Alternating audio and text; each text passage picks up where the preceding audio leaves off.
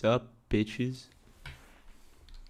Is it even live? Did I just say fuck sup bitches for no reason? Imagine I get demonetized just because of that in the first second. That would be funny. Let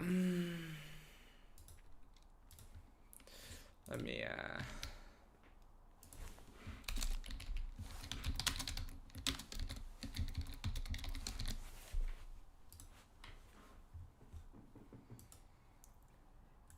embed fail?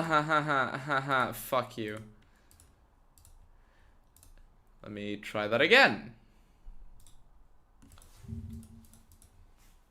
If anybody's joined in the chat, give me a moment.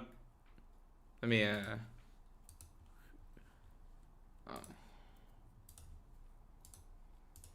Let me,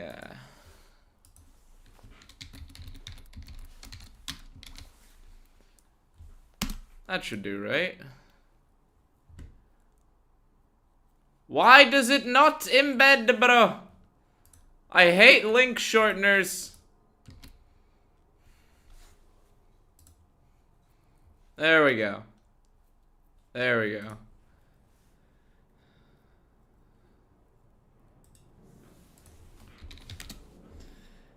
Just give me a moment.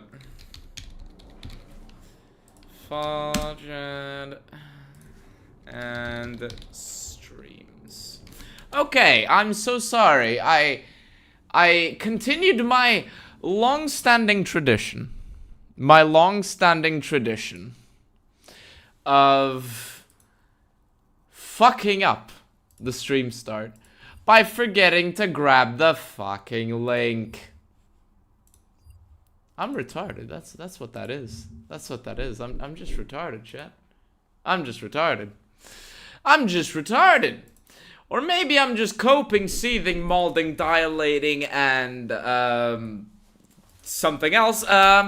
Because I have to keep watching. Fallout 3 is better than you think. I love being proven wrong. It's a shame it never happens. We're gonna give it a few minutes.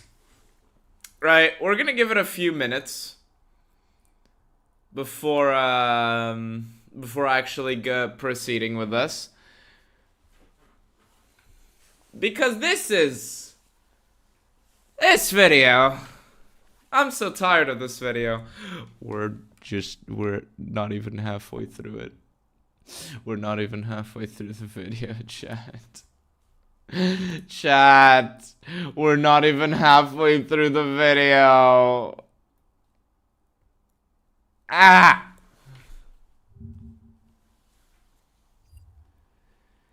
God damn it. How's everybody doing then? How's everybody doing? Is everybody good? Everybody okay? Everybody vibing?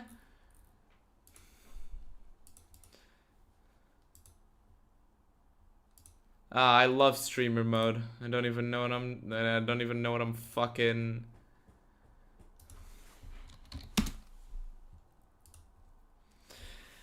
Alright, Fallout 3 is as you think it is. You know what? You know what? You know what? That is a very true statement. Alright.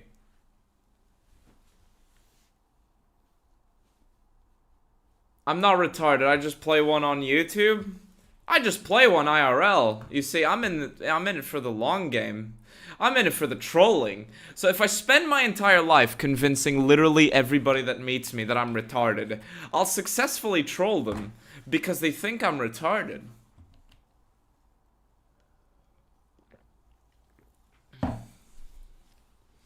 Hope the stream does not end early.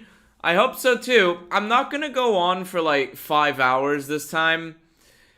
Because I have not slept 8 hours straight in almost 2 weeks. And it's getting really annoying.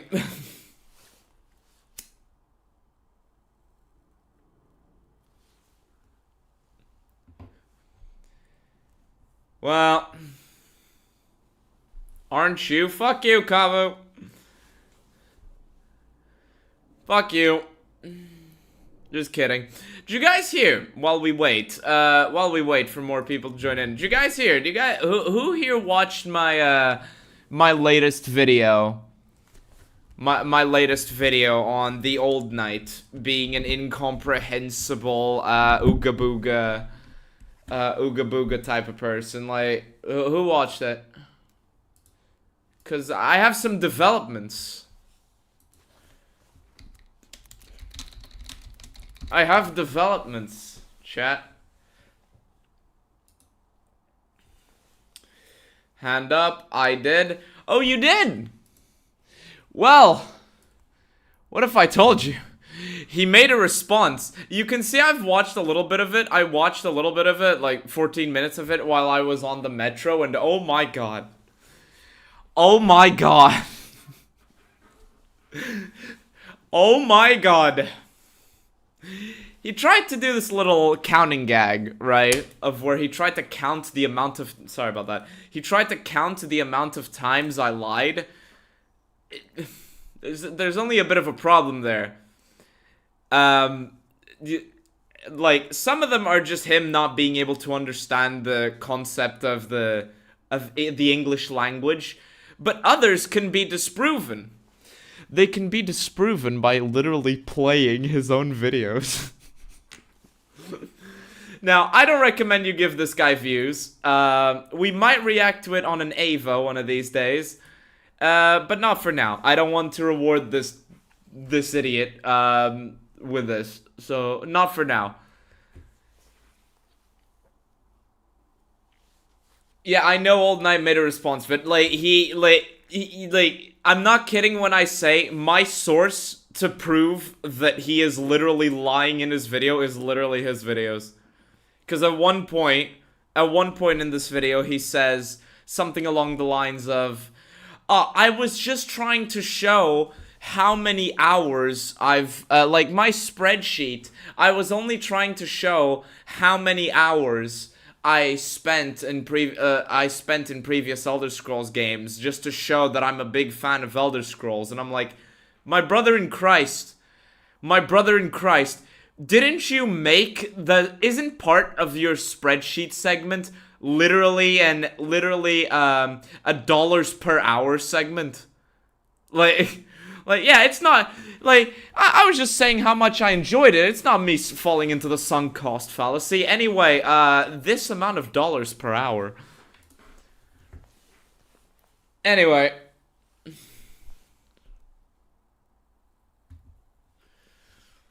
The description of that video.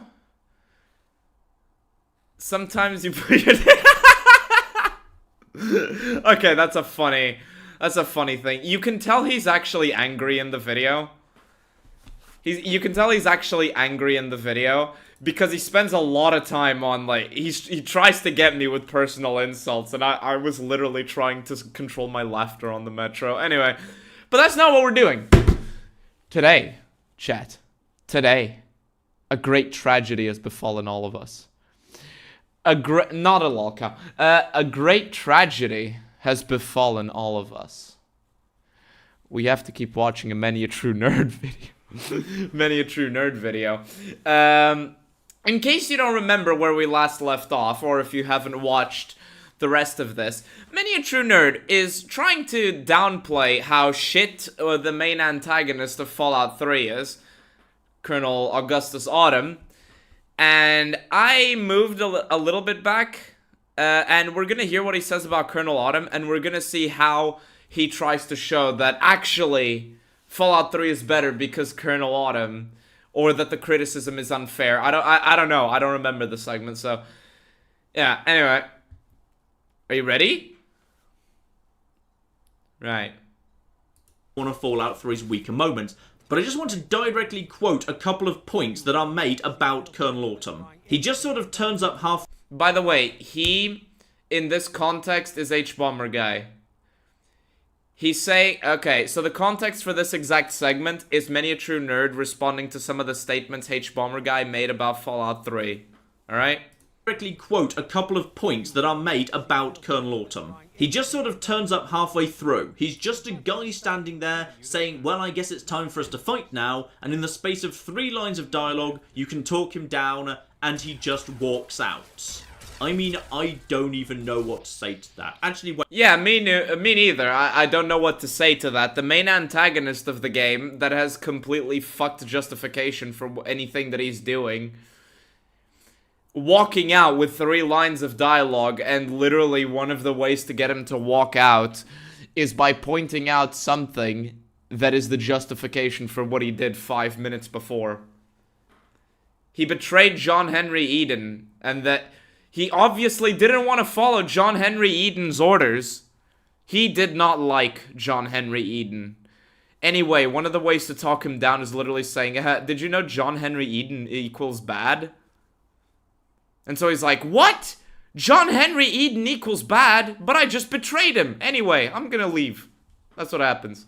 Wait, I do. At least Autumn actually showed up earlier in the game. At least we've seen him before. At least he's actually done something against me and against my family. At least... sorry about that. My microphone is wobbly as fuck. Did that get you any ear rape? Was there any ear rape with that? I'm so sorry. But this part of Colonel Autumn, it just makes it worse. It just makes it worse because he showed up before, and therefore there's a much bigger build-up because you see him in action. And then he's pathetic when he's actually on a one-on-one with you. Some effort was made to show, not tell. Linnaeus is literally some guy who we've never met before the final confrontation. Chat. Linnaeus is just some guy who we've never met. Linnaeus is just some guy who we never met. The monster of the East that everybody builds up throughout the game as a big, scary motherfucker that's coming to kill everyone. He's just some guy. Linnaeus? The guy who conquered fuck knows how many tribes? The monster of the East? Someone that fucking Ulysses warns you about and even tries to dissuade you from actively fighting? Someone that Ulysses, the guy who's gonna nuke the NCR, Ulysses, the guy who's gonna nuke the NCR, tries to tell you, yeah, don't try to fight him. Yeah, he's just some guy. Like he's just some guy. Like, you know, no build-up whatsoever. No build-up. Yes, he's more important than Caesar because he is Caesar's successor, and unlike Caesar, Linnaeus has no restrictions. With Caesar, it's like, okay, you might be able to talk your way around him. You might be able to figure things out. With Linnaeus, it's just, no, you're getting decapitated. Like, you know?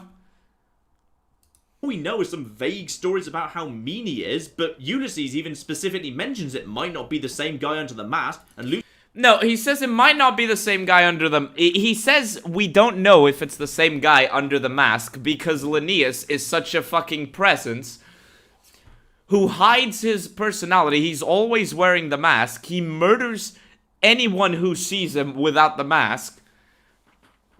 The mask. So, it's not that the fucking, like, what is this point? Let me hear that again. And wait, I did before that was made to the final confrontation. All we know is some vague stories. And some vague stories. No, not vague stories. Everybody being terrified of him and his name literally being the monster of the East. G Diffuser, thank you for subscribing. The guy is built up to be outstanding. I didn't get a notification you were streaming. That's YouTube for you, Cameron Mitchell. $2 from Cameron Mitchell, thank you. But yes, that's YouTube for you. It doesn't give you notifications. Unless you mean on Discord, which it should. It should, because I tagged the stream thing. If you don't have the streams role, you just go to rules and roles and just select these.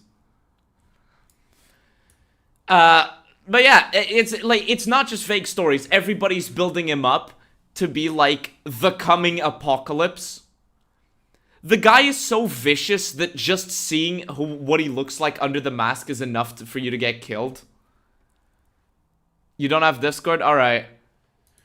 But yeah, like, the way he's downplaying Linnaeus, the way Many a True Nerd is downplaying Linnaeus, tells me, like, it's the sort of thing you would say if you had never ever played New Vegas. But Many a True Nerd's so-called favorite Fallout game is Fallout New Vegas. Or supposed favorite Fallout game is Fallout New Vegas. And he even has playthroughs of it and multiple videos on New Vegas. So, this description of Linnaeus, I'm willing to bet that Many a True Nerd knows he's full of shit. Just saying. About how mean he is, but Ulysses even specifically mentions it might not be the same guy under the mask, and Lucius's backstory for him doesn't match up with the one Caesar gives, and his face under the mask doesn't match up with Caesar's story either, so... The face under the mask is literally... The face under the mask question is literally, is literally just a game thing. If they wanted to create a unique face for him, that would have been development at time and shit that they did not have.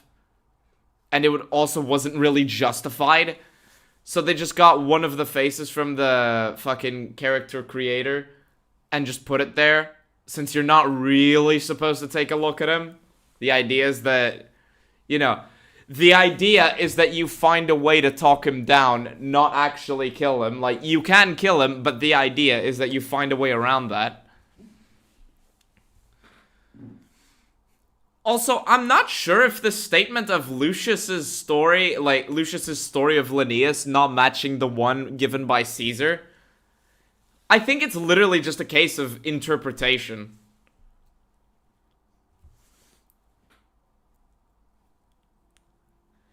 Do you believe that the theory that Linnaeus is a character created by the Legion? No, I don't.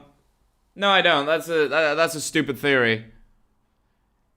That's a bit of a stupid theory, given that Linnaeus literally takes over the Legion, and you know the way you see the Legion operating actually implies that it is a person, not some character that was created for the sake of creating a sort of myth of sorts.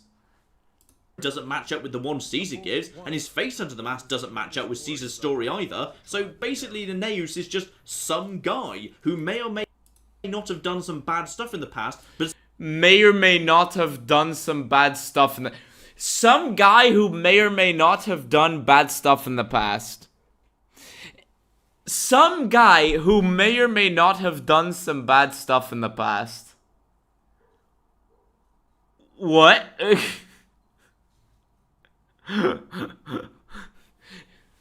Fuck.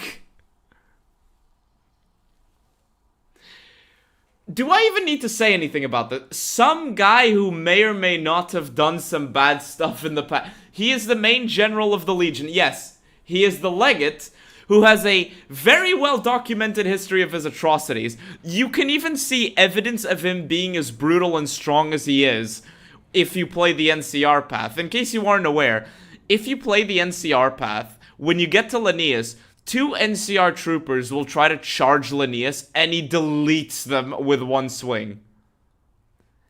And he's also insanely strong.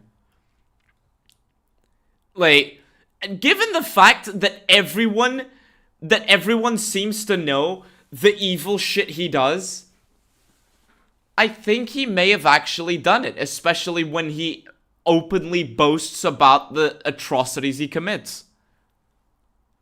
Yeah, but guys, the guy who did it, he's literally saying it. He may or may not have done it. Some of it was probably someone else who was just wearing the same hat. And as for talking him down, at least in Fallout 3 it vaguely makes sense in context. Consider Autumn's position. What? Ooh, I need to open my wine bottle! Guys, do you give me permission to actually get drunk instead of just slightly woozy during the stream? With that, do I get your permission?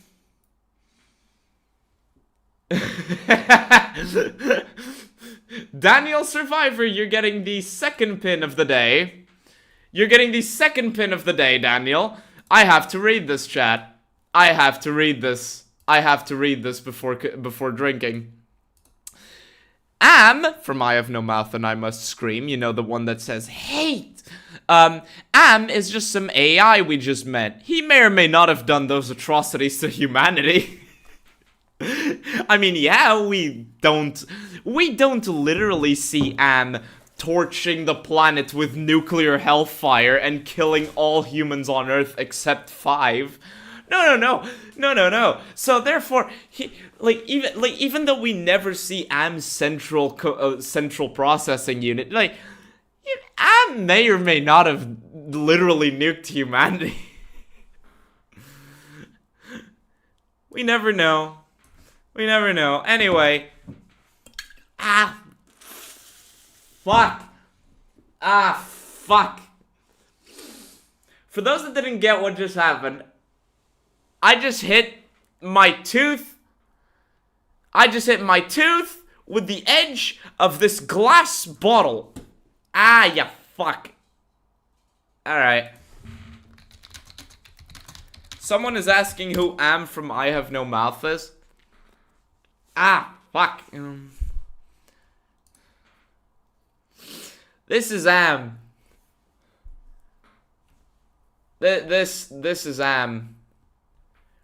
We never actually get to see Am. This tablet is just Am making a mockery of, faith in the game. But people have made renditions of what Am could look like. Many a true tourist. Yes, sir.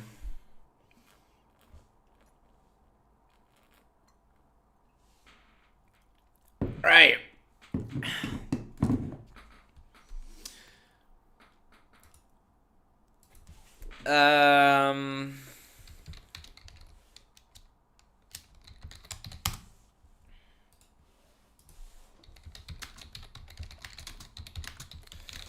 Okay, sorry about that.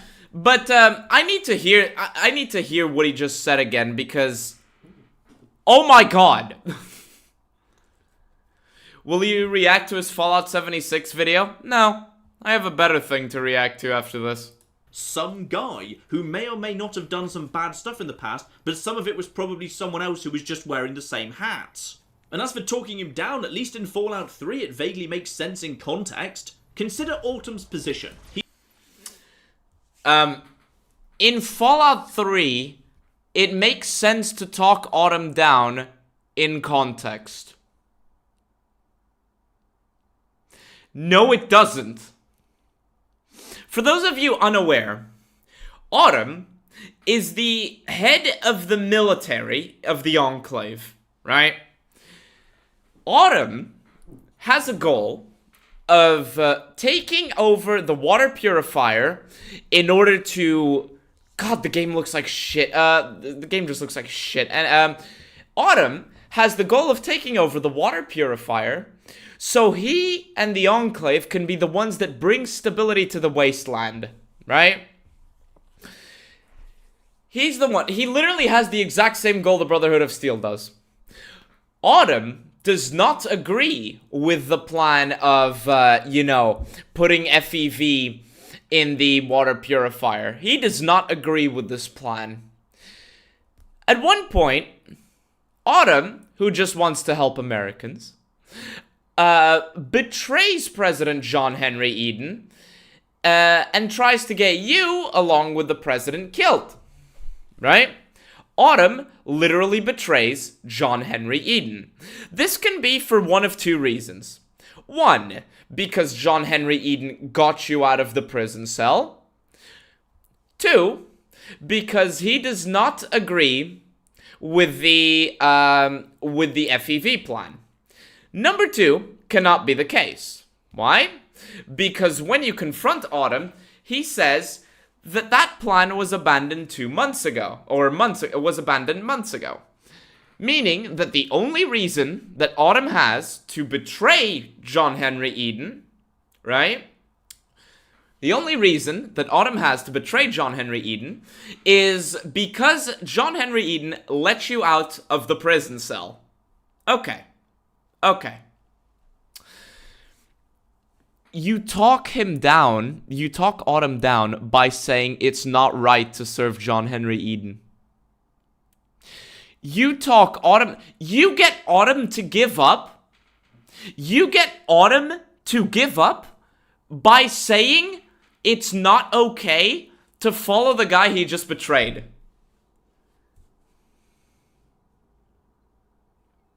Like, do you need... like, this is so stupid. Like, I struggle to say it. You talk... You convince Autumn to give up by saying that he shouldn't follow the guy who he just betrayed. It doesn't make sense, obviously, because Autumn just betrayed Eden, and he gives up if you tell him that he should betray Eden. Like, what? Like, Why did Eden let us out of the prison cell? He let us out of the prison cell because he wanted us to infect the water purifier. There's an airplane passing over my house. I'm so sorry. He betrayed us because he wanted us to infect the water purifier with FEV. Autumn already knew about the plan and didn't want to go through with it. Autumn did not know that this was the reason why John Henry Eden got us out of the prison cell, meaning that the only reason that Autumn has to betray Eden is because we were let out of the prison cell in general. So that doesn't make sense, really. And so he betrays John Henry Eden, and then you talk him down by walking up to him and saying, hey, John Henry Eden, bad. Like, what the fuck? He's already lost. There's a giant murder bot standing outside. Raven Rock is destroyed. His president is gone. If someone persuasive enough offered him a chance to walk away... Who says his president is gone? His president... What? The president he betrayed? Oh, he has a giant murder bot on the outside. The murder bot he tries to convince you that he can defeat. He has an orbital cannon that can destroy the robot, evidenced by the fact that they literally do. They literally destroy the robot later. So, his president is dead. Not necessarily. And he doesn't even know that. Like, even if the president self-destructs, he doesn't know that. He doesn't know that. But not necessarily. There's a giant murder bot outside. A murder bot he is convinced he can destroy, which he can, and the Enclave does later. Like, I'm not sure what he's trying to get at here. Like, oh, his men are dead. No, they're not. There's so many of them at Adams Air Force Base. Like, fuck. Jeez. Outstanding. Painless cupcake with the $5. Thank you. The orbital cannon wasn't finished till 5 minutes after the fight. Yeah, they were just finishing development. They're just finishing development, you know? They wrote that into the story to write Liberty Prime out of the story, otherwise Adams Air Force Base during Broken Steel wouldn't have any tension to it. Yes, exactly. They realized they had created an unstoppable force, and they were like, ah, shit, how do we back down from this? Oh yeah, literal space cannon. But even without the space cannon, Liberty Prime can be destroyed. You know, he has, like... The Enclave has more vertibirds. Or does many a true nerd think all the vertibirds we see on the way to the Purifier is literally everything the Enclave has? Because that's not it at all. So, yeah. You know, it's fucking stupid. Why wouldn't he? But Linnaeus? A man who, according to his own slightly dubious backstory, was so obsessed with fighting that when his tribe tried to surrender, he turned on them and kept fighting beyond the point of mutilation? A man who Caesar specifically says yeah, so what's wrong with that? Has no love for the Legion and is just a butcher who is personally loyal to Caesar alone. He is loyal to Caesar and doesn't want to dishonor the Legion. My god, look. One of the ways you can get Linnaeus to back down is Linnaeus is as vicious as Linnaeus is. He's not stupid. Linnaeus has had the experience of what happens when you stretch too far. When you stretch your forces too far, your logistics too far. Even Linnaeus says that in Denver, the Legion almost broke because of bad supply. Linnaeus does not want to dishonor the Legion or fail the Legion. Therefore, if you can convince him that what almost happened in Denver is gonna happen in the Mojave, he's like, oh shit, that one thing I really don't want to have happen might happen. So he backs down. Linnaeus himself gives you the answer as to how you can get him to back down. Fuck. Jesus. I don't see how many stories about Linnaeus have gotten out without them being propaganda. I mean, certainly there's some propaganda, but you have to remember Outstanding. Penis Cupcake again with the $5. Thank you. You again. Fallout 3 won dozens of awards for its writing. Fuck off. Fuck off. Are you fucking kidding me? Are you fucking kidding me? No, it was nominated. And you know how it is with these big companies. They're always fucking nominated. It's some shit behind the...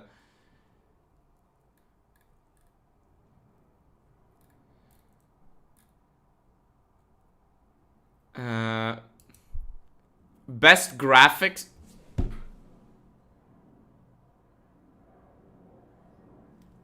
Sorry, another airplane. Best graphics? I knew Fallout 3 won awards. I didn't know it was best graphics. What? None of them were due to writing, though. Oh. Oh, Game Developer's Choice Award. Okay, so, like, a circle jerk competition. I'm not counting that one.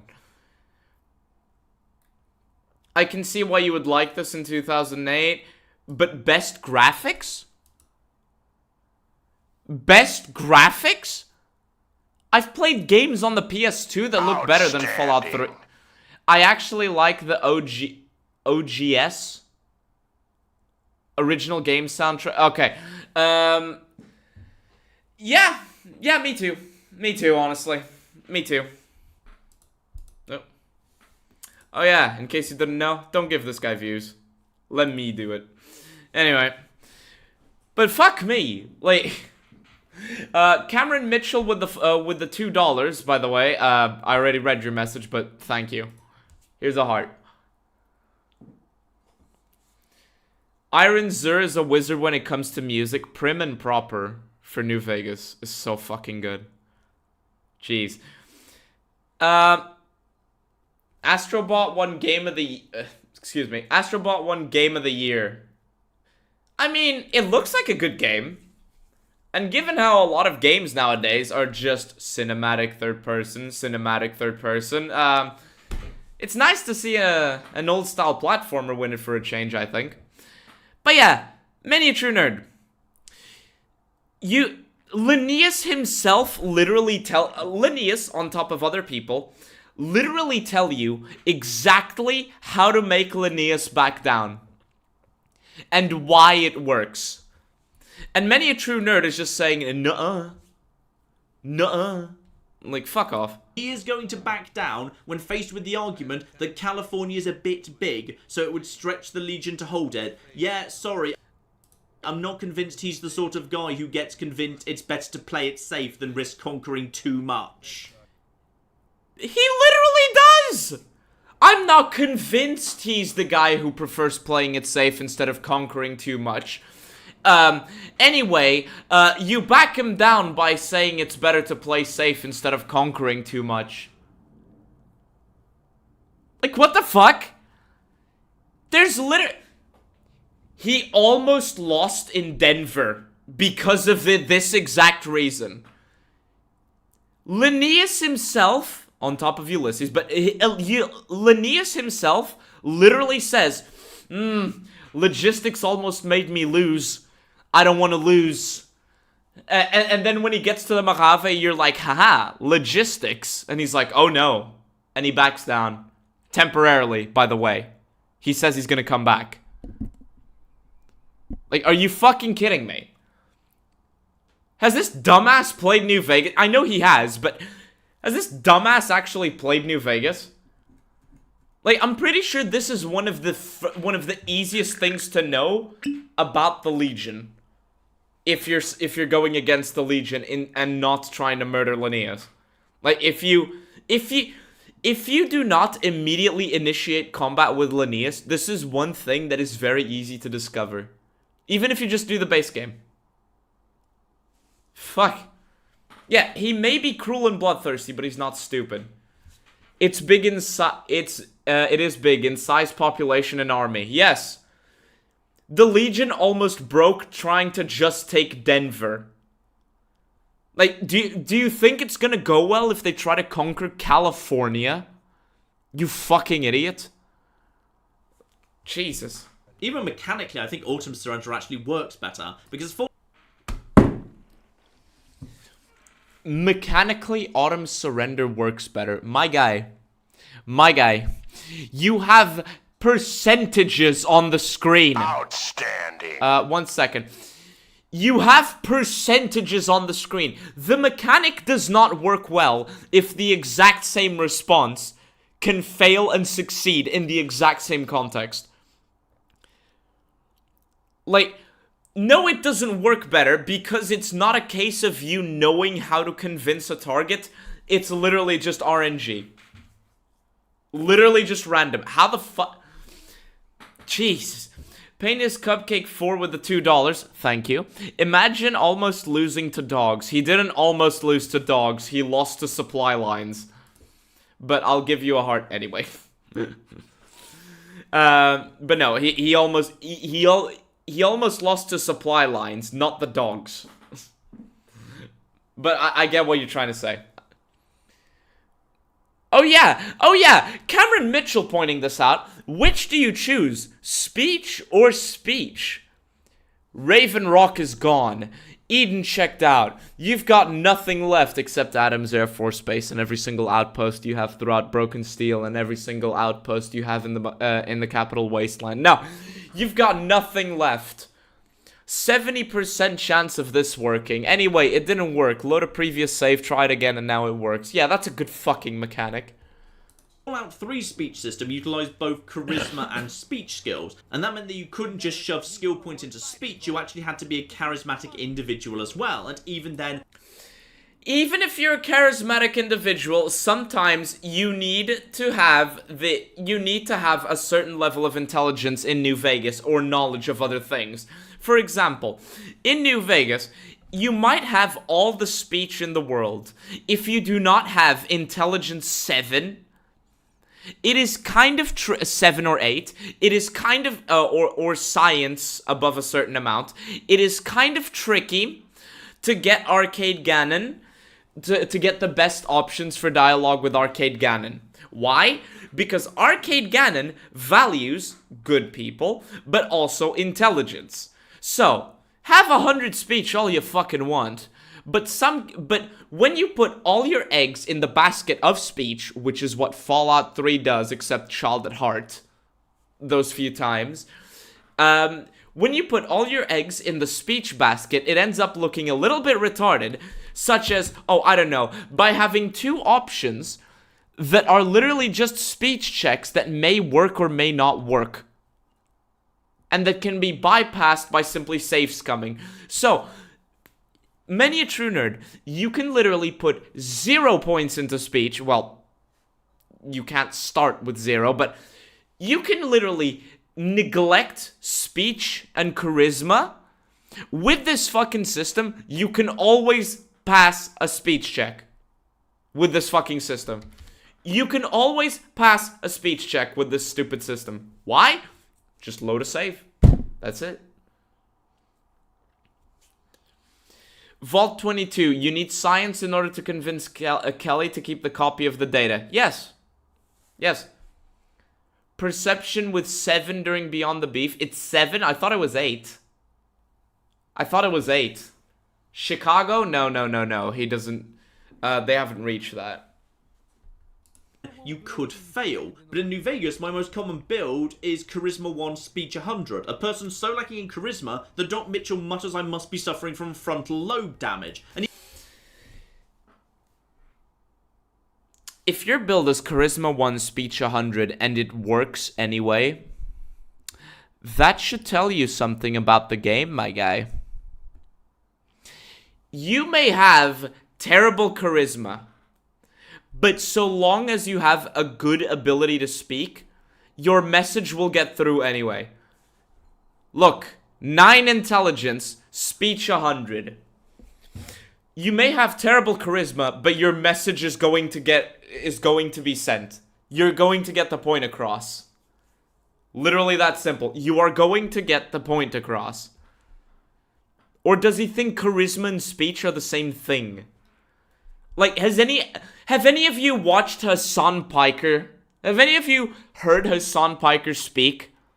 Or Destiny? Or Vosh? They have the charisma of a corpse. One of them likes to explode, the other likes to fuck animals, and the other likes to watch their wife get fucked. But this is a joke, YouTube algorithm. This is a joke. But like, they can obviously speak, but they don't have any charisma. Like, Jesus Christ, he doesn't understand what this is. Why am I trying to convince this? I may be as likable as a rock, but I'm still right. I love rocks. I love rocks. That's the only thing me and the Islamic community have in common. We love rocks. Except they use it again. I'm not going to finish that joke. Even then, I can talk down the Butcher of the East. You know what, as we're already on the ending... You can talk down the Butcher of the East because what's actually being checked there... I know it's a speech check, but what's actually being checked there is not your charisma, but your ability to make a convincing argument. It's not your charisma that's swaying fucking Linnaeus. It's the fact that you point out it's you pointing out the fact that he is absolutely screwed if he actually takes the Mojave. He is screwed. He is going to lose. And the whole deal with Linnaeus is that he does not lose. Linnaeus does not lose. So you're like, hey, you're gonna lose. Linnaeus is like, surprised Pikachu face, runs away. I'll be back. And even then, I can talk down the Butcher of the East. You know what, as we're already on the ending, let's briefly talk about the end. Hold on, you don't need high barter for Linnaeus. You don't need high barter for Linnaeus. Just want to correct that. Because I know this because I almost never put points into barter, except those 2 times I did. But yeah, I almost never put points into barter, and I can always talk down Linnaeus. It's honestly not great, but it's not as bad as some people say either. It's certainly no Mass Effect 3 level disaster. In fact, I see the idea they were going with, it's just the execution that doesn't quite work. Do you see the idea they were going with? Because I don't. I don't. When you have games that are dependent on your ability to roleplay, and your ability to roleplay is literally randomized, that's a little bit shit. That's a little bit shit. That the same character will sometimes be swayed by an argument and other times they won't. That's a bad idea. You see, there's an early idea introduced in Fallout 3, right in the intro. It was here you were born. It is here you will die. And following straight after that, Fallout 3 uniquely begins with your birth, so it really wasn't that surprising that the game chose to end with your death.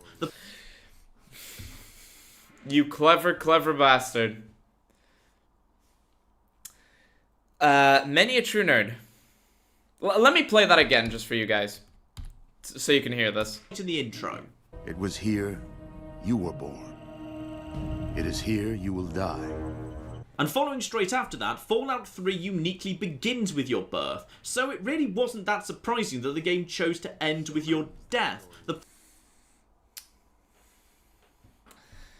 Many a true nerd, you weren't born in the vault, you know? It's not just about the game starting when you're born and ending when you die. Because that's a shit execution anyway. Why did you bring up the intro? The intro that tries to convince... That tries to trick players into saying, yeah, you were born and you will die in Vault 101. I know the intro to Fallout 3 is actually trying to say how bad, like, how isolated Vault 101 actually is. I know that that's the idea. But my guy, you're reading a little bit too into it, and if you really want to make the argument that, it's so fitting that it starts with your birth and ends with your death. Like, huh? Problem wasn't the idea, it was the contrived circumstances, and some of the script around it that meant it didn't work. And this is where... Some of the script around it? Some of the script around it? Alright, the video's title is Fallout 3 is better than you think. Right? It's better than you think. So far, this video shouldn't be titled Fallout 3 is better than you think. It should be titled Fallout 3 isn't as bad as you think. Or Fallout 3 is better than you think comparatively. Like, there should be a comparatively in the title. Because so far, his main arguments have all, like, mostly followed the logic of, oh, but Fallout New Vegas isn't that good. Like, the title of his video should be, Fallout New Vegas isn't as good as you think, so Fallout 3 is better comparatively. I don't know if that would fit in the YouTube titles, but yeah.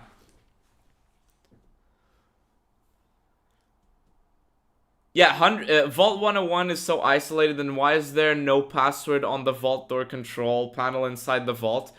Yeah. Yeah. It's literally, like, that's one thing I've always found strange. I mean, someone could forget the password. I don't know. The ending starts getting messy, because Fallout 3 doesn't have a single ending, or even a single end point. You see... What? The script around it that meant it didn't work. And this is where the ending starts getting messy, because Fallout 3 doesn't have a single ending, or even a single end point.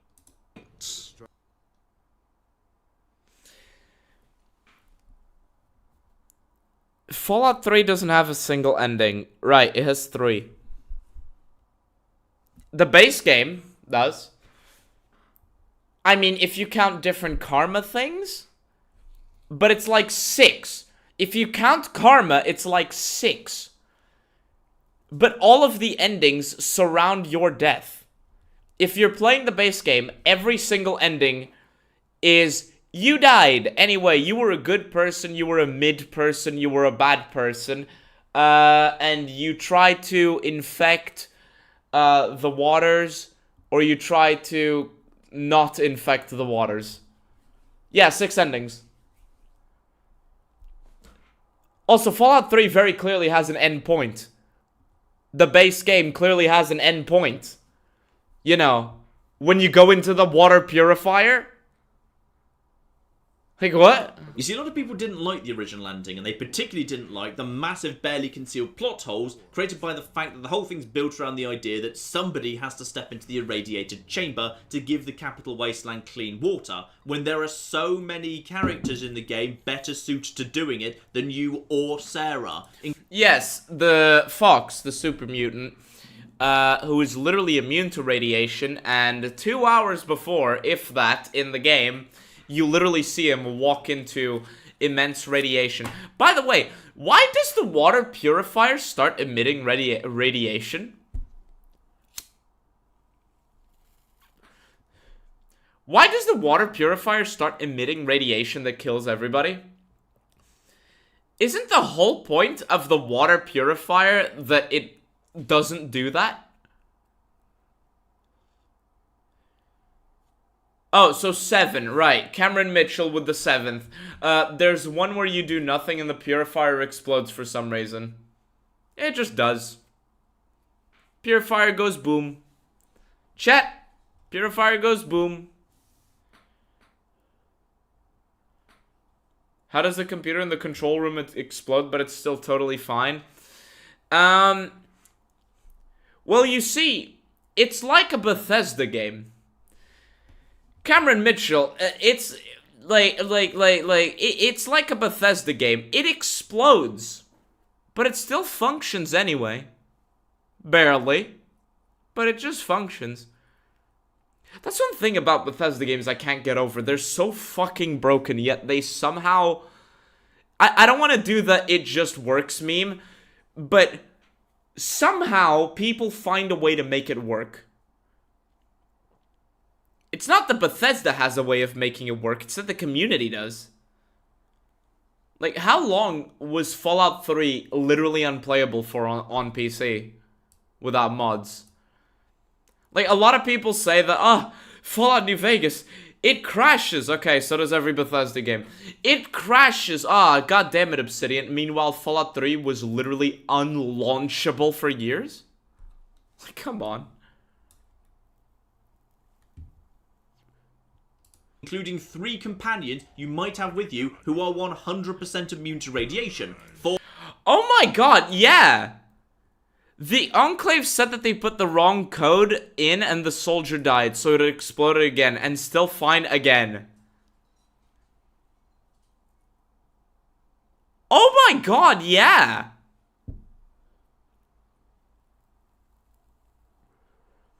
$2021, Cabo. 2021. But yeah, good point. Why doesn't the water purifier start exploding and melting down when the Enclave inputs wrong codes?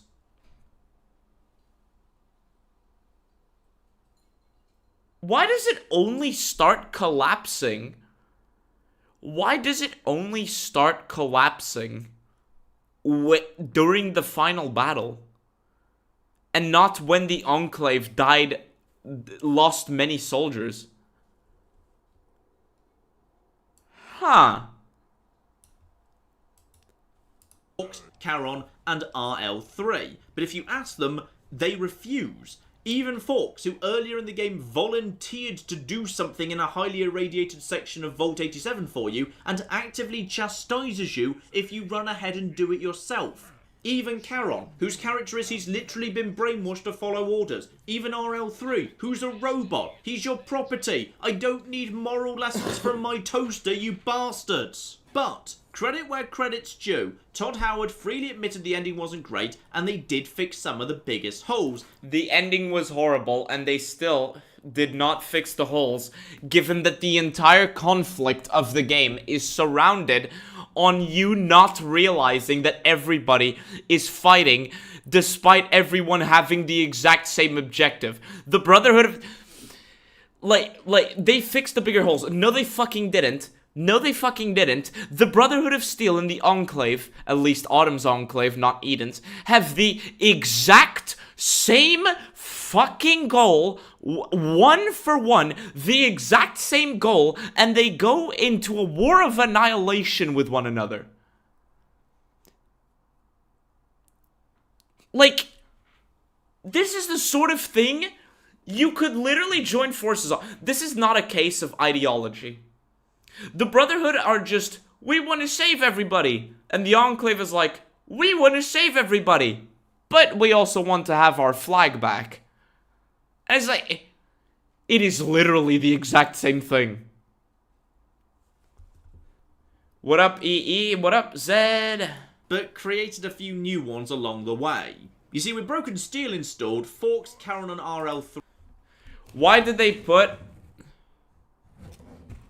Alright, I lost the chat.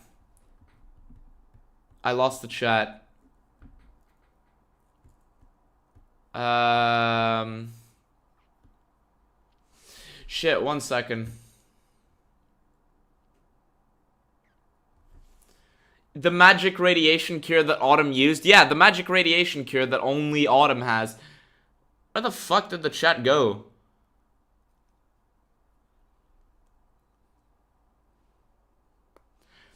It starts collapsing because James sabotaged it on purpose? Oh, and it just so happens to start collapsing whenever... It just so happens to start collapsing at the final battle? Oh yeah, there it is. Why did they put a bunch of water in an open memorial?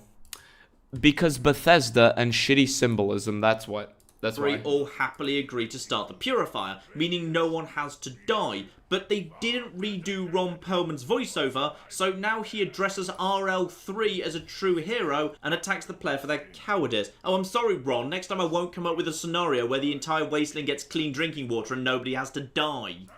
Okay, so many a true nerd literally pointing out a game-breaking flaw in the ending and a story-breaking flaw in the ending. How is he going to turn this into Fallout 3's favor? To also add to the fact that you can survive the ending of Fallout 3, so you can do a bunch of post-endgame stuff with the Brotherhood. But even if you do go on to survive after choosing to step into the chamber yourself, Ron Perlman still narrates about your noble sacrifice and how this is the end of your story.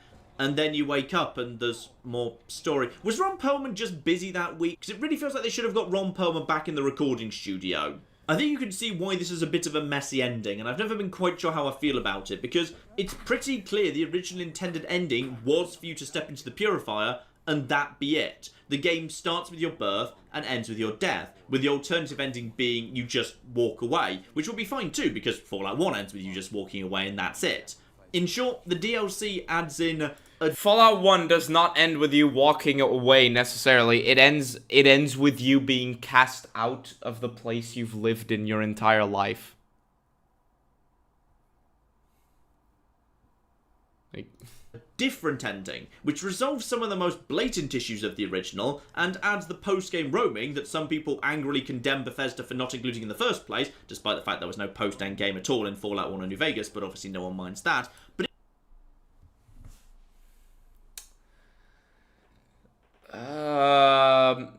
my guy, in Fallout 1, it was the first in the series, and it wasn't intended for you to roam after everything is complete and fixed. In New Vegas, they literally did not have time to expand on it. They wanted to do post-game. They simply did not have the time to do so. What excuse does Bethesda have? it was a messy fix that meant the original ending's thematic purpose gets lost, and while the ending of Broken Steel is a lot better in terms of gameplay and gunplay, I actually kind of prefer the original, at least conceptually. Anyway, where were we? GNR, good. And one thing particularly worthy of note here, the Behemoth fight. Oh my god, I forgot. He was going through... Oh my god, I forgot. He was going through the main event. He was going through the main story. And he's still a GNR. Fuck off. You see, this is something that I think Fallout 3 does spectacularly well. It has those big wow moments. Oddly, I often see this listed as a criticism, mostly phrased as how games are becoming more cinematic and thus more like films and thus more linear. And that... Yes, games are trying to be cinematic for cinematic's sake. The cinematic situations, with the exception of the vertibirds moving towards the water purifier after you escape Raven Rock, are completely arbitrary and don't work. I mean, when you get out of the vault, yeah, that works. So, two situations. But, like, was the Behemoth fight even necessary? I mean, it's so obvious that the Behemoth is just an enlarged model of a super mutant.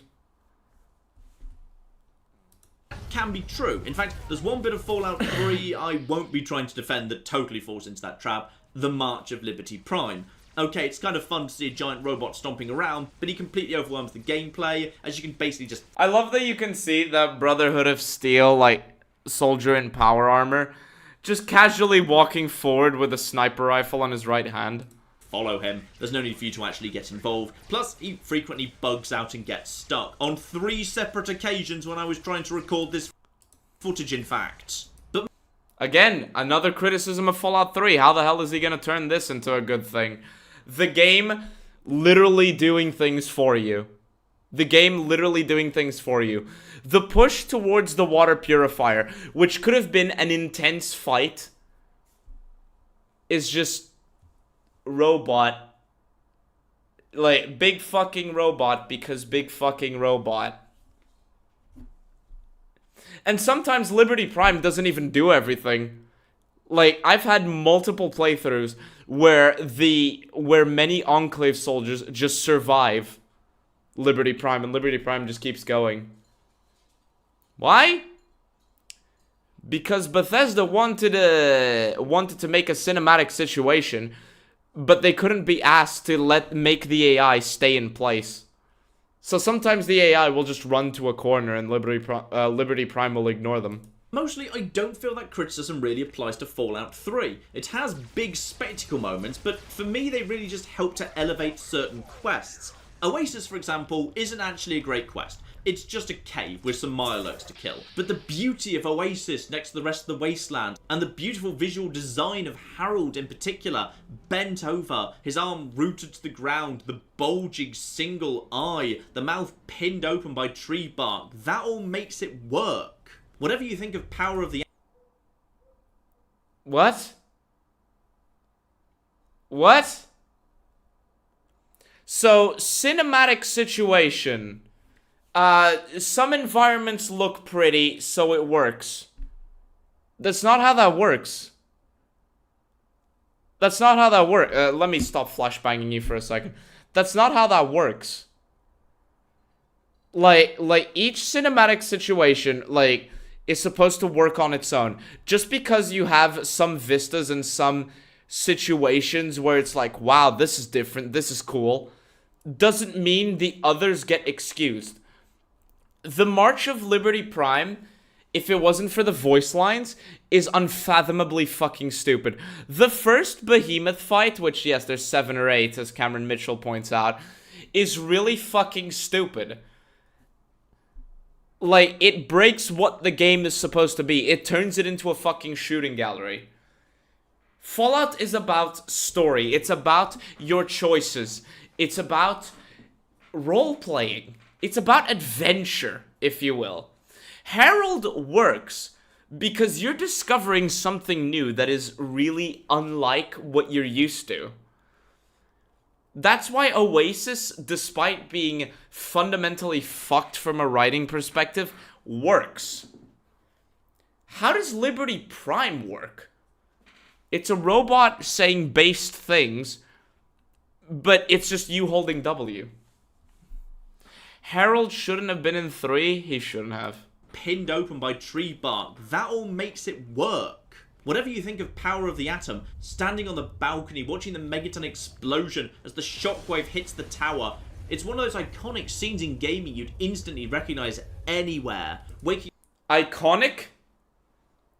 Blowing up a settlement because real estate and seeing a nuke explosion effect. My guy, that's not that impressive.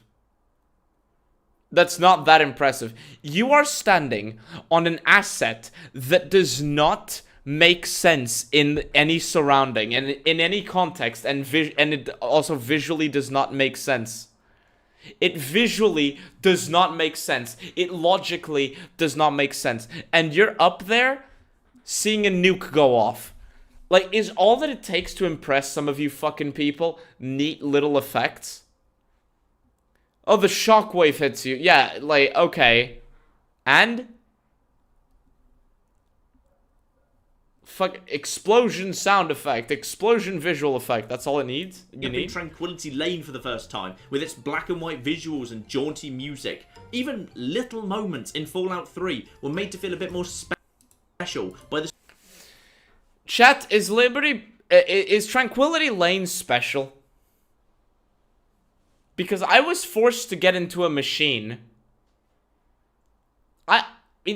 instead of using a hacking ability to bypass like this, like a science check to bypass this, you get into Tranquility Lane, everything's in black and white. And that's it. Everything's in black and white. Like, is it special or is it an obnoxious thing that you just want to get over?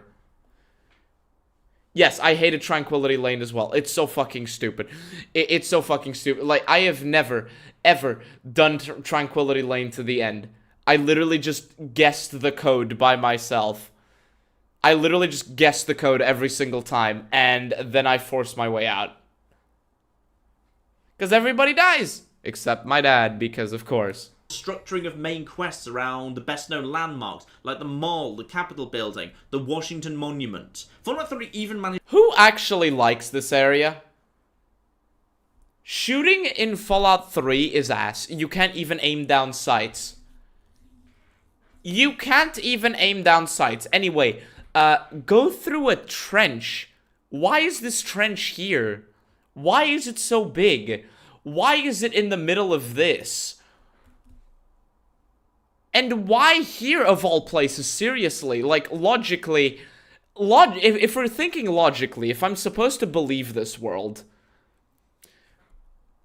couldn't I just be able to get to one of these alleyways, get to on top of one of the buildings and just hop rooftops with like some planks of wood, or shoot down from the roof of these buildings on the side? There you go, problem solved. Oh, but guys, it's a big trench in front of the White House. Isn't that cool? Just to add a little bit of showmanship to just arriving in a new town, making it a bit of an event. From Megaton's gate pulling open, the crane at Rivet City, Little Lamplight's barricade. New Vegas. To be fair, the crane at Rivet City is a neat thing, but he's really overstating it. It's explained that the people in Vault 112 are in cryostatus, which is how they're alive since the war. But if that's the case, how exactly is Vault 111 an experiment in cryogenics? I'll tell you how it is, Cameron. Because story doesn't matter in story games, and I love Todd Howard, and we should all buy every single thing that Bethesda puts out, and we should all make videos talking bad about people who question the logic of all of this. It's had a couple of these moments too, like the statues at the entrance to the NCR outpost or the barricade into the strip, but too many towns you just walked in. The crane makes Rivet City... You just walked in. Yes. That's what makes it so impactful. Because instead of having a very video gamey, cinematic-y moment, the game knows how to keep that to the side. The game knows how to let you make your special moments. Hey, I arrived in this abandoned location that hasn't seen any real habitation for dozens, if not hundreds of years. Where's my explosion sound effect? Where's my crosshair hit marker on the screen? Where are my LEDs? Like, you know? Feel cool and special, and entering it for the first time matters. McCarran in New Vegas is technically a lot more important. It's the headquarters of the biggest faction in the Mojave. It's home to multiple quest givers and named characters, and you enter it through a gate that's got a sign over the top of it. Ah, okay. Should I enter McCarran Airfield via an Apache attack helicopter while strippers dance on the rooftop and everybody has like a bunch of lights pointed into the sky and there's some rock and roll playing? That's how my post-apocalypse should look.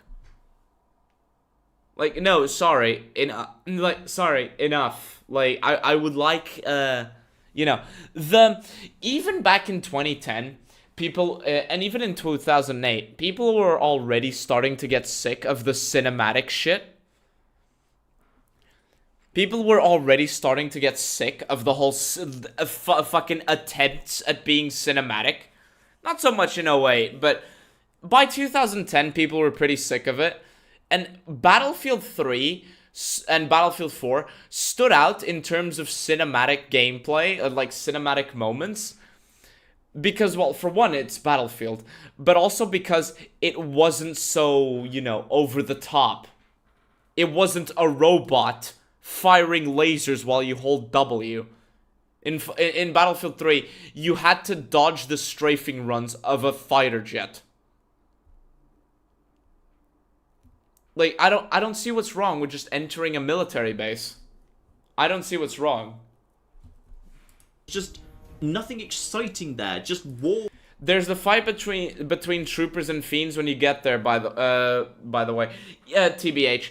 Yeah. I mean, if you want more intense moments, the NCR is literally engaging with the fiends a hair away. Like, a hair's breadth away. Stretching away in both directions. Bethesda just seemed to have a bit of a better eye for adding a bit of flair to make moments stand out memorably. Yeah, moments stand out memorably until you start thinking about it. This is a blimp made from wreckage of an aircraft carrier, where everyone is in 5-ton power armor. Well, I'm exaggerating. In 1-ton or 2-ton weighing power armor, full of vertibirds, on a blimp made of wreckage from an aircraft carrier. It stops being cool and starts sounding really retarded when you put it into perspective, doesn't it? Hydrogen could never lift that. Yeah. Have you considered that many cinematic moments are cinematic because they make sense in context? And speaking of Fallout 3 and showmanship, the game's next destination is the Museum of Technology. Oh no, I hate the Museum of Technology. I've started bypassing it every single time. It's so fucking boring. Personally, I think this is a great little dungeon. A blend of interesting, unique rooms, combat, story, atmosphere, and rewards for exploring. Dig around the early rooms through the ruins, and you can find multiple stealth boys. Perfect if you fancy sneaking in and out without violence. There's also... Perfect if you fancy sneaking in and out without violence. Anyway, here's footage of him literally gunning down a super mutant that's just wandering around. Look, it's a shooting gallery. It's a shooting gallery where you can be given the tools to later not have a shooting gallery. But while cool in concept, after you experience like half of it, you get sick of it real quick. You get sick of it real fucking quick.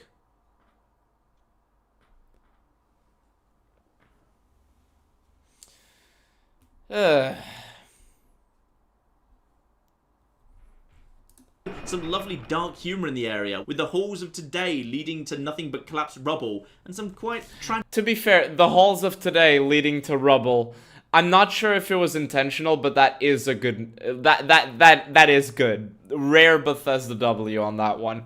That is a neat little touch.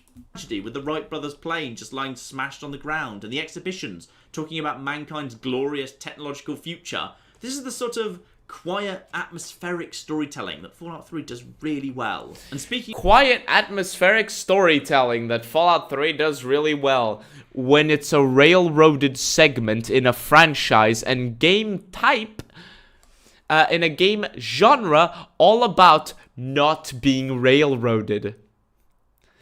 A franchise and genre defined by freedom, and its only good moments in storytelling and environmental storytelling are when you have that freedom taken away.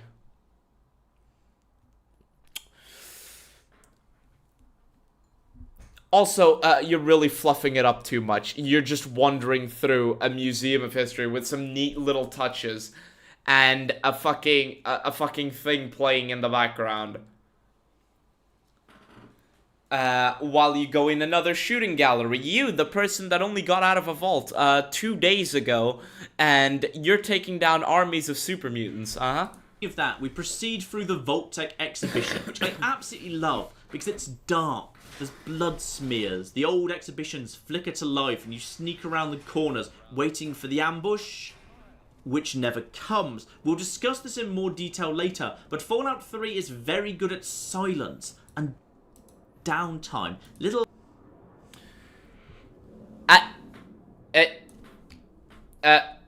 For the ambush, which never comes. We'll discuss this in more detail later, but Fallout 3 is very good at silence and downtime.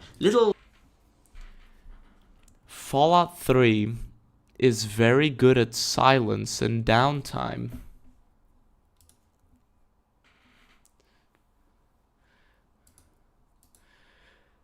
Fallout 3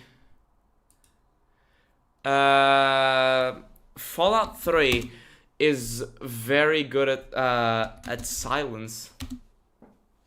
Chat, Fallout 3 is very good at silence.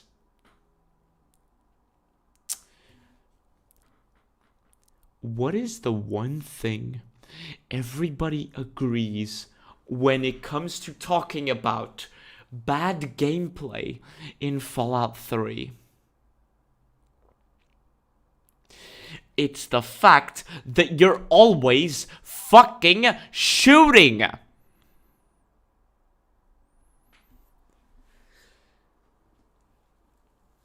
Where's my bottle?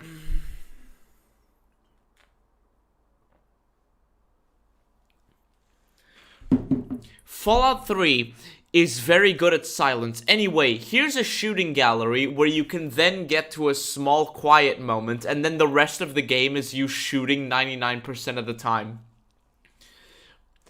Like, just to give you an idea, you guys remember the Blood Ties quest, right? It could be worse. Yeah, it could be worse. At least it's less TikTok brain than Fallout 4 is. Yeah, sure. Applauds huge pointless scripted cinematics. You guys remember the Blood Ties quest, right? You guys remember the Blood Ties quest, right? You know, the dumbasses on the ridge. The dumbasses on the ridge who are being attacked by the family. I thought on the way to Arafu, right, which is the dumbasses on the bridge, the vampires, yes. You pass by a house and a small bridge that is full of raiders. The destroyed house is full of raiders, and the bridge is also full of raiders. I thought that was the family. Because from Arafu to the location where the raiders are, you can hip fire. You can hip fire from Arafu to the raider ambush. I thought that those raiders were supposed to be... Excuse me. I legitimately thought that those raiders were supposed to be the family. Like, that's how bad... Like, and here I'm hearing... many a true nerd, or many a true tourist, or many a tourist nerd,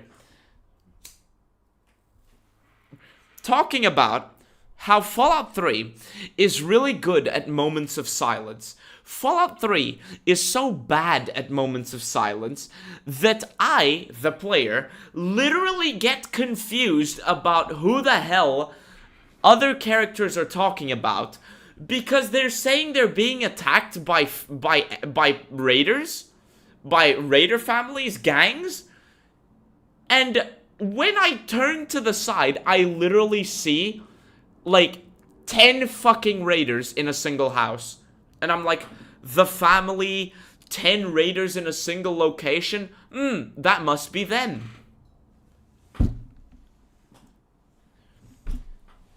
But no, he's just talking about these very few scripted cinematic moments.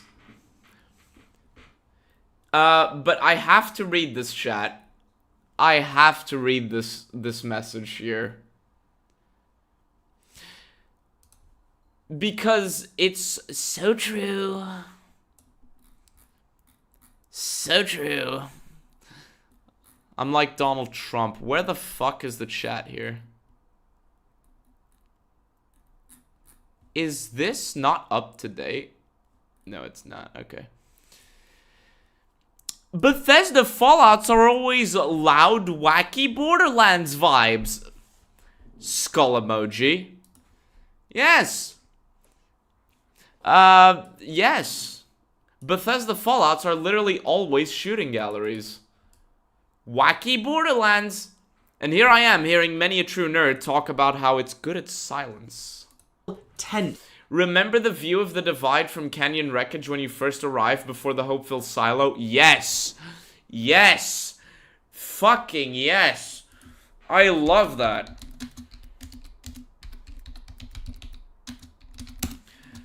I love that. I love that. When you arrive at the Canyon Wreckage, man, this location where the music turns off and all you hear are the howling sands of the apocalypse. There's a fucking sandstorm going on. The winds are vicious. The canyon is huge and all you see is devastation around you and a single red light in the distance. Giant cracks in the earth, but that red light persists while everything around you seems like it's a sneeze away from breaking under your feet. It's such a good scene, and it's not scripted at all.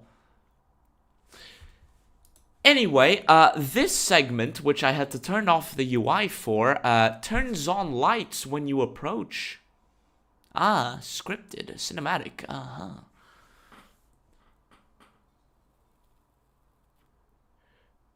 Remember the view of the sink balcony when you get to Big Mountain? To be fair, Cameron Mitchell, to be fair, Cameron, that view didn't actually hit me as hard. That view did not hit me as hard. Of Big MT.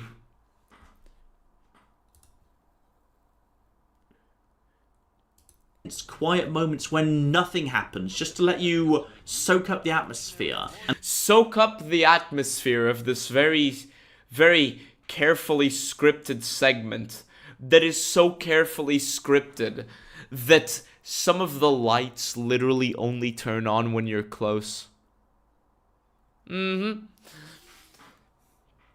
think the Divide was an inspiration for Spec Ops? I don't know. Micro rant about Borderlands. I only enjoyed them when I cheated myself a set of normal FPS guns and played without interacting with the weapon slot machine mechanics. Fair enough.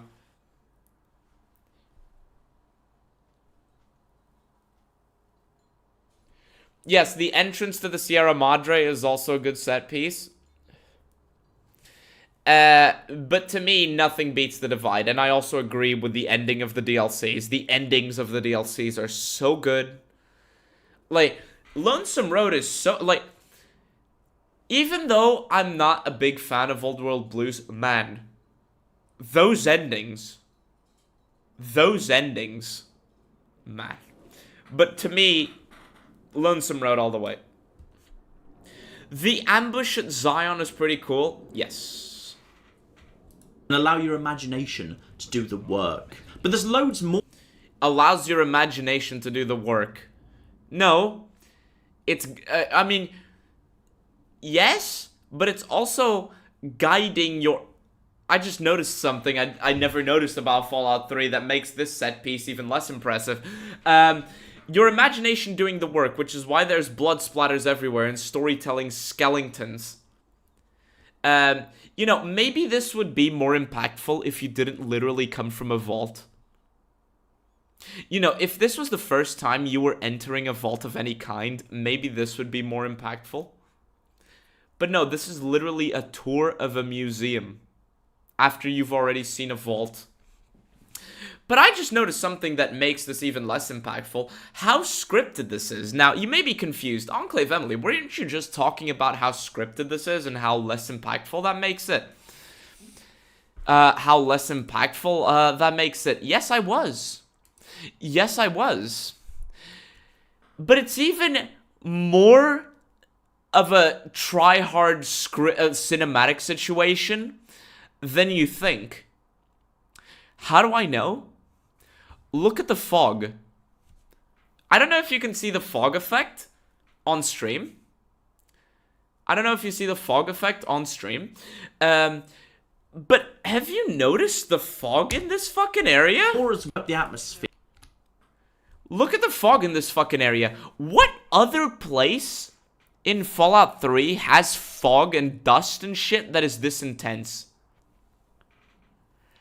They literally added extra dust/fog effects just to try to make this scarier than what it actually is. This is literally cinematic slop. Hey, let's reuse an asset, but let's put, like, a lot of blood all over the place and some skeletons and put a lot of fog. That'll impress idiots. And it did. Tense, quiet moments when nothing happens, just to let you... Most caves, this is a vault. But, okay, most caves have that. To this degree? Soak up the atmosphere and allow you... To this degree?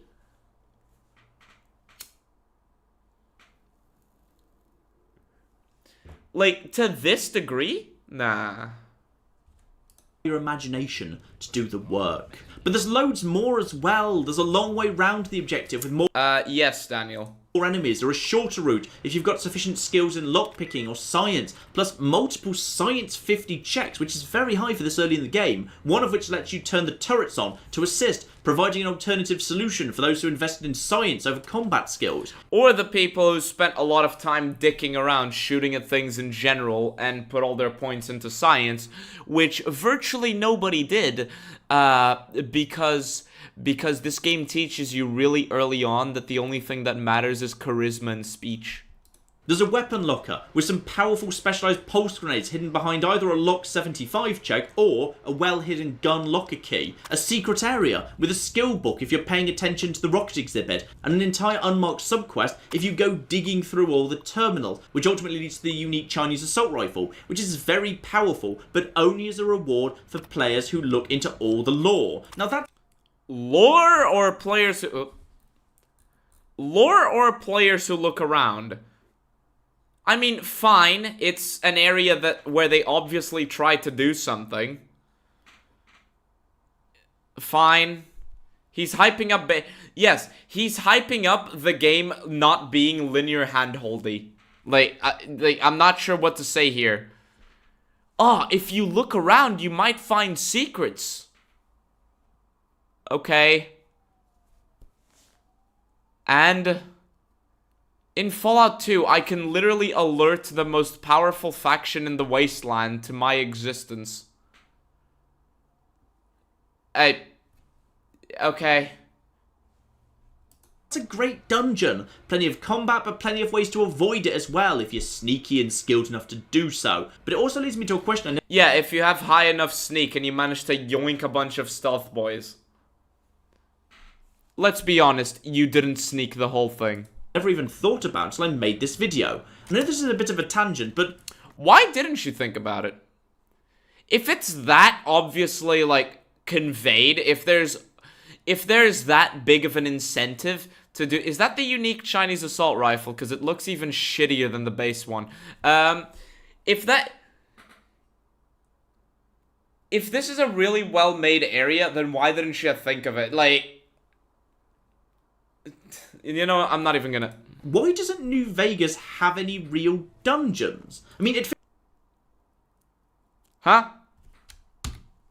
A tangent, but why doesn't New Vegas have any real dungeons? Vault 22? Where the lobotomy quest marker literally breaks and you're forced to look around? Where a lot of people who are just breezing through... or not paying enough attention, literally don't know that there's a big cave system where there's somebody alive down there, and you'll only know if somebody's alive if you keep looking through the computers, or you take the hint about the fact, or if you take the hint that, you know, all those camping supplies inside, I don't think vault dwellers like having camping supplies inside. You know, a lot of people never find out that Vault 22 has somebody in there. Fucking... What's the vault where you get the All-American? I forgot. Where is the vault where you get the All-American? Every cave, every bug nest, Yes? 34? Okay, yeah, 34. 34, yeah. Like, Vault 34, that maze where you can look around and find a bunch of useful shit and eventually unlock the armory. Finding vault dwellers trapped and having to put the pieces together? Hello? I mean, it feels like they were planning for New Vegas to have dungeons, because the Bison Steve introduces them, and for ease I'll define a dungeon as an enclosed area of reasonable length with an objective at the end and some combination of traps, puzzles, or enemies in the... To be fair, I'll give him this one. The Bison Steve Hotel has an inkling of a really good idea that just wasn't properly developed. To be fair, Vault 13 was the vault from Fallout 1. Oh, yeah.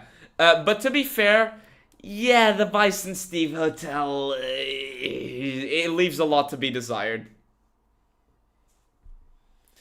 Vault 22 doesn't have people in it if you're a ghoul racist and don't consider ghouls people. Fair enough. Vault 22 doesn't have people in it. But then, after the Bison Steve, there's basically no... There's also caves you can... There's also a cave that, despite difficult, isn't that inaccessible. And you find the helmet to Enclave power armor in there. Now, imagine you're a player of the classic Fallout games, or at least you played Fallout 3, and you know about the power armor of the Enclave from Fallout 2. And you're like, damn, I wish I could use that. And you find that fucking helmet in there. What does that tell you? What does that tell you? Oh yeah, it tells you, there's probably a full piece of power armor somewhere.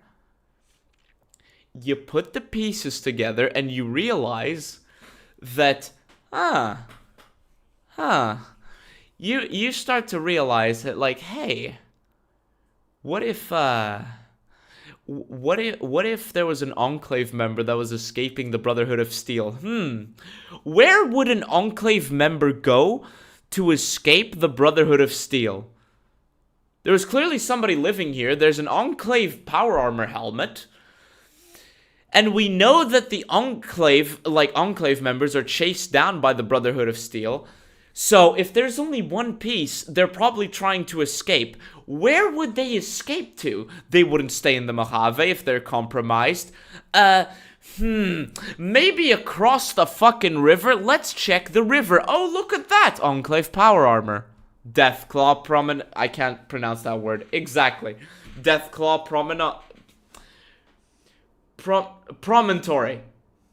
Promontory. Yes. I'm an Enclave member on the run. Should I go west where everybody's looking after me? Should I stay in the Mojave, the location where I'm compromised in? Or should I go east over the fucking river? Deathclaw Promontory. There you go. No other dungeon in New Vegas, other than Vaults 11. And there is not one fucking hint pointing you to where that power armor is in the game. And there's also the most powerful multi-plus rifle in the game there. Like, there isn't one fucking hint. Like, nobody says it. You have to put the pieces together. Enclave members being chased. Brotherhood of Steel chases Enclave members. Enclave member compromised because half of their equipment was left in here. They're probably escaping. Where would they escape to? East. There you go. Not a single fucking hint. It's not like in Fallout 3. It's not like in fucking Fallout 3 where you literally are a tourist. You are literally given a tour of the place. And your exploration is based on looking left and right from the beaten path. So you are told where to go. You are told exactly which route to take in the Museum of History. You are told exactly which route to take, and all you have to do is look left and right. Here, you actually do detective work. Fucking hell. 22 and 34. And I'll be honest, I myself didn't know, like, where Deathclaw Promontory was. I didn't make this connection until I was dicking around in the Colorado River and I found Deathclaw Promontory. And then that's when I put the pieces together. I was like, wait, Enclave member here without the helmet? The helmet in the cave! I did it inverted. Like, in my case, I did it inverted. So. He went over the entire map and there's almost nothing. Helios 1's interior is acceptable if very short. Repcon headquarters is good, but other than that, I don't think there are any. And this is... I don't think there are any. By the way, his favorite Fallout game is New Vegas. His favorite Fallout game is New Vegas, where he has playthroughs of the game. He doesn't think there are any. I don't know, Many a True Nerd. Maybe if you spent less time using fallacies in order to defend Fallout 3, and more time actually playing your supposedly favorite Fallout game, maybe you'd notice this shit. This isn't really a problem with New Vegas, it's just something that confuses me a bit, because Fallout 3 is full of big, interesting dungeons, like the Capitol Building, Evergreen Mills, the Statesman Hotel, Our Lady of Hope Hospital, Germantown Police Headquarters, Germantown Police Headquarters is considered a dungeon to him? In case you aren't aware, chat, Germantown Police Headquarters is a 3-story building, 1 ground floor, 1 upper floor, and 1 underground floor, that is effectively a copy-pasted layout, but with changed interiors, so it doesn't look the same. But the layout is exactly the same. The top one has a bunch of desks and landmines.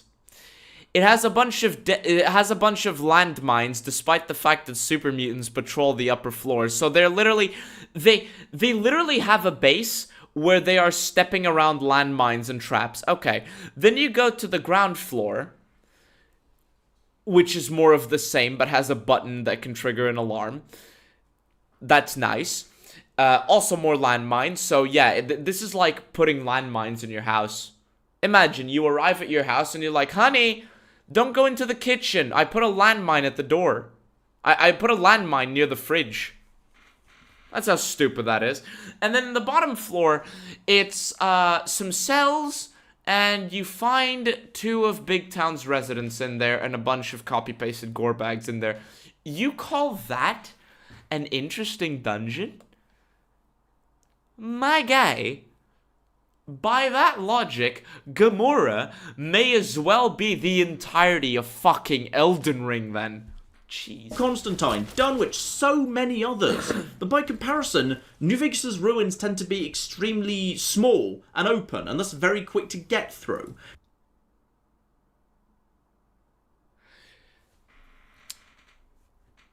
Very small and open and very quick to get through.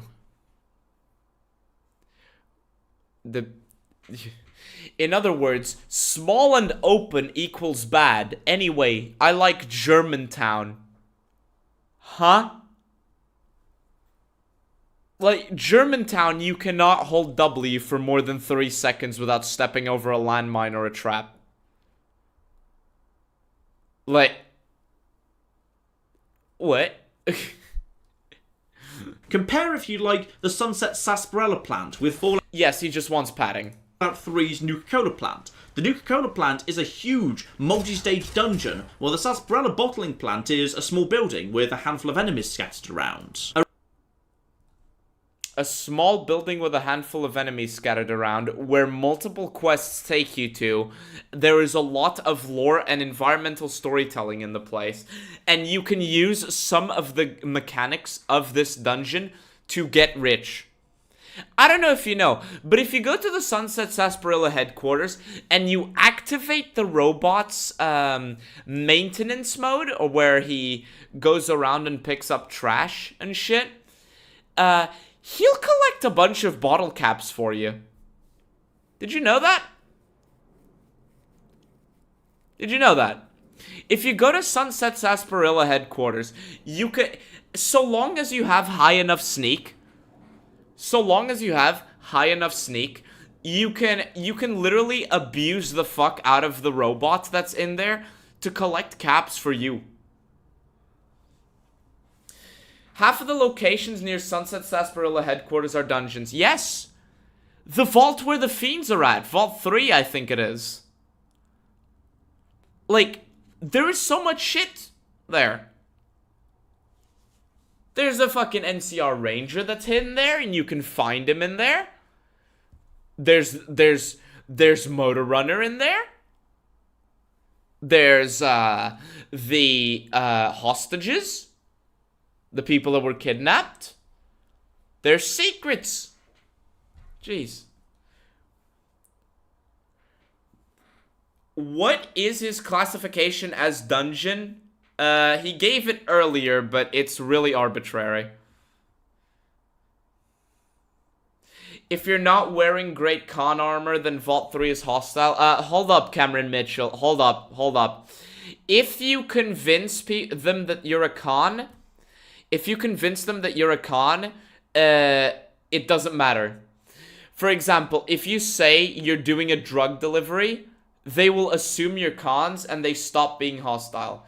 The thing is that it can bug out and they can try to attack one of your companions instead.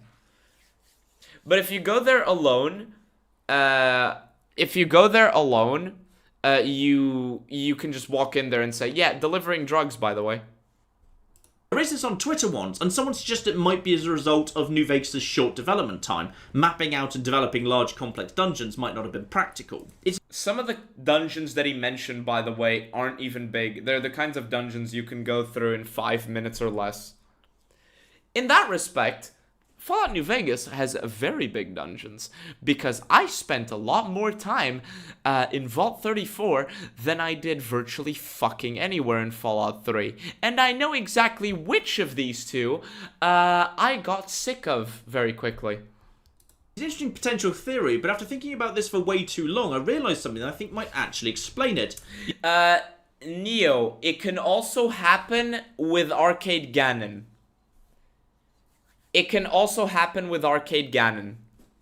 Also, don't apologize, Cameron. Lamal. You see, there's definitely no... And yes, there's the Ranger. ...ideological or thematic reason for there to be no dungeons in New Vegas, because... The worst dungeon in New Vegas is the H&H Tools Factory. And that's not because it doesn't have lore. It does. It's just that it doesn't have, like, much of a point to it, other than people who really like making, like, lore summaries. And people who love theorizing things. I did not enjoy going through H&H Tools. That's what I'm trying to say. I did not enjoy going through H&H Tools. Yeah, Vault 34 really is a maze until you realize that you can cheese the breathing underwater thing. Like, Vault 34 stops being the one where you get the All-American. It stops being that much of a nightmare once you realize that, there are areas, you know the areas that are flooded, right? It stops being much of a maze when you realize that there's small bits there in that environment where you can reset your breathing, like your oxygen meter, if you aim it just right. But then again, you can also drain the water. And honestly, I can't talk much more because I'm at the point where I can do Vault 34 blindfolded. Old world. And the Vault... Oh, fuck. Isn't it Vault 11? Hold on. Isn't it Vault 11? H&H Tool is better than some caves for having some lore. Isn't it Vault 11, you know, the ones where they had to sacrifice the Overseer? Or just use the rebreather? Yes, but I'm too lazy. I'm too lazy to do that. What was the vault where they had to sacrifice the Overseer? Isn't it Vault 11? I think it's Vault 11. I love that dungeon. Yeah, it's 11? Okay. Yeah, I like, that place is great. Because you get to put the pieces together. Like, it's so cool. And the vault where the powder gangers are at. Like, what the fuck? Like, what the fuck? You can actually see how it's affected by the rest of the environment. You can go into the vault and come out behind. If you want to sneak into the vault, you can go in from the back. You know, the back of the vault. Now that's good design. Yes, Vault 19. Blues is full of dungeons with really cool, unique, old world blues rewards. Who wants to be the overseer in Vault 1-1? Me. Okay, for real now. It was used as revenge.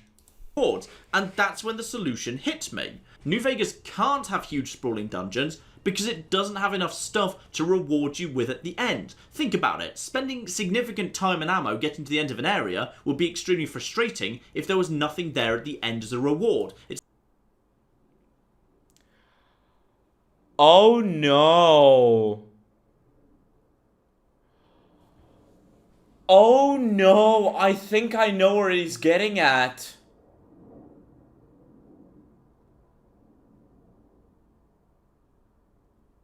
Oh no. Okay, hold on. Chat, I'm gonna pull this back a little bit and I'm gonna mute myself so you can hear what he's gonna say. Oh my god, I think I know where he's getting at. Oh my god. I'm gonna pull this back. We're gonna have a little bit of a longer listening moment, okay? Oh my god. Because old world blues is full of dungeons with really cool, unique old world blues rewards. And that's when the solution hit me. New Vegas can't have huge sprawling dungeons because it doesn't have enough stuff to reward you with at the end. Think about it. Spending significant time and ammo getting to the end of an area would be extremely frustrating if there was nothing there at the end as a reward. It's the same reason that by the mid-game in Skyrim, I lose interest in going into every random cave, because leveled loot stops having any point once you can be certain it's going to be worse than whatever you've already crafted and enchanted. Now, Fallout 3 does very well in this regard, and it's one of the reasons why I think Fallout 3 nails open-ended exploration, because Fallout 3 has plenty of good stuff to reward you with, which provides a real benefit to your character, bobbleheads, skill books, and also schematics, because one version of almost every schematic can be found out in the wild. Fallout 3, therefore, had enough stuff that you could explore pretty much any random ruin and be fairly confident that you're going to find something genuinely useful there, at bare minimum, a handful of free skill points. And this is something I actually think the Bethesda Fallouts are best at, creating a big world that rewards exploring. I'm sorry, I have to interrupt this. I have to interrupt this because this is fucking obnoxious. Like, I don't know if you realize what he's trying to say here. If you do realize it, don't say it. Don't say it yet if you realize where he's getting at. But if Fallout 3's dungeons are that big and at the end all I get is a fucking skill book or a differently labeled Chinese assault rifle with slightly higher stats, I don't think it's really worth it. You go to Deathclaw Promontory, for example, in Fallout New Vegas, and you get the best plasma gun in the game. The best.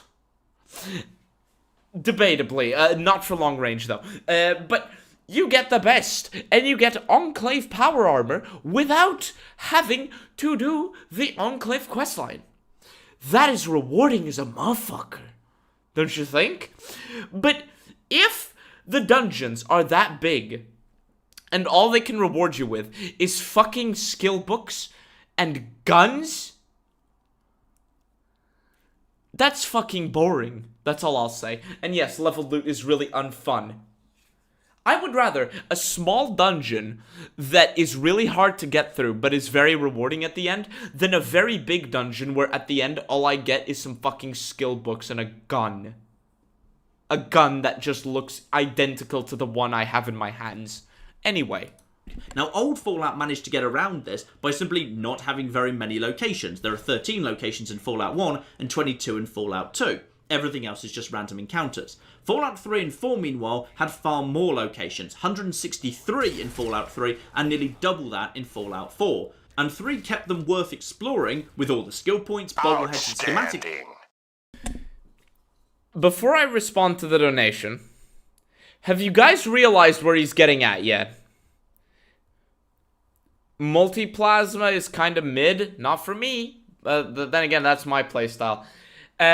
Before I respond to the donation, which, thank you, I want people who haven't seen this video before to try to guess where he's getting at with this. I want people to try to guess where he's getting at with this. Anyway, $5 from Scootmeister, thank you. Fiends, you mean slightly harder to kill target practice? Sheesh, took the net long enough to let me donate. Thank you for the donation, thank you. And yes, Fiends, slightly harder to kill target practice. You've seen it and you remember nothing. Okay. Okay. I'm gonna let him finish saying this because you have no fucking idea. Liberally handed out, whereas 4 came up with the junk and crafting system that meant even small areas could be treasure troves as the game progressed, and your priorities shifted from adhesive to screws to aluminium to advanced components for top tier mods and power armor. New Vegas is, weirdly, perhaps the weakest game in this regard, because it has the large volume of locations from Fallout 3, slightly more in fact, 187 in the base game, but New Vegas genuinely struggles to make its smaller locations worth exploring, and the problem was, New Vegas took a lot of Fallout 3's rewards out. Bobbleheads were removed and replaced with the implant clinic, so effectively, all the bobbleheads could be purchased from one single location. Schematics are gone, with most recipes instead immediately available but hidden behind skill checks, perks, or dialogue. And the number of skill books in New Vegas was vastly reduced as well. There are, I believe, 54 skill books in the New Vegas base game versus over 300 in Fallout 3. New Vegas' solution to this problem was the star bottle cap.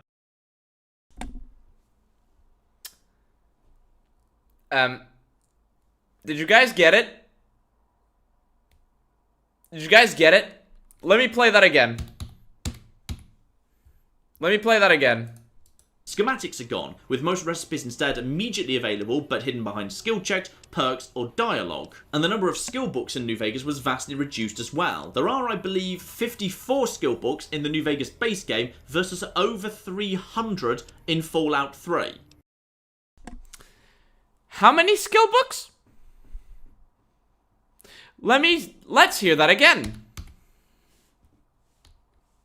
Number of skill books in New immediately available but hidden behind skill checks, perks, or dialogue. And the number of skill books in New Vegas was vastly reduced as well. There are, I believe, 54 skill books in the New Vegas base game versus over 300 in Fallout 3. Raise your hand if you remember there being 54 unique skill books in Fallout New Vegas. I'm gonna get ahead of you guys. You aren't gonna remember that because there aren't 54 skill books in Fallout New Vegas. What he is referring to here, chat, what he's referring to here is skill book spawns. He is referring... No. Hold up, finger. Hold up, finger. What he is referring to... He is saying this, right? I legitimately need to type this because I need you to understand the sheer stupidity of what he's saying.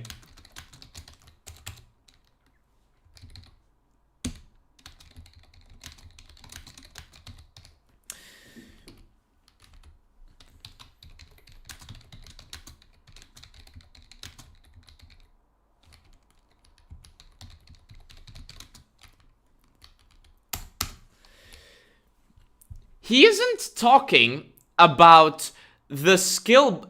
He is saying that there aren't enough skill book spawn points. There are 303 because 3's map is bigger than what it is, a lot bigger than New Vegas's. Chat. He is complaining about the spawn points. In other words, skill books don't spawn as often. Therefore bad. I'm not being given constant rewards. Therefore bad. Hey, they increase a skill by +1. Haha, yippee.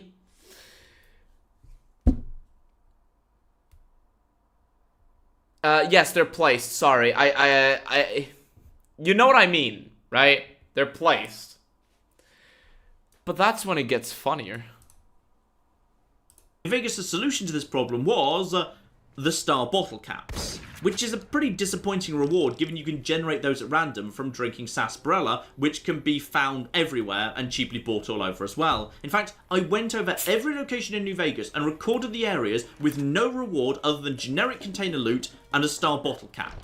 And they are Searchlight North Gold Mine, the Smith Mesa Prospecting Camp, Bradley Shack, the Emergency Service Railway, Coyote Mines, El Dorado Gas and Service, Mountain Shadows Campground, Blue Paradise Vacation Rentals, the Gypsum Train Yard, the Wrecked Highwayman, Harper's Shack, and the Snyder Prospector Camp. So quite a few, and naturally all of those have to be either extremely short dungeons or single room areas, or the effort to reward ratio will be frustrating for the player. Now for full disclosure, a lot of these locations you can get through in under 20 seconds. What the fuck is he yapping about?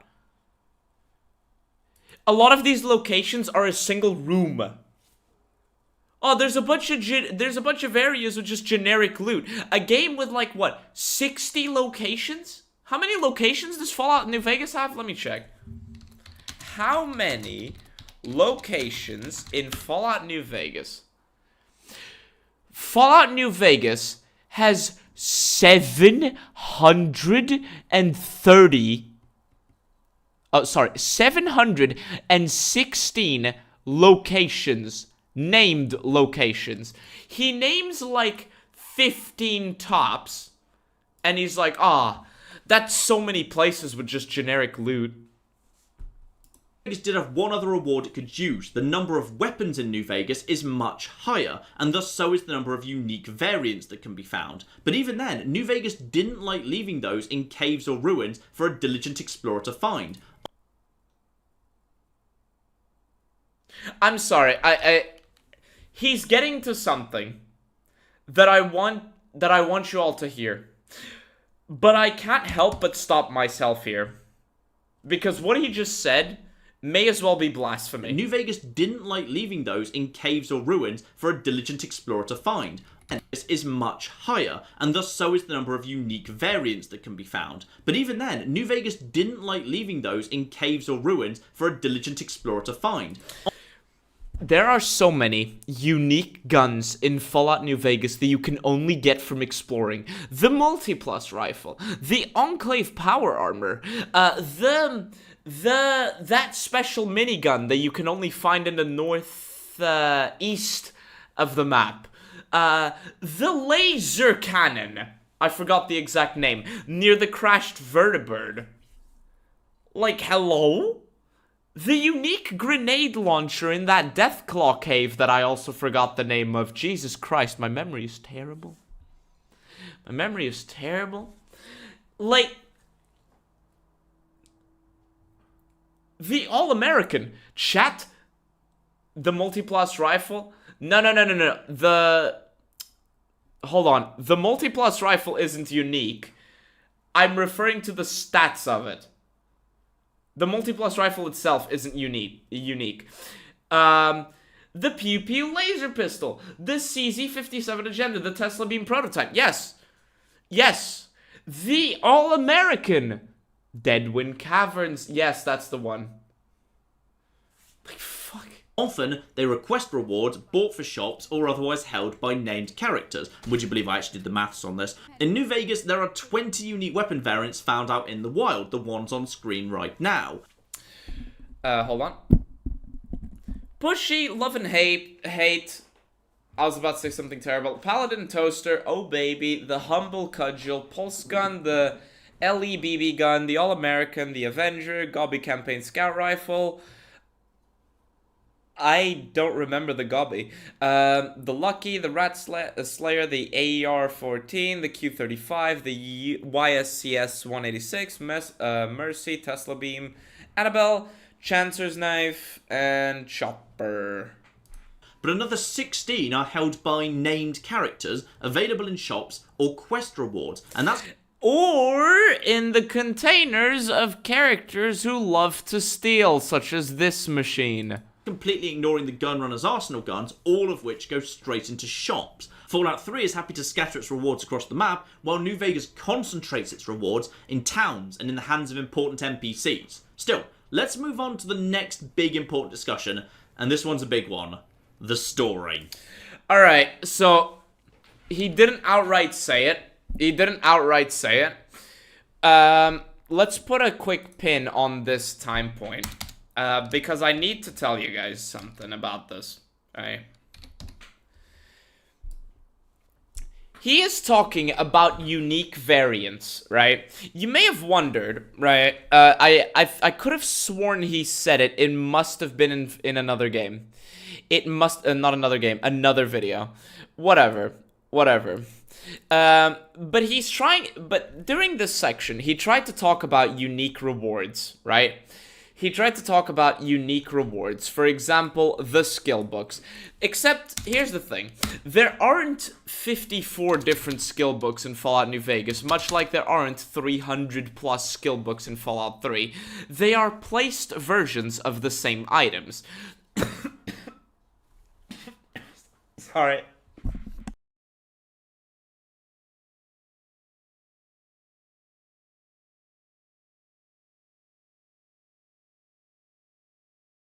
Sorry.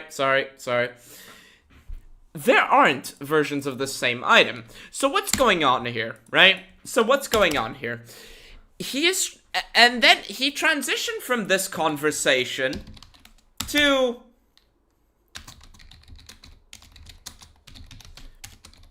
So, in case you didn't get this logic, he is effectively saying that each skill book is a unique item in and of itself. He is saying that each skill book is a unique item in and of itself by following this line of reasoning. In other words, yes, they gassed me. Oy vey. Anyway. Was my mic unmuted during the whole time I was coughing?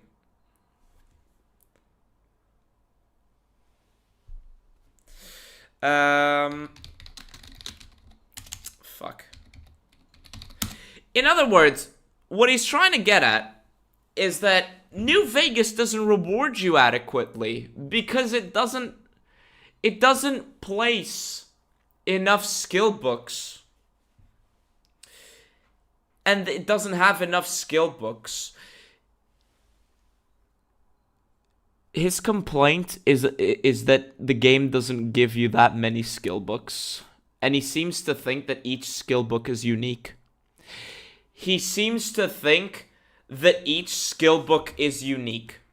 That's the thing I'm trying to get at with this logic. This logic implies to me that he thinks that each skill book is unique. Anyway. Story. And this one's about to start off well, by the way, because I'm about to positively compare part of Fallout 3 storytelling to New Vegas. So get your best angry comments ready. But instead, let's just start off.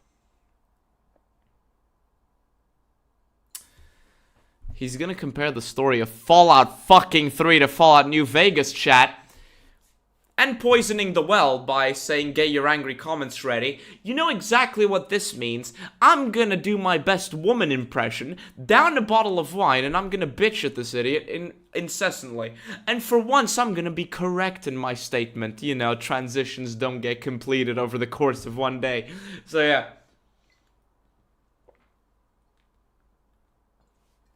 You're getting your pitchfork ready? Alright. For a second with Fallout 1, because Fallout 1's overall story structure is great. And part of that is because it unfolds neatly as you progress. When you start out, you're not going on a big adventure. You live in a small community. Yes, you are. You're going on a big adventure to an unknown wasteland in order to find a water chip. This is, by definition, a big adventure because everyone relies on you, and you are going into a continent you have dick all clue about. By yourself in what is effectively a Hail Mary. That community has a localized problem in the form of the water chip. You're heading to a nearby vault you already know the location of to find a replacement. the scale is small. But as you progress... The scale is huge. It's just that when you summarize it this way, it seems small. It seems like go down this road. But that's not what Fallout 1 is. It uses the vault that you have to get to as a basis for the rest of your adventure. It's literally just giving you somewhere to start off with. You learn more about the world, and you can learn quicker or slower depending on how much you choose to explore and ask around. The crucial point is, you might not even meet a super mutant until Necropolis. The Brotherhood, meanwhile, are only mentioned for the very first time in the hub. Fallout 3 follows a similarly elegant series of plot escalations. It starts off again as Why do none of these idiots... Why do none of these people ever mention Fallout 2 when it comes to the story? It's always, ha, Fallout 1, story of somebody trying to find their only surviving relative, who ends up... Their only surviving relative, who, after you were born into the vault, you were born and then sent into the vault, and lived in the vault, and spent an obnoxiously long tutorial in it, your father decides to forcefully leave the vault, and the reason you have to leave the vault is because the Overseer thinks that, hey, one guy escaped the vault, let's murder all the vault residents, because that makes sense. And regardless of your relationship with your father, you have to really, really, really care about him, and you are effectively the companion of your father, rather than the savior of your people. In Fallout 1, you are the savior of your people. In Fallout 3, you are following the story of Liam Neeson. In Fallout 3, you are the spectator to Liam Neeson's hero journey. Getting introduced to the fact there are other conflicts happening in the wasteland as they hunt down clues. But it's not until you reach Rivet City that anyone... No. Not hunt down clues. You do not hunt down clues. You are sent on roads. You are sent on roads. You are like, hey, go here. And you follow the lobotomy quest marker in a straight line. And then you're like, hey, go there. And you follow the lobotomy quest marker in a straight line.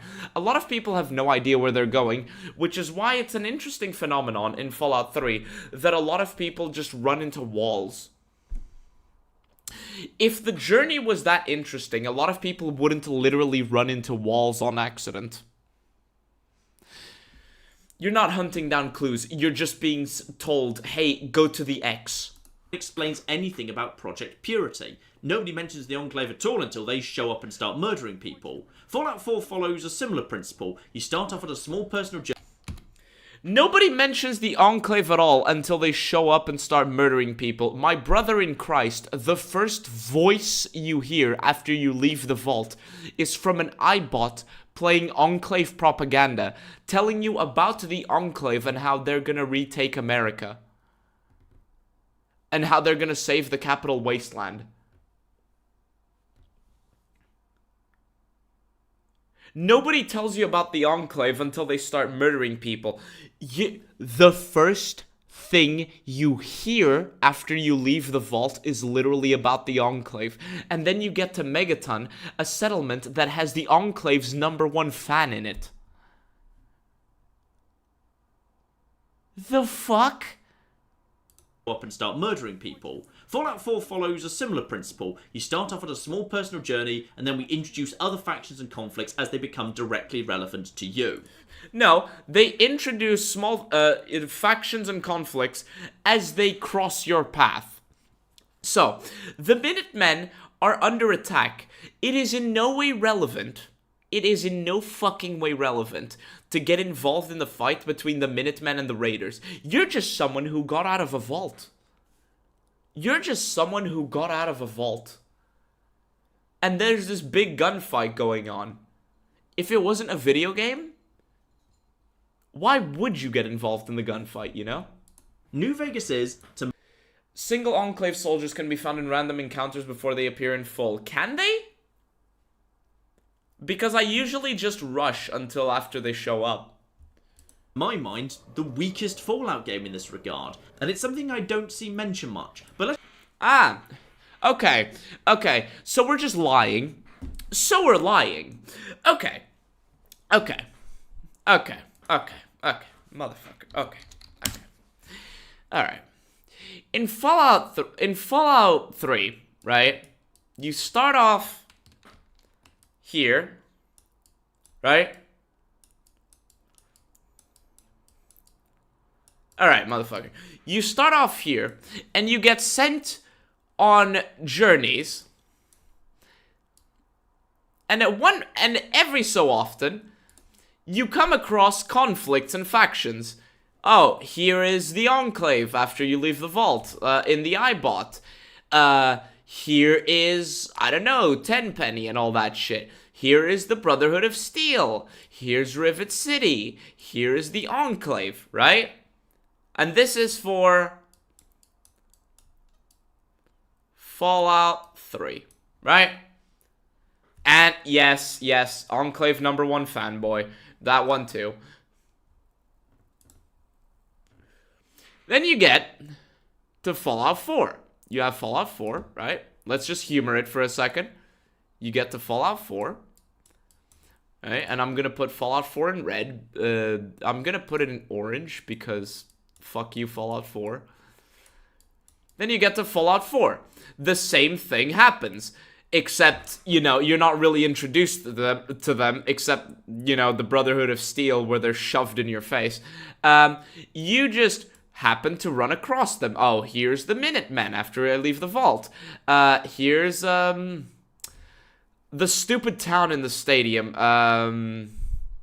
Not Concord, God, Fallout 4 is so shit. Here's this faction, here's that faction, here's this, here's that. I hate Fallout 4, I can't remember anything from that. Fenway? Right. Oh, right, Diamond City, I'm an idiot. Diamond City. Right. Diamond City, fuck's sake. The same thing happens. Oh, here's the Minutemen. Oh, here's Diamond City. Oh, here's the Railroad. Here's the Brotherhood of Steel. Here's the Institute, right? You're on a I was about to say a journey or an adventure. No. You're on a railroad, and it just keeps happening. And what many a true nerd just said is this, right? Let's just quick factions and conflicts as they become directly relevant. Start with a small personal journey, and then we introduce other factions and conflicts as they become directly relevant to you. New Vegas is, to my mind, the weakest Fallout game in this regard. Okay, New Vegas is the weakest Fallout game because previous Fallout games have other factions and conflicts introduced to you after you start on a personal journey. Okay. Your personal journey is to the New Vegas Strip. Right? Your personal journey is to the New Vegas Strip. Let's say you're doing the normal path, right? So as you start in New Vegas, first you're introduced to the Powder Gangers before before you even leave Good Springs. So let's put that there. Then you're introduced to the NCR right as you get out of Good Springs. Okay, so there's that. Then you are introduced to the fucking, was it the Powder Gangers that took over Prim? No, it was just other raiders. Or was it? Shit, why can't I remember? Shit, why can't I remember? What the hell? No. They are Powder Gangers, alright. Just not in uniform. Okay, so you get the Powder Gangers, then you get the NCR in Prim, because you get stopped by an NCR soldier when you get to Prim. Okay, so then you have the Vipers, which can show up at the gas station, which they're not a properly developed faction, but okay, they're a raider group, whatever. Then you get another reminder of the NCR if you head to the Mojave Outpost, so let's put that in pink, because this is related to this. Alright. Let me just say NCR. I put them as pink because they're gay. Anyway, then you get to the Legion in the fucking Why is my brain not working today? Is it because I'm so sleepy? Then you get to the Legion in the town of Nipton, right? Then you get to the Legion in the town of Nipton. So this is the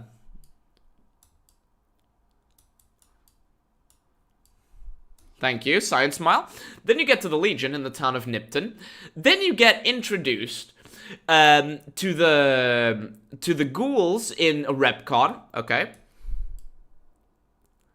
Then you get to the ghouls in Repcon. Then you see an encounter between the Legion and the NCR.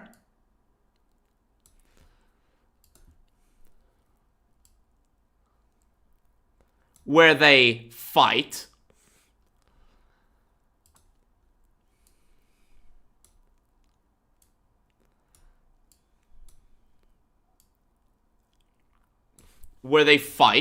Right? Then you get introduced to the Rangers of the NCR more properly. You already got introduced to them if you got to the Mojave Outpost, but you can get introduced again before you get to Novak. Then you get to Novak, which in itself includes some Enclave members in there, but I'm not going to count that. Then you get introduced to the Brotherhood of Steel at the 188 Trading Outpost. Then you get to see Victor again, which you already got to see in Novak, but sure. You get introduced to Boulder City, You get to see Boulder City, where you get a bunch of lore, and you can see the Great Khans. This is, this over here, I'll put the Khans in blue.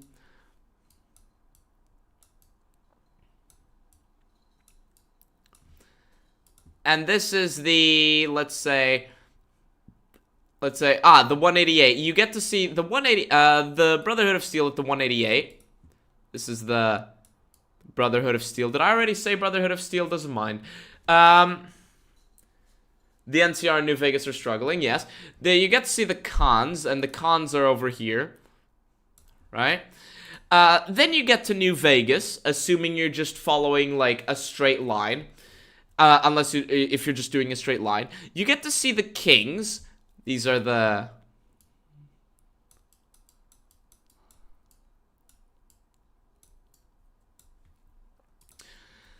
Then you get to the Vegas Strip, where you get to figure out that the robot is related to a lot more than what he let on.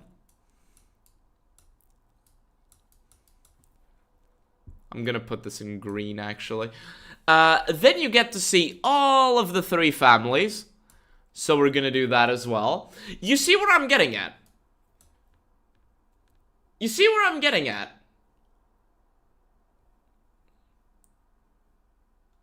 Do you understand what I'm getting at? Because, oh, and the followers of the apocalypse, thank you. Before you get to Vegas, then hold on. You get to see the followers of the apocalypse, and then you get to the 3 families. All of these points are basically optional, right? Finding out about all of these is optional. But you got introduced to all of these before you even got to the fucking strip. Let me just label all of them.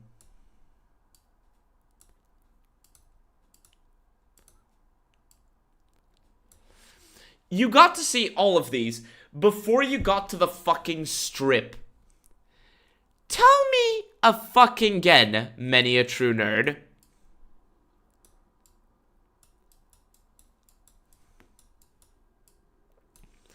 Tell me again, many a true nerd, how is Fallout New Vegas weaker in this regard?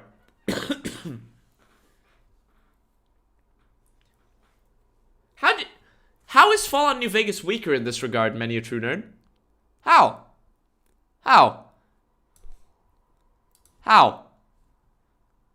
I'd love to know. There you go, for anybody that wants to take a screenshot of this. I'll even put the timestamp here. Like, if anybody just wants to take a screenshot of this, this is at 1:06:18 in the video.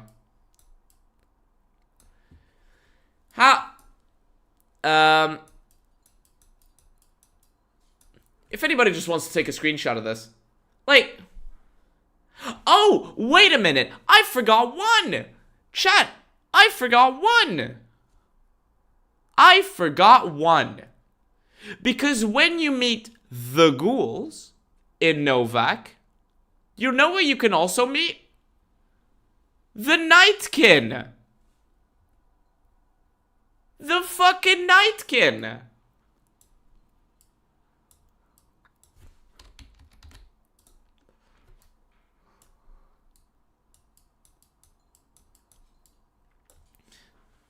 And you get to find out that they're looking for something specific, which tells you that the Bright Brotherhood, yeah, they're already here. They're here.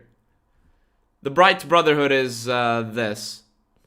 I'm out of space.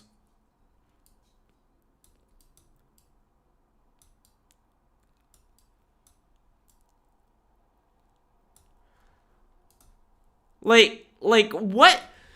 According to many a true nerd, Fallout New Vegas is the weakest. Yet we are introduced to 1, 2, 3, well, 3 again. 4, 5, 6, 7, 8, 9, 10, 11, 12, 13, 14, 15, 16. 16 factions just before you get to the Vegas Strip.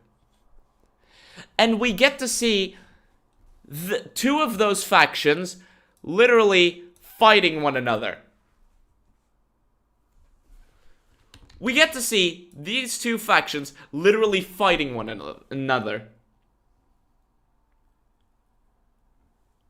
Jesus Christ, did I actually spend 17 minutes talking about this timeline? Anyway.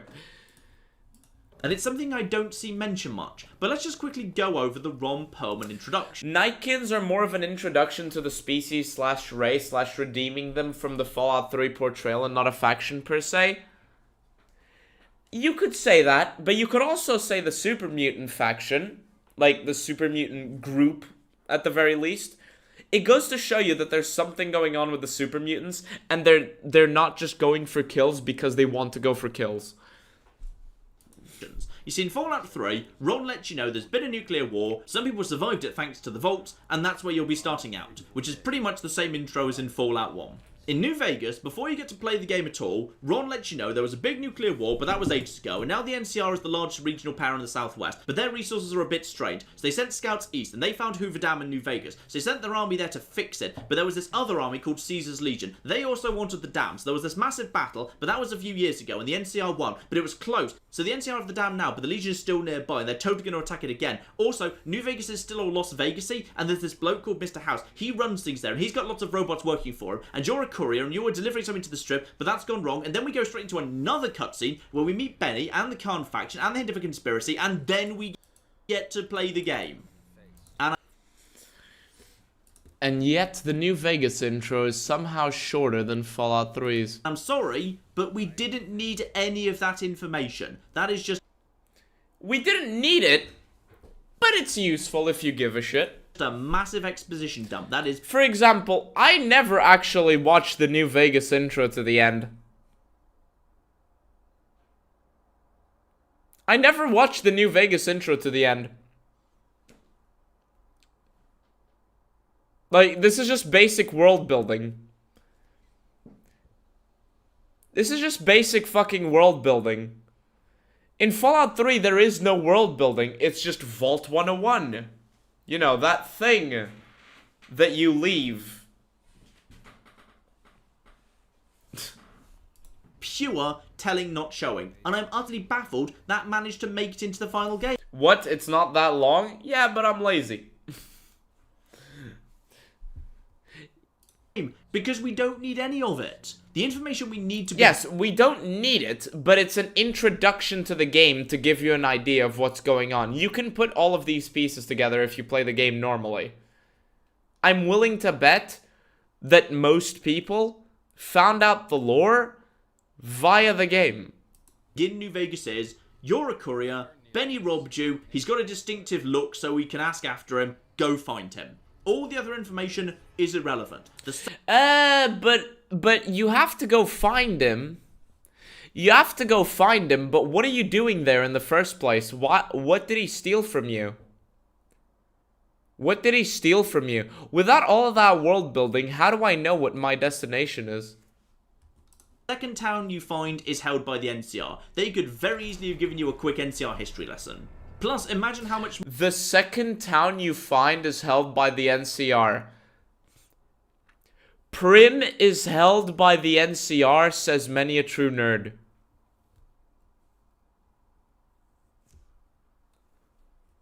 How many people found out that the NCR existed because of that intro? Yes, the part of the reason for that is to show, hey, NCR's back.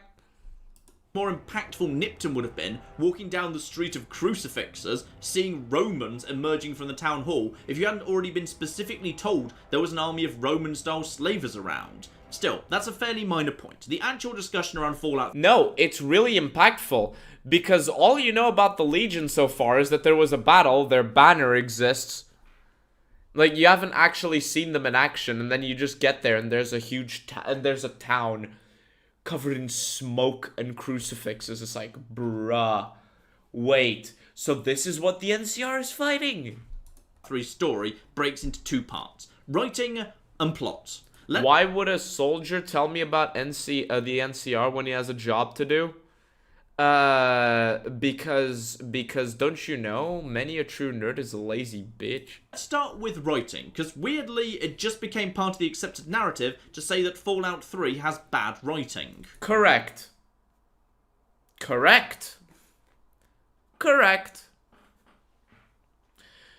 Fallout 3's entire conflict is about 2 factions that are trying to achieve the exact same thing for the exact same reason.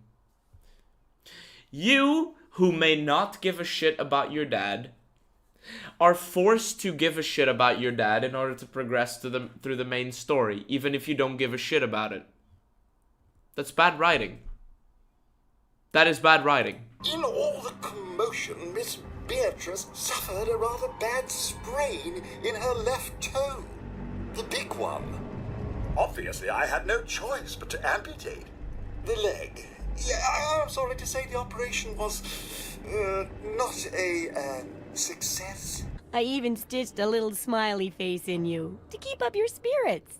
It's kind of hard to see from your side, though. This is a sad day.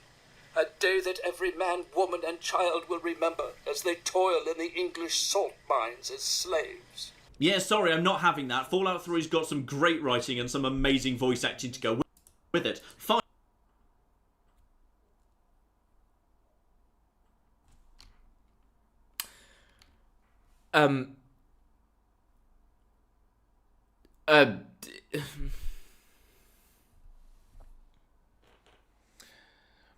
Those are jokes, one of which has some of the worst voice acting I've ever heard. One is a robot with a wig who believes himself to be, what, Ben Franklin? Or whatever? Those are jokes. That's not what good writing is. What?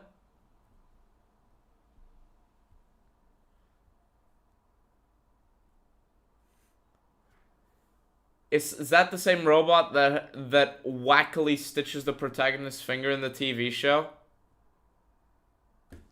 No. No, it's not. No, it's not. I mean, it's the Mr. Handy. Wait, what is the name of the robot? Isn't it Snip Snip? Yeah, the name of the robot in the Fallout show is Snip Snip, so no. Also, not a success. I even stitched a little smiley face in you. I even stitched a little smiley face in you. Keep up your spirits. to keep up your spirits. This is good voice acting, according to him. Amazing voice acting to go with it. Fine, there are some weaker moments. The replicated man stands out to me as the entire main story failing to convey the enormity of Harkness's discovery. Ah! The Bethesda face doesn't help either. Though I'm really not convinced we should condemn a game based on a handful of poor examples, because New Vegas has some very dubious moments as well. Sure, tell me. Nice Charlies, too. Give him a shake for the Ben man, will you? Hello. Seriously, to this day I'm amazed they actually let Matthew Perry leave the recording booth if that was the best take. Still, the whole point about Benny is that he's an obnoxious little prick.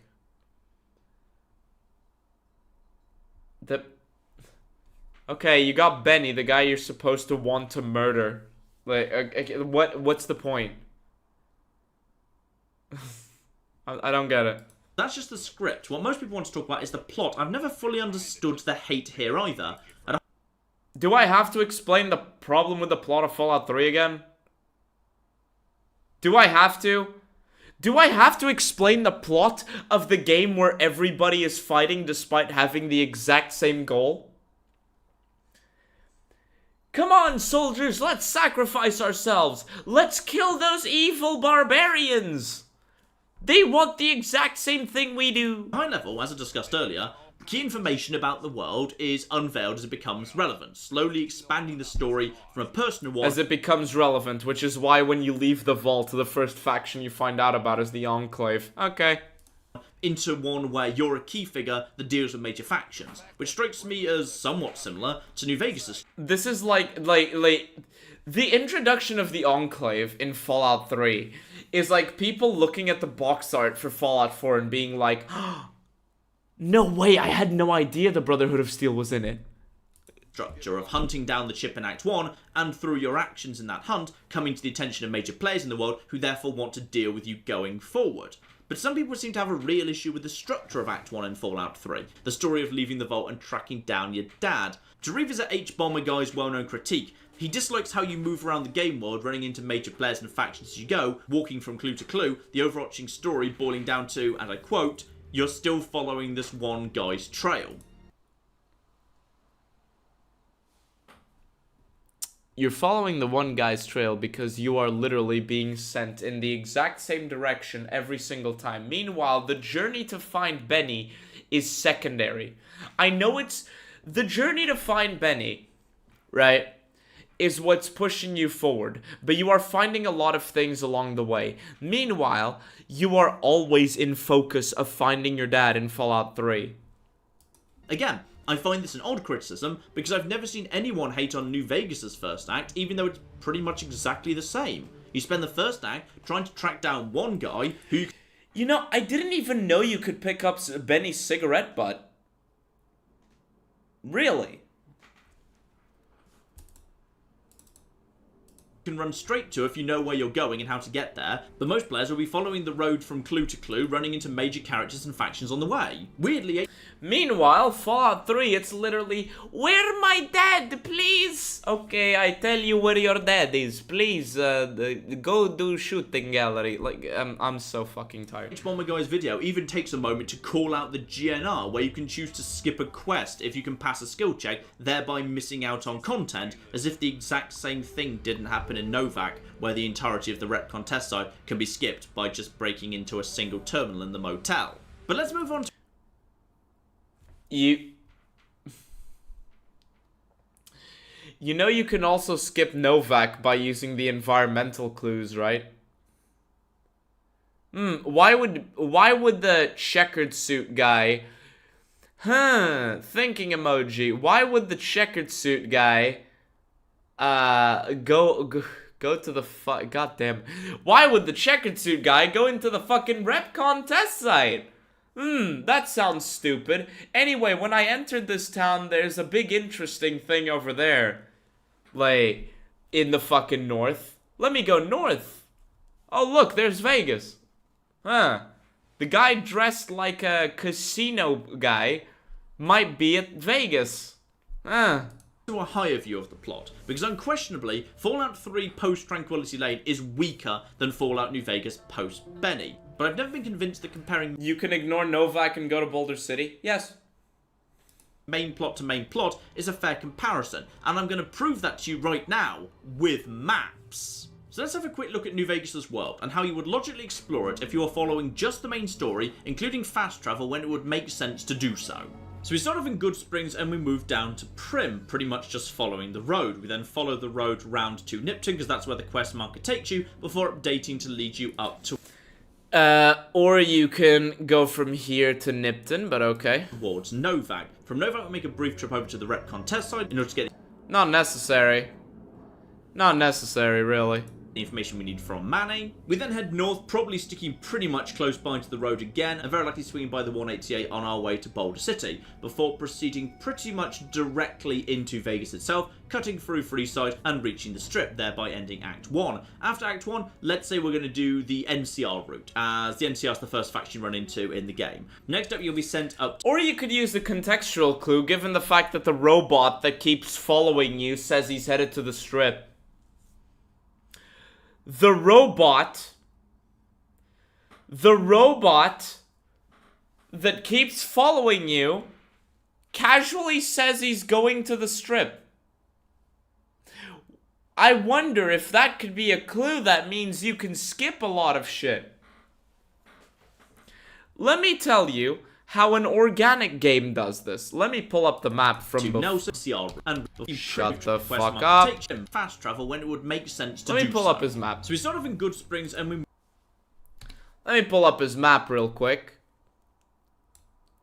Copy.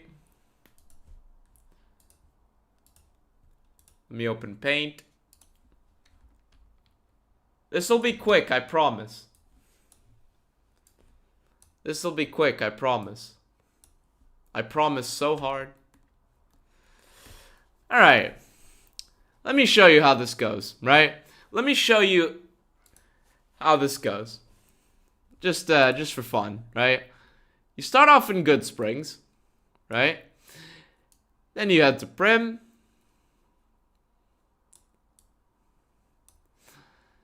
Then you head to fucking this. You meet the Legion.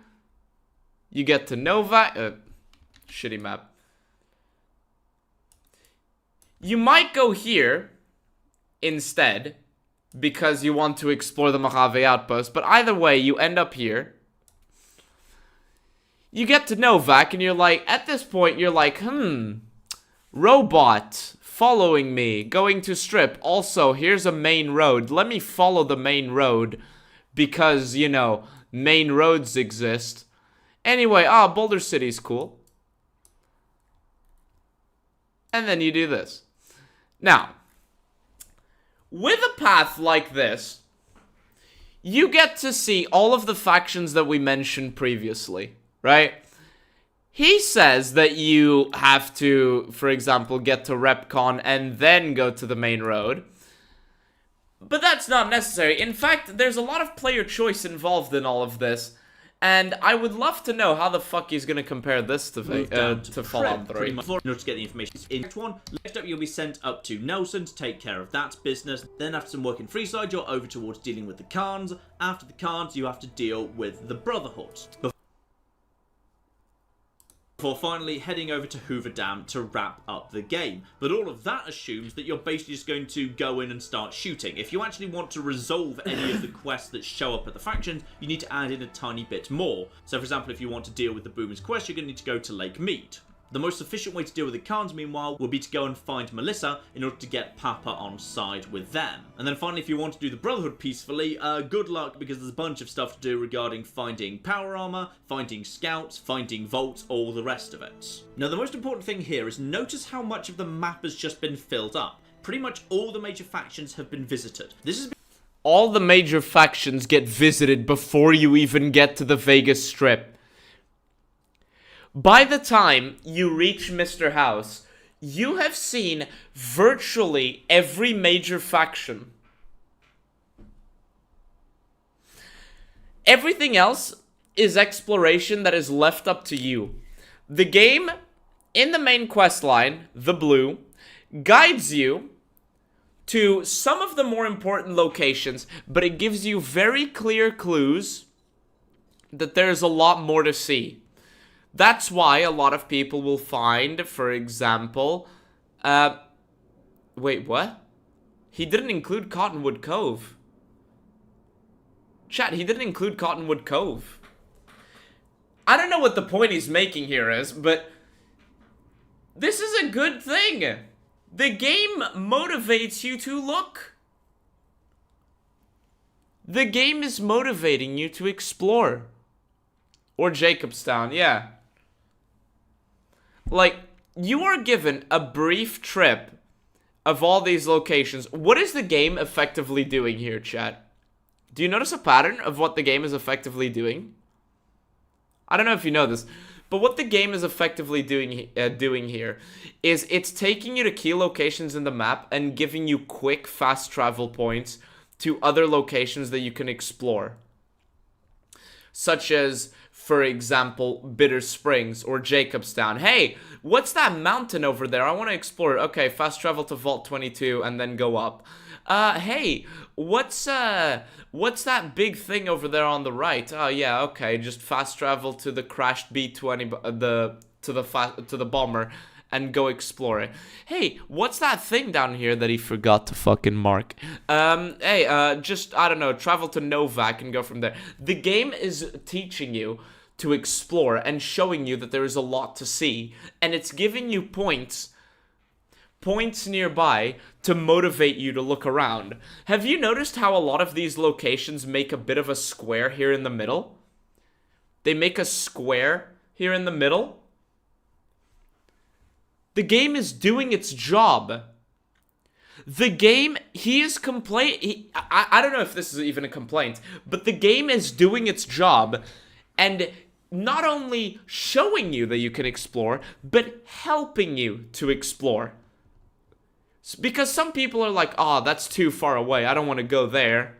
Well, congratulations, you now have a fast travel point up here in Nellis.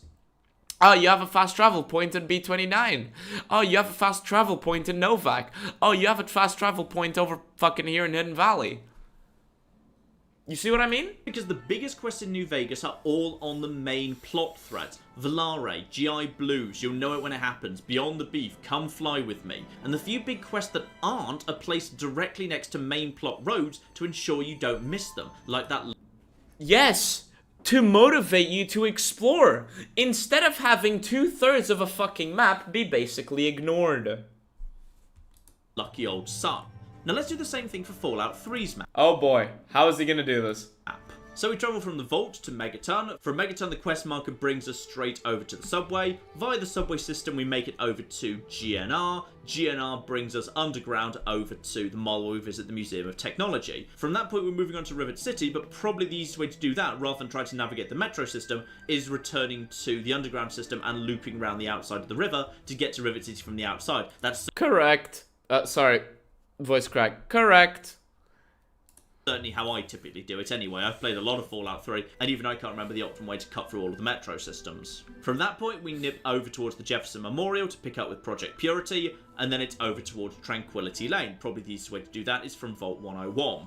After a brief excursion to Project Purity and an underground jaunt that brings us to the Citadel, we have to go to Little Lamplight. Probably the easiest way to go there is simply cutting from Smith Case's garage up north. In order to access that, we have to nip over to Paradise Falls, and then there's a lot of fast travelling back to Little Lamplight, being teleported up to Raven Rock, and from Raven Rock you can fast travel straight back to the Citadel. So then we skip to the end of the game, where we instead just walk straight from the Citadel down to Project Purity. And that's the entirety of the main game right there. How is this a good thing and an L against Fallout New Vegas?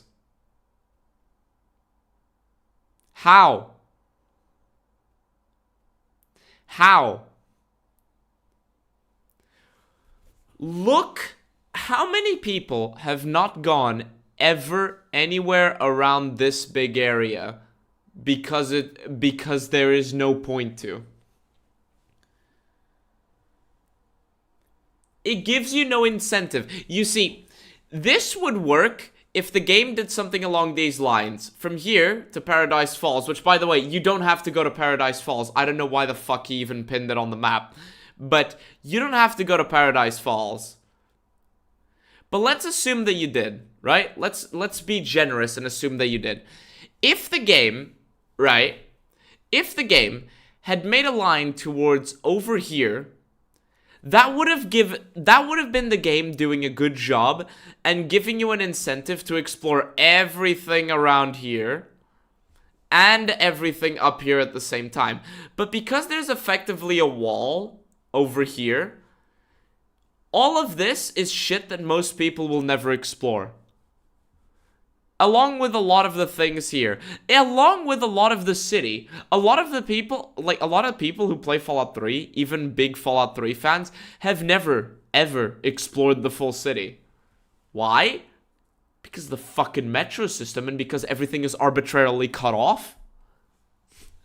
And the game isn't motivating me to explore. One time, the last time I played Fallout 3 actually, after I left Raven Rock, instead of fast traveling, I decided to walk down from Raven Rock, and I realized that there are a lot of cinematic-y type moments on the road down from Raven Rock. And I was like, damn, I have hundreds of hours in Fallout 3 and I never even knew what things were like 5 minutes outside of Raven Rock. What just happened is that I left Raven Rock, and then as soon as I could fast travel, I did.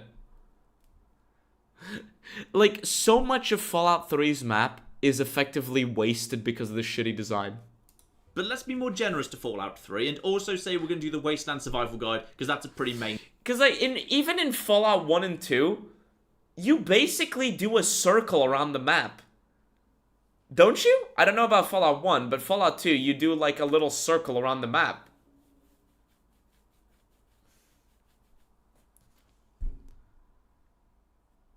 Do you do a circle around the map in Fallout 1? Fallout 1 essentially, yeah. Yeah, that's Fallout 1 effectively showing you, hey, there's a lot of shit to see. Quest. So those are the 3 journeys we need there, to the Robco factory, to Minefield, and to the Arlington Library. All Gamer Official, thank you for subscribing. I only saw your message now. Okay, let's be even more generous, and let's actually say every single town we've passed through, we're going to do 100% of named quests that can be found in those towns. No, sorry, I'm not humoring you. If you have to do 100% of main quests in order to fill up the map, look at this, look at this. Look at this joke. Look at this absolute joke. Audio. The main quest, this is... Look at the absolute joke that this is. He had to assume that we are doing 100% of the main quests, and look how empty the map still is anyway. Look how empty the map is even when he assumes that you're doing 100% of the quests in these locations. Oh my god. This entire area of the map is left unexplored. The city's probably still left unexplored. A lot of this is left unexplored. A lot of this is also going to be left unexplored. And there is no incentive to branch out. You are just going to be fast traveling between the ones that are relevant instead of walking back. It's not with Fallout New Vegas where you have a literal circle that gives you no fucking excuse to fast travel. Fallout 3 is like, hey, go to these remote-ass locations. Okay, you can fast travel now. Absolutely 100% true. And I can see how someone who'd only played the main quest could come to that conclusion. Yes, it gives you zero reason to explore naturally, which is why many a true nerd had to literally assume that you would do 100% of the quests in the town. Pursuits, for example, can only be solved by recovering one particular audio log from Project Purity. But it is rather harsh to condemn the entire game by a handful of more linear quests. Just like I've never heard anybody attack New Vegas for the fact that both the Mr. House and Yes Man route force you to go to the El Dorado substation and install one thing on one computer with no alternative solution. In fact, I've come up with a theory about this criticism of Fallout 3. I strongly suspect that some people have underestimated... Why would I go over there if my dad didn't walk that way? Good question. Just how many interesting options there are in Fallout 3, because just like in Fallout 1, some options simply don't appear in dialogue unless you already have the requirements to fulfill them. In short, I reckon some people assumed Fallout 3 didn't have enough options just because they never explored well enough to find them.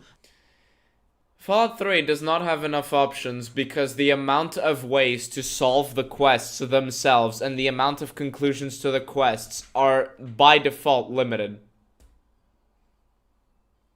They are by default limited. How do you talk down Autumn? How do you talk down Autumn? Randomized speech check or get him to give up or kill him. That's how you deal with Autumn. Randomized speech check or kill him. 2, effectively. How do you resolve the situation with General Oliver after the Second Battle of Hoover Dam? You can do it with barter. You can do it with speech. You can do it by just reasoning. You can kill him, of course. You can do a lot of shit. And Fallout 3 didn't clearly flag they were there to be found. Let me give you an example. The Superhuman Gambit, which is a great little wide open side quest. The setup is there's a superhero and a supervillain, and you have to stop them. In fact, stopping either will do, as then they'll stop fighting, which is actually a really interesting setup in my mind.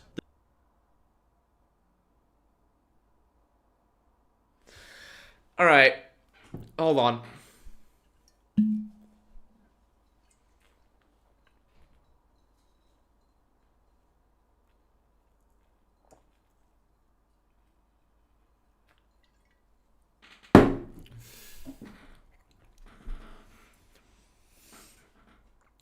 What a faggot. You cannot call the serious, grounded Apocalypse franchise. You cannot do that. And then say you have an interesting setup when there is a guy with a big blade dressed up like an ant and whatever the hell is on this side of the fucking road. And there's just ants in the middle of the road and fucking robots. Did I get a takedown? I might have to bleep this in the editor. Anyway, I don't care. I'm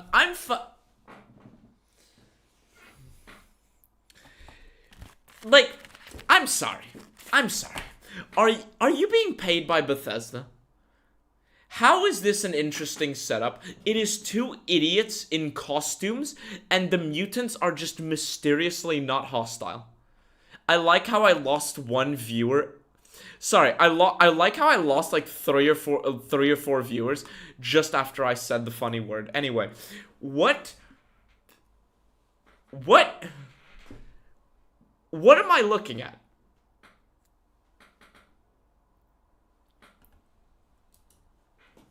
There's all the usual skill checks and alternative ways around that just about every Fallout 3 quest has. God, what a fucking setup. All good? No, it's fine. What setup is this? What fucking setup is this?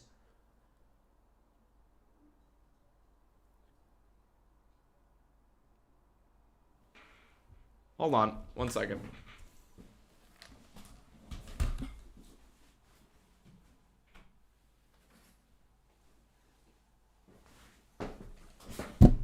Alright, sorry about that.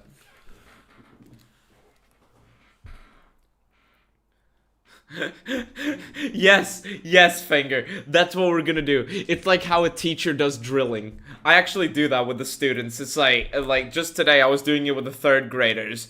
The square is big, or the square is red, you know? Say it after me, students. Okay. God damn it. Okay, students, say it after me, right? First, the square is big, right? Okay, say it. The square is big. All right, now say it. Many a true nerd is a nick.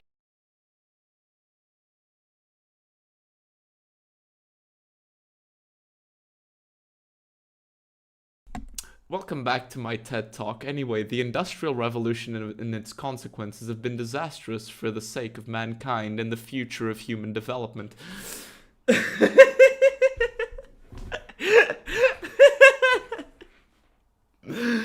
I'm sorry, I have to provide my own entertainment. We have to entertain ourselves because this guy's about to explain how the dark and grounded post-apocalypse with 2 superheroes fighting, flanked by robots and mutants, is actually really interesting. Anyway, you can use speech and perk checks in town to gather additional information. In fact, you can't actually speech your way to a peaceful solution if you haven't asked around town to discover the antagonister's real name. Plus, you can use lockpick 50 to bypass her base, and then you can help her kill the Mechanist or help the Mechanist kill her. But there's one really interesting resolution, but it's only for explorers. Now, I'd wager the vast majority... Couldn't we have this with an actual, like, more grounded thing instead of two stupid fucking, like, dressed up fucking superhero wannabes?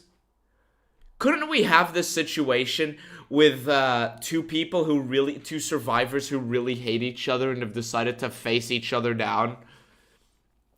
Two people from a settlement that was largely peaceful that have had such a big set of disagreements that they no longer see reason and just want to resort to violence, and you have to be the one to talk them down and stop that violence from, taking place.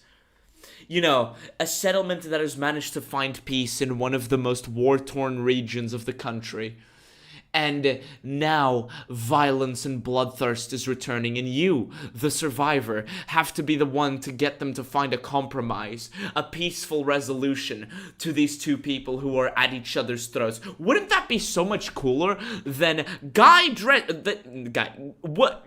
dressed as ant and bitch S dressed as robot? Majority of Fallout 3 players have never been to Hubris Comics, because it's fairly well tucked away. But if you do go there... It's very well tucked away. I wonder why.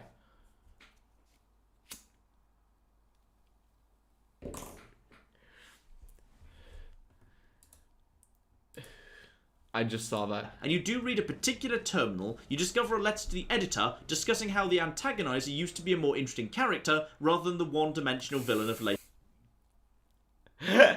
The way he describes it. Yes, the antagonizer used to be a more interesting character. The antagonizer used to be a more interesting character. Oh. I wish. To Grognak comics and how the character should have been redeemed. Knowing this raises a completely unique and hidden dialogue option. How would you find this if you're not bored out of your mind and just exploring for the sake of it? How would you find this? Because there is no incentive to go to this place other than what's here on the map. I need to ask her where she got the idea for her. Hello, Skell. I'm just gonna call you Skell. Cheers from Portugal. You will never go to this area. Like, the game does a terrible job. How many people know this place exists? I didn't. And I have hundreds of hours in Fallout 3. Across all accounts, of course. What the fuck? Costume leading into another way to talk her down. But this is the crucial bit. Nobody ever tells you to... You know, they laughed so hard at this pun in Bethesda. They were laughing so hard at this pun in Bethesda. And you can tell that they were just ruffling on the floor laughing because they had to capitalize the A for us to get the joke. To go to Hubris Comics. No quest marker will ever point you there. Nobody will ever mention it or in any way imply you should go there. It's just there to be found if you explore. And the one time the game actually has a hidden solution to the problem, and it's in the fucking superhero quest tucked away in the middle of bumfuck fucking nowhere that most people aren't going to find. Good job. Come back to that point later, but I want to draw your attention to something that hints at one of the biggest differences between Fallout 3 and New Vegas right now. How many significant New Vegas landmarks are there that you are never sent to by any quest, excluding the areas we discussed earlier, which have nothing unique in them or are just single-room shacks? Because I count 2. Guardian Peak and the H&H Tools Factory. Jacobstown? The different biome? Hello? Or does he mean just landmarks such as buildings? Hey, you don't have to go to Camp McCarran. You don't have to go to Camp McCarran. The map is small, sure. Like, Searchlight? Camp Searchlight? The Air Force Base at the bottom of the map? The nuclear test site? Like, anything on the Colorado? Camp Golf, which you don't have to go to? What does he point? And the latter was clearly planned to be involved in the quest before they took it out. Remember that New Vegas map? That was just the main plot. New Vegas settlements are full of quest givers that lead to more quest givers. New Vegas will, slowly, eventually... It's the main plot, but you're leading yourself to Vault 22? The main plot, but Vault 22?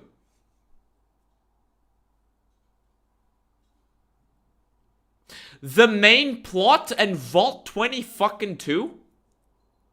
The Memorial. Searchlight Airport, yes. Right, you're right. The 188 Outpost? You're not pointed to it. In fact, you are... In fact, from Prim, a lot of people will just skip the road. A lot of people can skip the road and go here. You are not pointed to this. You're only pointed to this if you follow the main road. You only have to go to this if you're really just uninformed and going places. You're not pointed to, the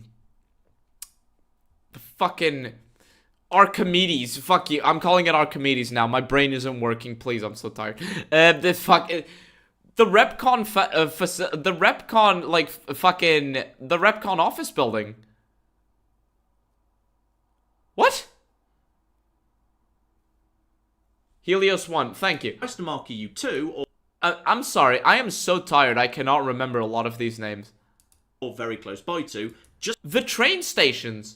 Just about every location on the map. Keep that in mind, so I think it's actually very important. But let's move... Oh, so it's near the main quest line, therefore, it doesn't count. Chat, it's near the main quest line, so it doesn't count. So when a game does its job and gives you the incentive to explore more... when the game does its job and gives you the incentive to explore, a lot of the more interesting locations are just near the main quest line. Move on to the second criticism I mentioned for the moment. There aren't sufficient consequences to quests, making them feel meaningless. Now on this one, New Vegas absolutely wins, hands down. The reputation system isn't just about consequences, it's about lasting consequences. Shoot up Rivet City in Fallout 3, and they'll shoot back, but go away for a few days, and when you return, everyone will pretty much be fine with you. New Vegas made it so that annoying a faction had long-term consequences that would likely go on to expand or limit your options as time went by. Correct, and even Fallout 3, the best thing Fallout 3 can do is have the dipshit the dipshit on the radio, Big 3 Dog, saying, hey, you nuked Megaton, and spawning some generic mercenary company to go after you. So, correct, Fallout New Vegas wins. Fallout 3 didn't have this, but mostly... that wasn't a big deal. Hi, most Celestial. groups and towns and factions are only visited once or twice. You've very little reason to revisit Oasis after you're done with it, say.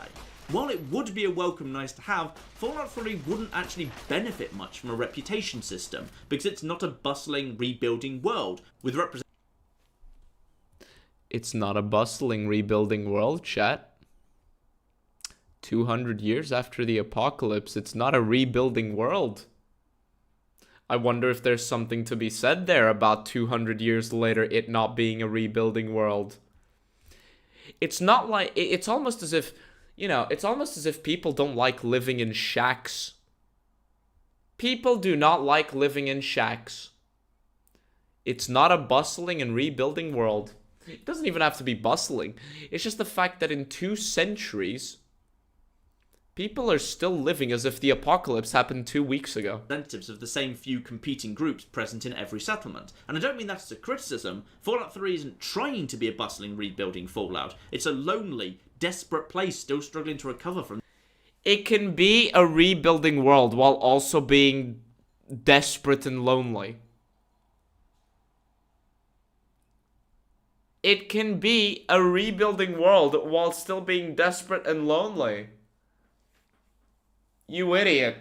The apocalypse. Even so, I think there's a lot more consequences than people give Fallout 3 credit for, but just like the hubris comic solution to the superhuman gambit, I think some people didn't see them and just assumed they weren't there. You see, the reputation system makes consequences very obvious. New Vegas literally pauses the game to tell you that you're now accepted or idolised or vilified by a particular faction. Fallout 3, meanwhile, handled its consequences a bit more subtly. You see, Fallout 3's wasteland is populated... I'm sorry, there's consequences in Fallout 3. I wasn't aware of this. I wasn't fucking aware of this, given that the endings are 6, and... The endings are 6. One of them is based on karma, and the other is based on one choice you made. Were you good? Were you neutral? Were you bad? Did you poison the water purifier or did you not poison the water purifier? How, like, if you nuke the Brotherhood of Steel, what does the Brotherhood of Steel do? Like, if you bomb the Brotherhood of Steel, what do? They shoot at you. Do any settlements that required the help of the Brotherhood of Steel... Let's say you didn't nuke Megaton, for example. Let's say you didn't nuke Megaton. And then in Broken Steel, you bomb the Brotherhood of Steel. Megaton was benefiting greatly from the water deliveries there. Some of them were getting stolen, but sure. Some of the water deliveries were getting stolen, but sure. Alright? So, Megaton and the Brotherhood of Steel, despite the fact that a lot of the water deliveries were getting stolen, you know, thumbs up. Thumbs fucking up. If you nuke the Brotherhood of Steel, do they even fucking give a shit? Do they start shooting at you for killing their greatest partners? No. If you count Broken Steel, they are protecting water caravans. Overwhelmingly by drawing random events out of a deck. Completing quests in a particular way added additional events to that deck, but because it was still a random draw, you might not see it on that playthrough, but they were still there. And what I particularly liked about that system was it meant you got to see the consequences of your small decisions live, when even New Vegas mostly didn't do that. No, New Vegas absolutely does it, because you unlock options to solve other things based on your reputation. Like fucking hell. If you're liked by the people of the Strip and Freeside, a lot of people will just give you discounts and free shit. If you are liked by Freeside, the Kings will just walk up to you and be like, hey, here's some free stuff. Thanks. If you are liked by the NCR, they will give you the NCR emergency radio, and you will effectively be able to bypass a lot of the nonsense that you'd otherwise have to do in order to complete other quests.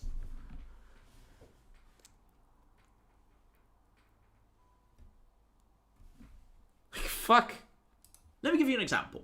In New Vegas, you might choose to help the ghouls at the retcon test site escape in their rockets, but there's no in-game payoff to that aside from the quest rewards. The actual consequence for the ghouls themselves is only relayed via the ending slideshow. Literally, it is told, not shown. Fallout 3, meanwhile, lets you stumble It's told, not shown. Anyway, screenshot of it being shown. Across so many consequences. For example, did you know that if you persuade the antagonizer to leave town purely because the Mechanist isn't worth her time in the Superhuman Gambit, there's a chance you'll stumble across her later, attacking random wastelanders with her ants. Depending on how you resolve trouble on the home front. Attacking random wastelanders with her ants. Anyway, so it didn't solve anything. You just got changed one target to the other. Okay. Okay, bro. Anyway, if you take out Cottonwood Cove, Legion raiding parties start disappearing.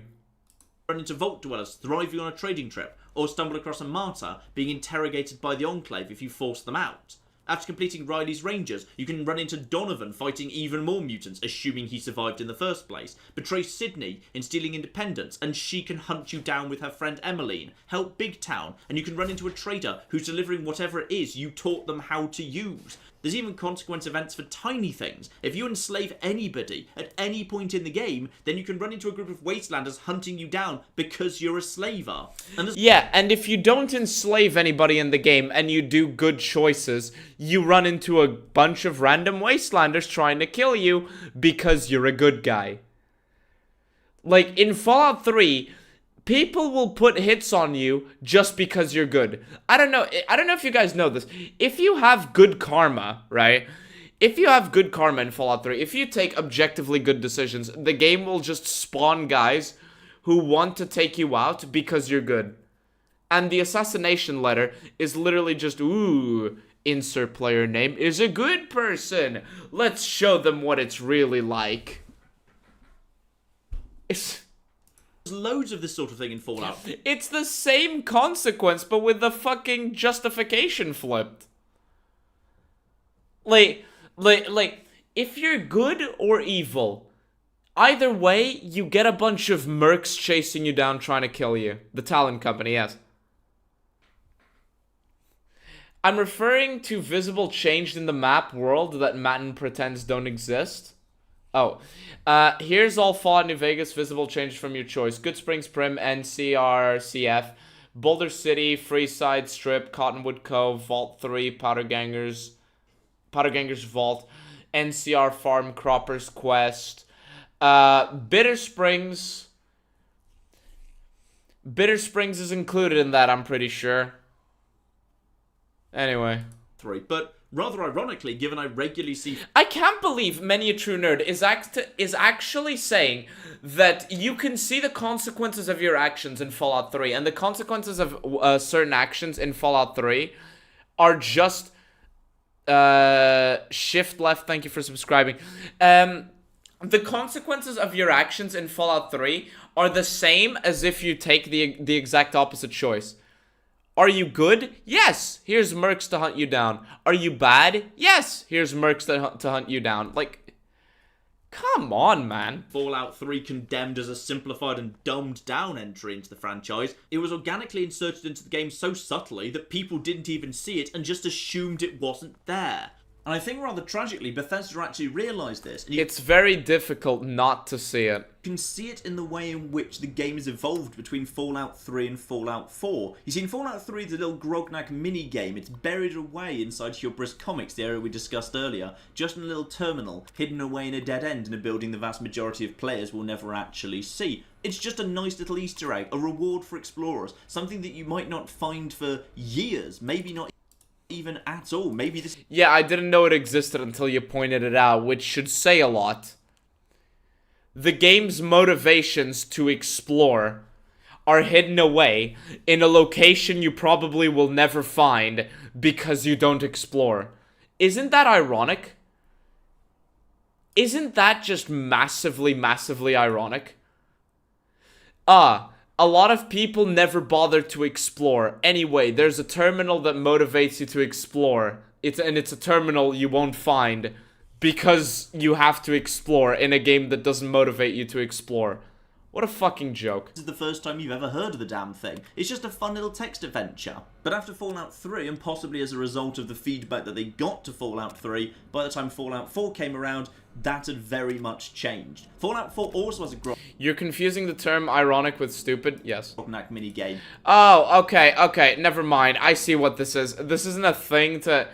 Okay, in a sense, this is a motivation for you to explore, but this is also a text-based adventure game.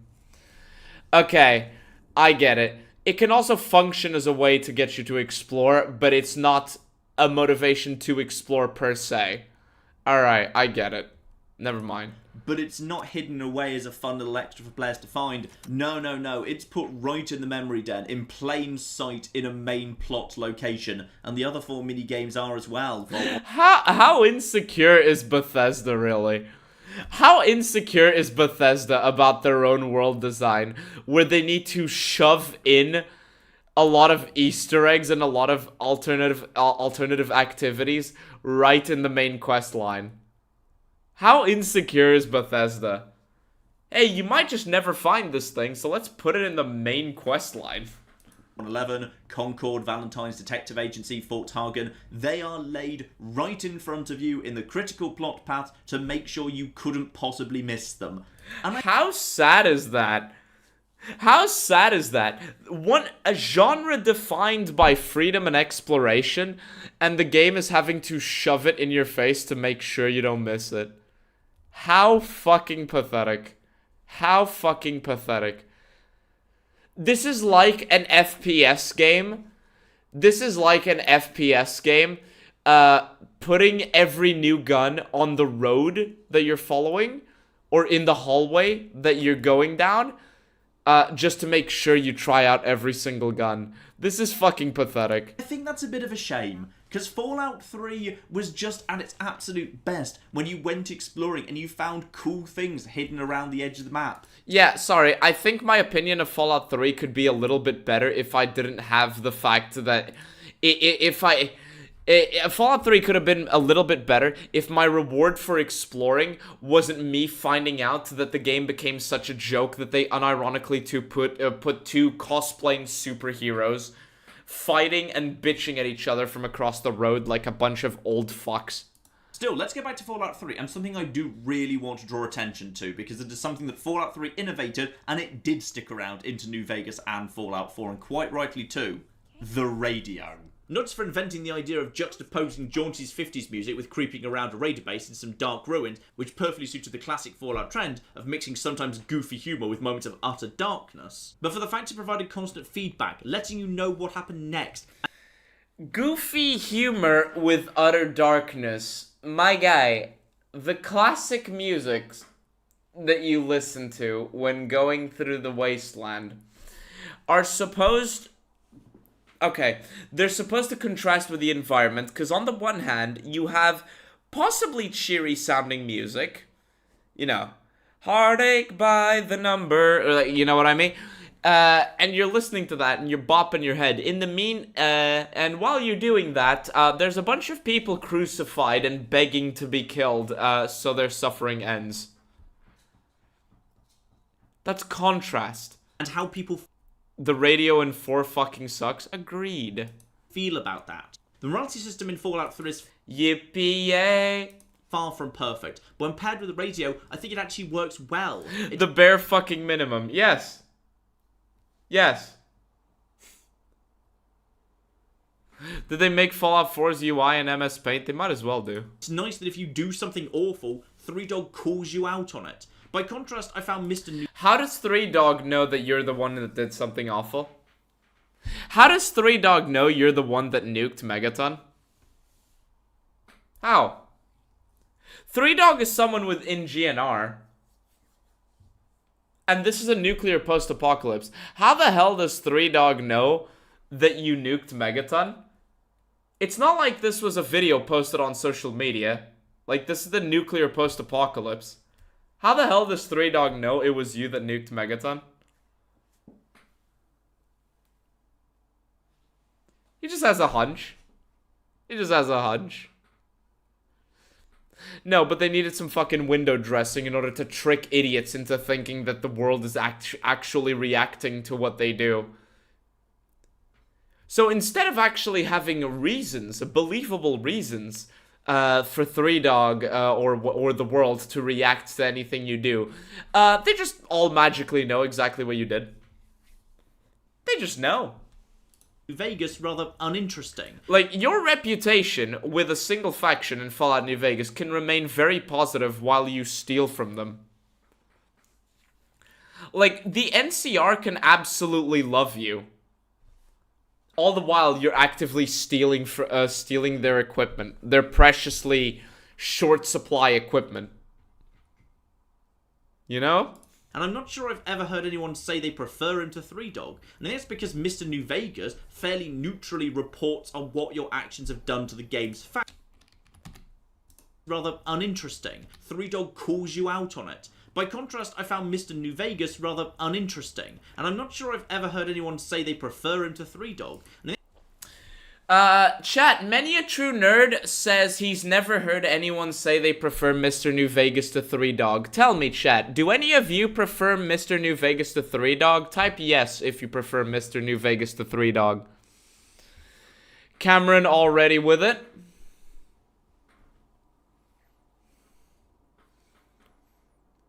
You prefer, Science Smile prefers him to 3Dog. Ninjestic Flare. Like, there you go, many a true nerd. There you go. There you go. There you go, many a true nerd. There you go. I hate 3Dog, but if you like him, sure. But I think that Three Dog is Three Dog is a little bit inferior, because you know exactly how Mr. New Vegas knows a lot of the things he's saying, and that's because sometimes there's literally fucking interviews with the people who watched you do it. How does Mr. New Vegas know that you did this, that, whatever? Oh, because he did an interview. Okay. How does Three Dog know you nuked Megaton? Magic. It's because Mr. New Vegas fairly neutrally reports on what your actions have done to the game's factions. As a reporter should. Whereas Three Dog has a personality, and one that's perfectly happy to call you out or praise you, thereby giving direct feedback to the player. Anyway. Ah, yes, player. If you want to be praised, do what Three Dog wants you to do. It's like, fuck. Fuck. Also, you can get, like, feedback from Mr. New Vegas. You can get feedback from everybody. Like, you don't have to turn on the radio to hear feedback on things that you do. You can just ask people. They'll just react to you being there. Moving on. The third big complaint about Fallout 3's storytelling and the quest structure. The power of the... I hate Three Dog because he is... Finish the sentence. Atom problem. That Fallout 3 doesn't have interesting moral choices. Now this one I think is just plain... Obnoxious. Obnoxious. The word is obnoxious. If you thought anything else, you're racist, and I love you for it. Moving on. I'm kidding, of course. I'm kidding. I'm kidding. That's a joke. That's a joke. That's a joke, okay? That is a joke. That is a... Like, sometimes I'll say this shit, and then I realize, wait, some people might misinterpret that, and the YouTube algorithm might fuck with me. That is a joke, just to clarify. Alright? Third big complaint about Fallout 3's storytelling and the quest structure. The power of the atom problem. That Fallout 3 doesn't have interesting moral choices. Now this one I think is just plain wrong, and I think... Correct. The only interesting moral choice that Fallout 3 has is the one in Oasis. It's Oasis, and even still, it's undercooked. Why? In Oasis, Harold, the talking tree, wants to die. Right? But everyone around him wants to live for wants him to live for one reason or another. Now, the only thing that Harold actually cares about is the little girl who sometimes goes to him and tells him stories, and he just stays with her, keeps her company. And Harold himself says the little girl, Sapling Wu, I think her name is, whatever, says that the little girl is the only thing that makes him happy because he's actually taking care of her and shit like that, right? And so how do you convince how do you convince Harold to live? You convince him to effectively enslave himself to the will of you know, other people's arguments. You know, you would think... You would think that Harold, the character who wants to die, but has something that makes him happy, you would think that the primary way to convince him was to get him to focus on the thing that makes him happy. It's not even an option in Fallout 3. No, it's, okay, I'll kill you, or, I'm actually gonna decide on your behalf to keep you as you are so you stop growing, or I'm gonna decide to get you to grow even faster. So, you know, but not exactly an interesting moral choice. You know, if Sapling You was actually a choice, an option for you to get Harold to live, that would present an interesting moral option, don't you think? End his suffering or justify his suffering continuing, but give him something to be happy over. Because, like, the only ways to complete Oasis without killing Harold right now, like in Fallout 3, are basically gaslighting himself into accepting that, yeah, he needs to suffer so other people are okay. Like, I'm sorry? What? Fallout 3's decentralized storytelling and lack of a reputation system actually helps with it. You see, New Vegas doesn't really do moral questions for the most part. Instead, it has faction questions. Rather than asking you to figure out what was right, New Vegas asks you to pick which faction you wanted to benefit. Exactly, because what is correct, what is right and what is wrong can sometimes be subjective. Now, Mr. House is known for, let's say, being a little based when it comes to poor people sometimes. Now, of course, he wants to elevate people, right? He is not a Democrat, necessarily. Democrat not in the party sense, to you Americans. But he's not, like, very democratic in terms of system, right? So, a lot of people who like the democratic system may look at that and say, nuh-uh, democracy is better. Okay, but you're choosing a system that is not exactly showing results right here.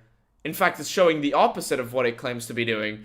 And here you have Mr. House, which trades some freedom in terms of governance, for example, and in terms of taxation, and no representation, but for wealth, prosperity, and security. So it's like, okay, do you prefer wealth, prosperity, and security?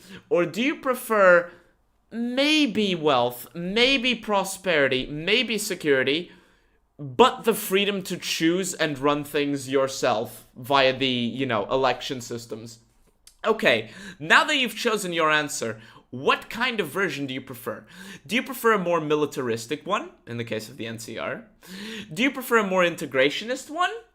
Okay. Do you prefer this, that, whatever? He's a self-described autocrat. I know. You don't run things yourself in a democracy? Cameron. I know. I am quite black-pilled when it comes to democracy. That's why my country ball changed from blue to black, by the way. And it's also because black looks cool. Just saying. But you know what I mean, via the vote and shit like that. And then when you get to Mr. House, okay, what kind of thing do you prefer? Do you prefer integrating the people of Freeside by helping out the kings, but being objectively unfair? Or do you prefer to help the people of Freeside yourself, but screw over and the outsiders, but do you screw over the kings and make House get a firmer grip on Freeside?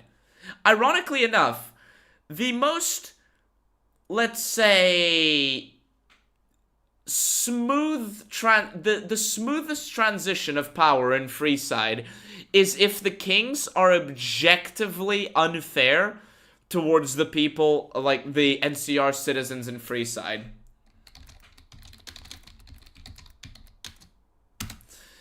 So it's like, what do you do, really? What do you do? On the topic of my opinions on democracy, I'll just put this on the screen and let you guys, I'll just put this on the screen to give you a clue as to at what point I'm at, and yeah, anyway. You don't even have to screw over the kings.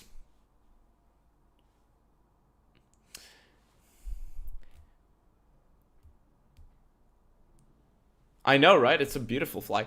Anyway, as I was saying, instead of having, like, your decisions be so micro, you do have micro decisions, like, do you choose this person or that person? Do you choose this action or that action? Do you support person A instead of person B? But at the end of the day, when it comes to the main questline, you are supporting factions because the factions are the base choices, and then everything else is like sub-questions. You know how in tests,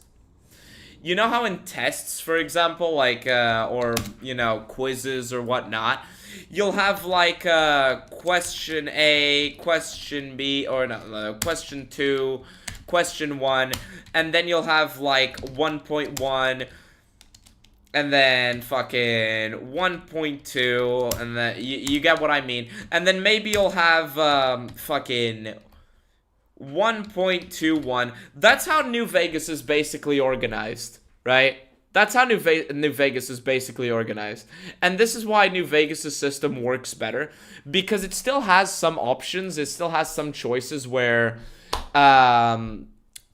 you are supporting individuals. You're supporting things. You're making choices on a small scale. But you're also making choices on a larger scale. And this makes the world feel more alive. More interactable. If you will. Is that even a word? I don't fucking know. I'm so fucking tired. Anyway. Damn it, sorry for the flashbang. Morality was a secondary concern, with the character's karma level doing basically nothing mechanically. Let me give you an example. In New Vegas, you can decide the fate of the town of Nelson, but it's never framed as a moral question. Nobody even considers what's best for Nelson, or the people of Nelson, because Nelson doesn't have any people. It's just a space for the NC. Nobody considers the people of Nelson. Anyway, Nelson doesn't have people. Okay. Nelson doesn't have people. Why don't people consider the people of Nelson? Huh?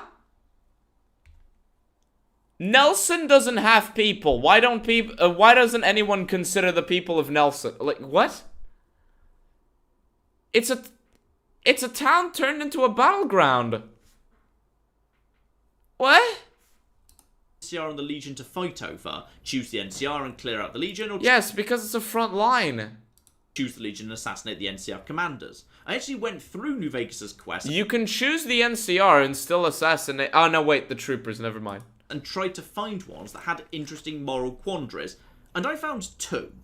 Yuma Brute is an interesting one, as it's unclear whether allowing these. Oh, okay. So it's unrelated. All right, motherfucker. Through New Vegas' quest and tried to find ones that had interesting moral and the Legion to fight over. Choose the NCR and clear out the Legion, or choose the Legion and assassinate the NCR commanders. I actually went through New Vegas' quest and tried to find ones that had interesting moral quandaries, and I found two.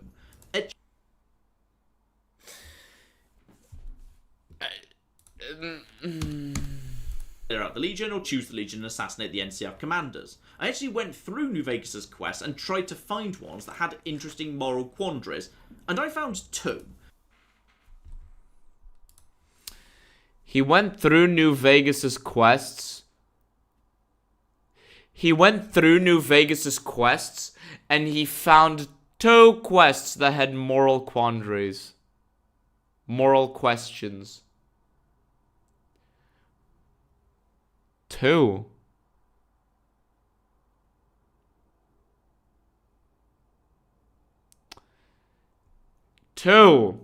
I get you, Finger. I get you. I really do.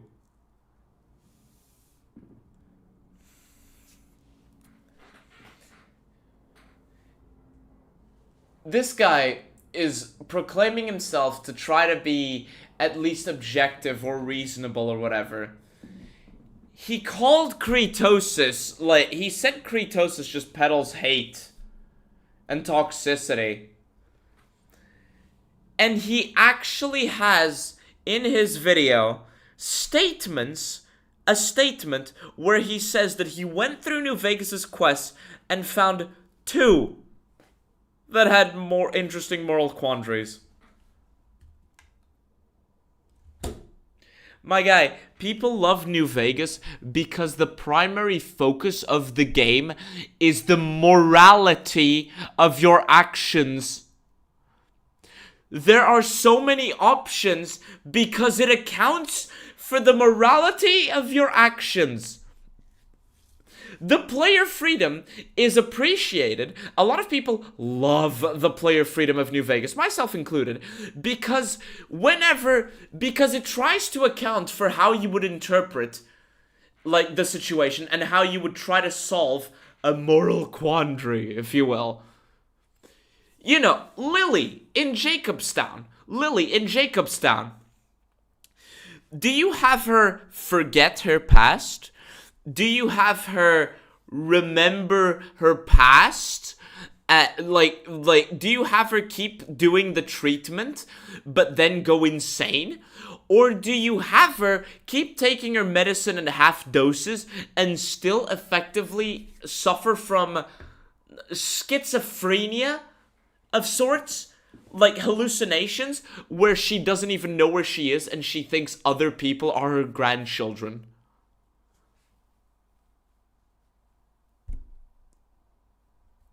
Like, that better be fucking one of them. The Cass Quest. The Cass Quest. Yes. It's 2 a.m. for you. Good night, Finger. Like,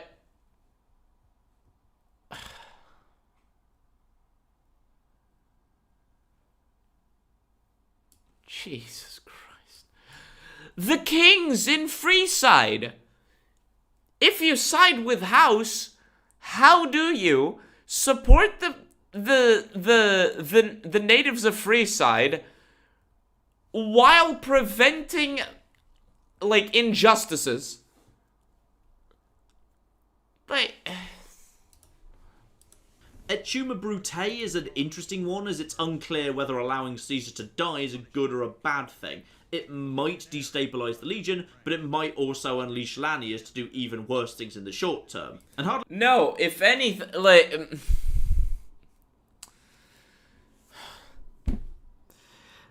The death of Caesar is both going to destabilize the Legion and reinforce the Legion. Why? Because if you kill Caesar, you make him a martyr. You know, Caesar didn't die because of his losses. Caesar didn't die having failed to keep his promise. No, he died because some jackass walked in there with a shotgun and blasted him in the face. So what's the Legion gonna do? Oh, they're gonna avenge Caesar. Let's leave our bickering to the side and avenge Caesar.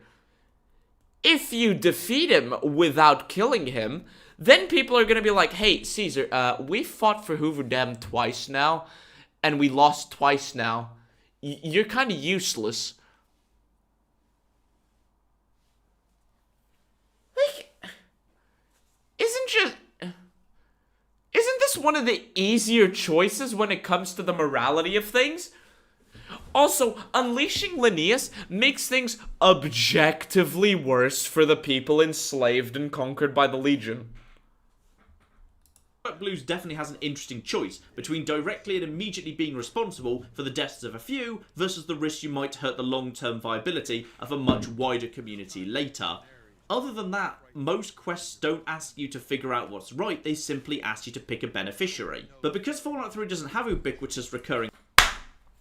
They just ask you to pick a beneficiary. Menu True Nerd, what are you choosing if you are told to pick a beneficiary?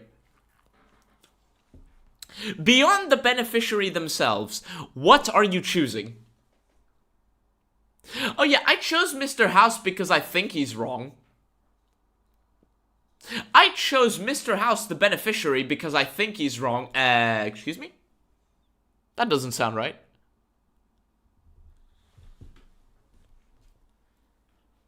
Like, you fucking it.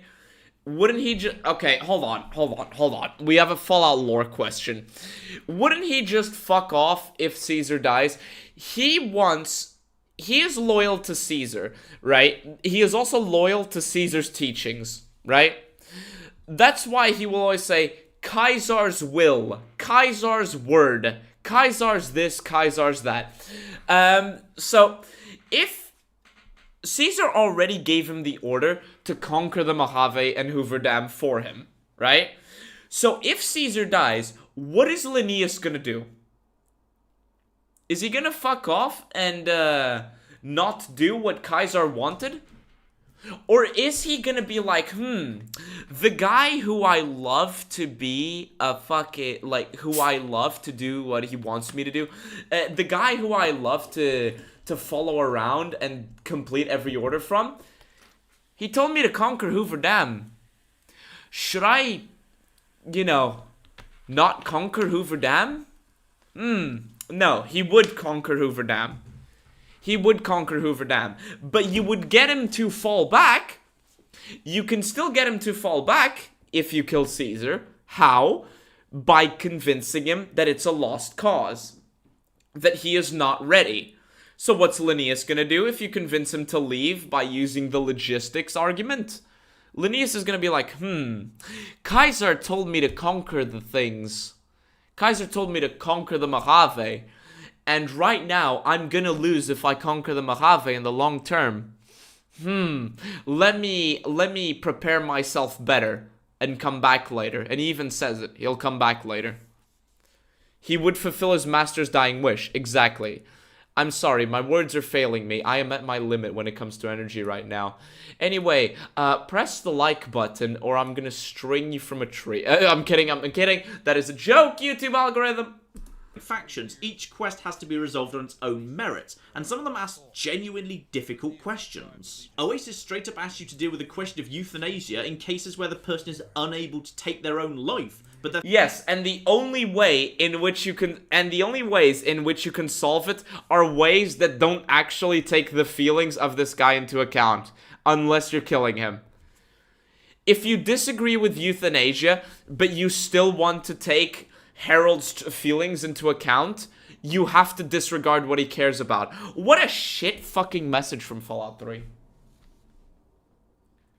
What a shit I'm sorry, my fucking window opened again.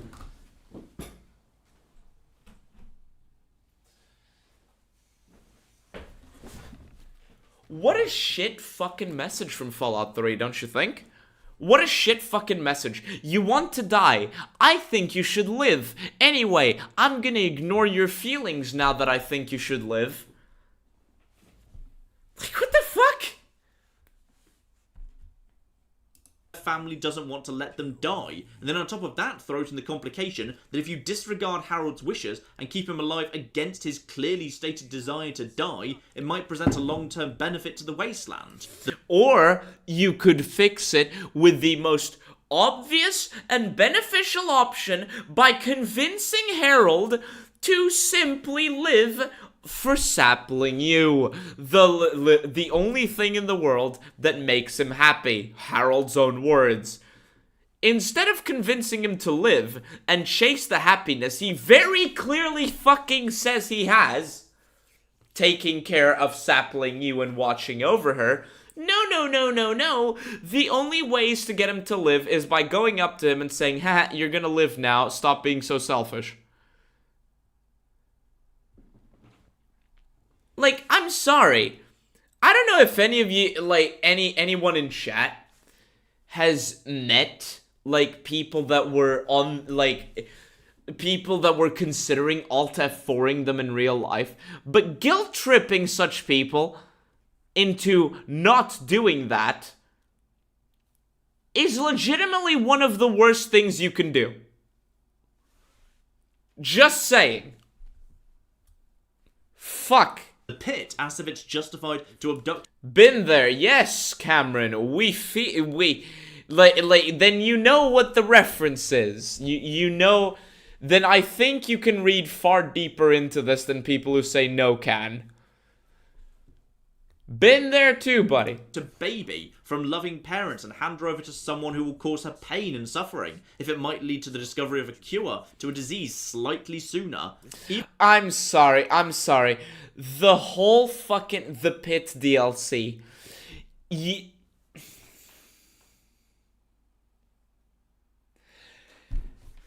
Every choice you make in The Pit leads to the exact same fucking outcome, but with just someone different in charge.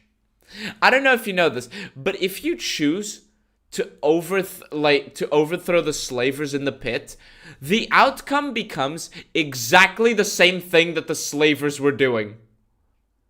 You overthrow the slavers, and now they're slavers anyway. Except they're not, like, as generically tough slavers. Fucking. Even quests that initially look simple have a sting in the tail. Trouble on the home front, for example, looks clear-cut at first glance. And Marta wants to... You see them every morning. Okay, I've been there. It's annoying how I've been manipulated. Yes, it is. And Fallout 3 is unironically, like, many a true nerd is unironically praising the Oasis quest. That is that, like guilt trip a guy into living and clearly ignore his wishes.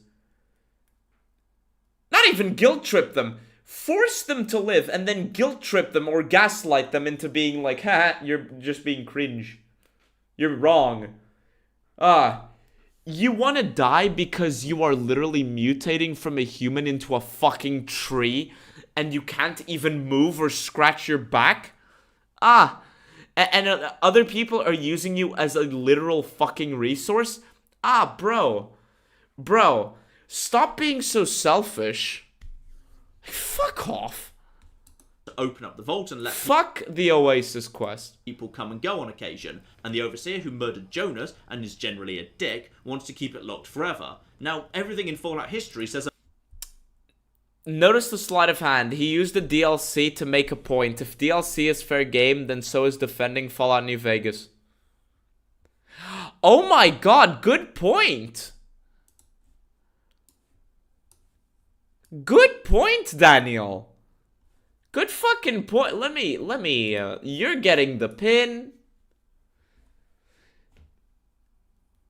He just randomly started bringing up, like, DLC items for his argument.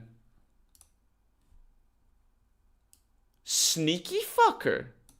The martyr is right. She's been the sympathetic character so far. The Overseer is clearly framed as a slightly mad villain, and thematically, Fallout's all about moving on, rebuilding, the horror of the past, and the hope of a better future.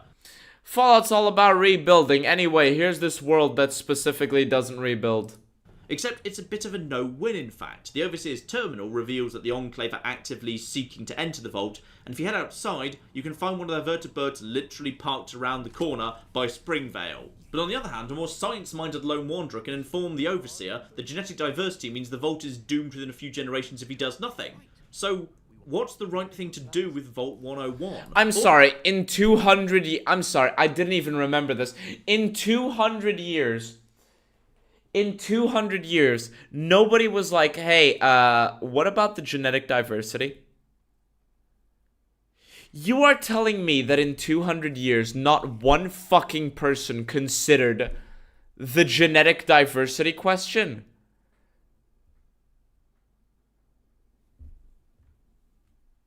Goodness gracious.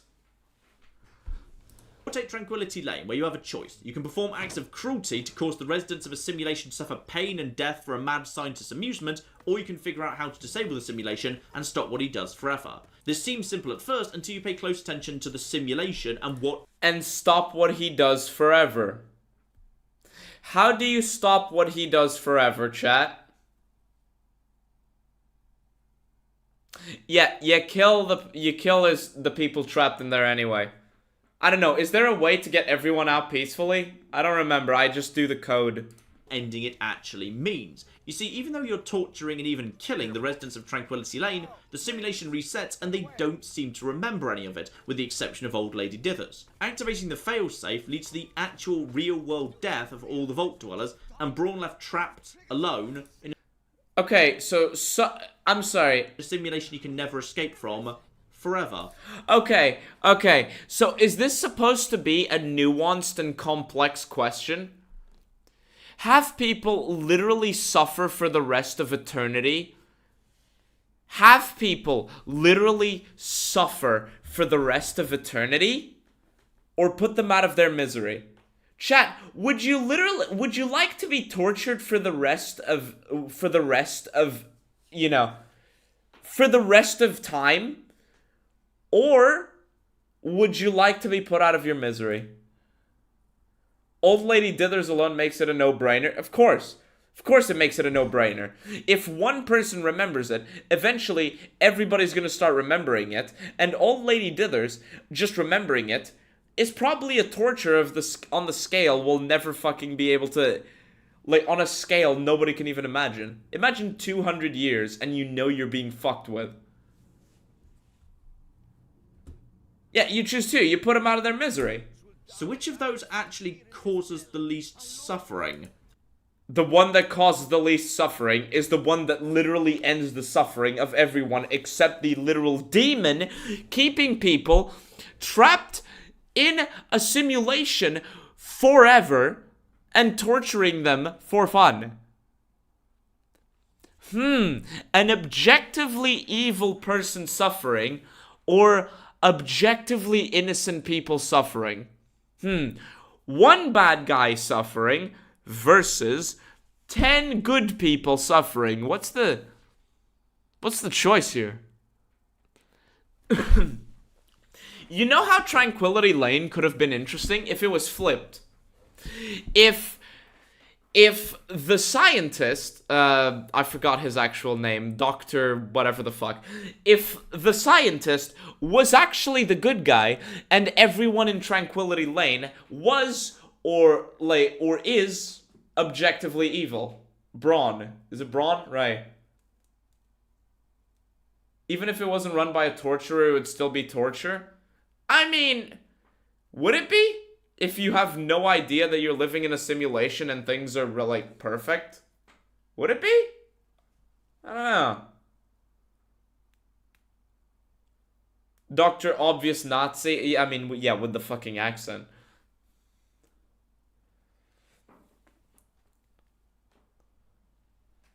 Like, fuck. Another fun one that many people miss is Tenpenny Tower. The setup is that Roy Phillips wants to live in the tower. You cannot bring up Tenpenny Tower when it comes to nuance. And Tenpenny and the other residents don't. I'd never agreed to be in a simulation for 200 years. Okay, so what if to you the simulation was 5 years? And you had no idea you were in a simulation? You didn't age, and the world is destroyed.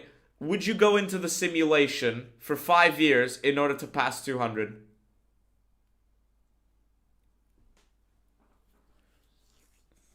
Anyway. Want ghouls there. You can kill Roy, help Roy take the tower by force, or persuade the tower residents to allow the ghouls in, after which point most residents accept the ghouls actually turned out to be okay. It all seems very clear. The moral, good, proper option is the last one. Except if you do that and you return a few days later, the humans are gone. Search around and you can find a pile of corpses in the basement. Roy planned all along to murder the humans and take the tower for himself and his ghoul friends. Allow in refugees. Promote diversity and tolerance. Get murdered and have your corpses dumped in a basement. What did Bethesda mean by this? Allow in refugees and be massacred, or be a bit racist and not be massacred. What did Bethesda mean by this? You call this nuance? Hey, let the murdering grapist into your house. Let the murdering grapist into your house. Oh. Should I let the murderer into my house or not? Damn, dude. What nuance and difficult decisions. So, once you know that, perhaps the best option is to kill Roy and his gang. 4 people dead to save the tens of people who live in the tower. Well, 2 small issues there. First, you have to wipe out his whole gang, which includes Bessie, a shy and completely oblivious girl who absolutely has no idea about the plan. And second... Bad game design. Bad fucking game design. You should have an option to spare Bessie. But, you know, he's working within the confines of Bethesda's shitty fucking writing. Secondly, the rewards. The only way to get the ghoul mask is to help Roy, either by directly helping him to storm the tower, or persuading them to let him in, both of which end in the tower's inhabitants all dying. I'm sorry, how is this nuanced? How is this a good choice? Oh, yeah, they all end up massacred, but I want the mask. It's not nuance. Hey guys, enslave this person for $50. Would you enslave someone for $50? Would you enslave an innocent person for $50? Like, legitimately, like, jokes aside, would you enslave an innocent person for $50? If the answer is no, then congratulations, you've solved the question here. And the ghoul mask is great, especially if you've got Broken Steel installed and the feral ghoul reavers start showing up. Are you willing to condemn an entire society to death for a valuable, unique item, given the vacated tower will go on to be a home to ghouls anyway? Now, of course, we can't discuss morality. How is this a question of morality? This is a question of lack of morality. What the fuck? Outstanding. Penis cupcake with the $2. Thank you. Here's the heart.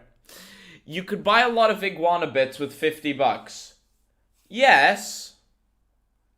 You could. Do I get $50 each? No.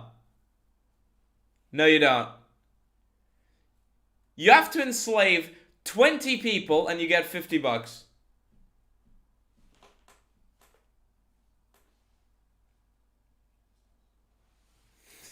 What a giga moral choice.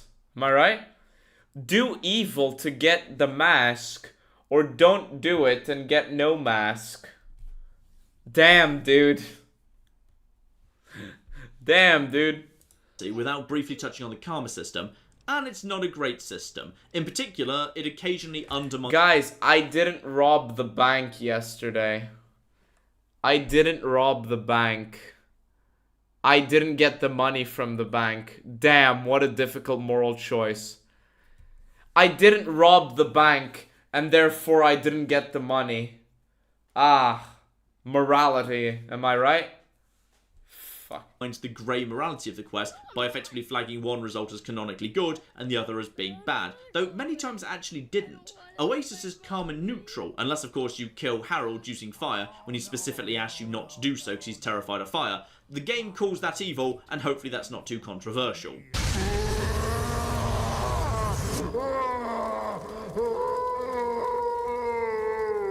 There is one interesting thing about the karma system though. Let's be honest. The charred corpse of Harold actually looks cool. Like, this actually looks scary. And it helps Fallout 3 avoid a trap that many great games do fall into. You see, given the ubiquity of the main factions in New Vegas' map and main quest missions, most players will probably pick one that they're going to be supporting early on, and experienced players will very likely do a house run or a legion run. It's just the same way that I might play Mass Effect 1 and choose at the beginning if I'm going to be going Paragon or Renegade. In both cases, it's optimal to go all in a single direction. Once you're back in the NCR, there's basically no reason to help the Legion on any occasion when there's a choice between them, getting idolised with your preferred faction as quickly as... But there is a reason to support Freeside, or the Strip. There is a reason to support Freeside or the Strip. If you're playing with House, if you're going fully into House, there is a reason to help the NCR. Possible, gets you more unique dialogue options, better prices in stores, access to powerful armor via safe houses, all sorts of good stuff. Fallout 3 meanwhile managed to avoid that by making extremely high and low karma not the most powerful or useful position. Congratulations, Fallout New Vegas doesn't have high or low karma as the most powerful position. Next question. Neutral karma is arguably the best place to be. Impartial mediation is the most powerful skill point boosting perk in the game and only remains active while you maintain a neutral karma. Meanwhile, Oh, there we go, Talon Company. People who literally spawned in front of him to kill him because he's nice. Like, what a joke. Only neutral characters don't have Talon Monks or bounty hunters constantly attacking them. And as soon as it's optimal to sometimes be good and sometimes be bad...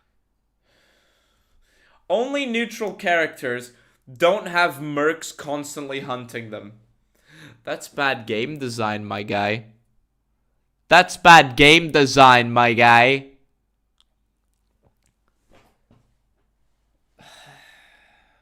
God, I'm so fucking tired of this shit. Ugh. In New Vegas, your karma is not the deciding factor, it is your choices. In Fallout 3, your karma is such a strong factor. In Fallout 3, your karma is a strong factor because nothing else matters. How is this difficult to understand? You need positive NCR rep to speak to Silas as a Legion character. Yes! Oh yeah! Good fucking point! Good. I forgot about Silas. Once you're backing the NCR, there is no reason to help the Legion, or when you're backing the Legion, there's no reason to help the NCR. Except that if you have a Legion character, you need positive NCR rep in order to back up Silas.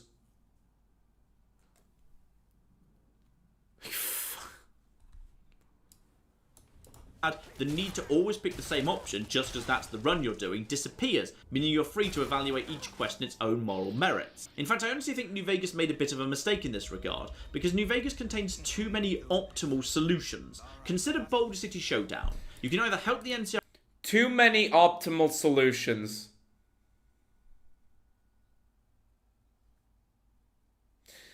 New Vegas gives you too many viable, like, optimal solutions. I'm just gonna remove the bullshit. New Vegas has too many good solutions. New Vegas has too many good solutions. How dare you have too many solutions to a problem? Anyway, a lot of solutions is a bad thing anyway, actually, says many a true nerd.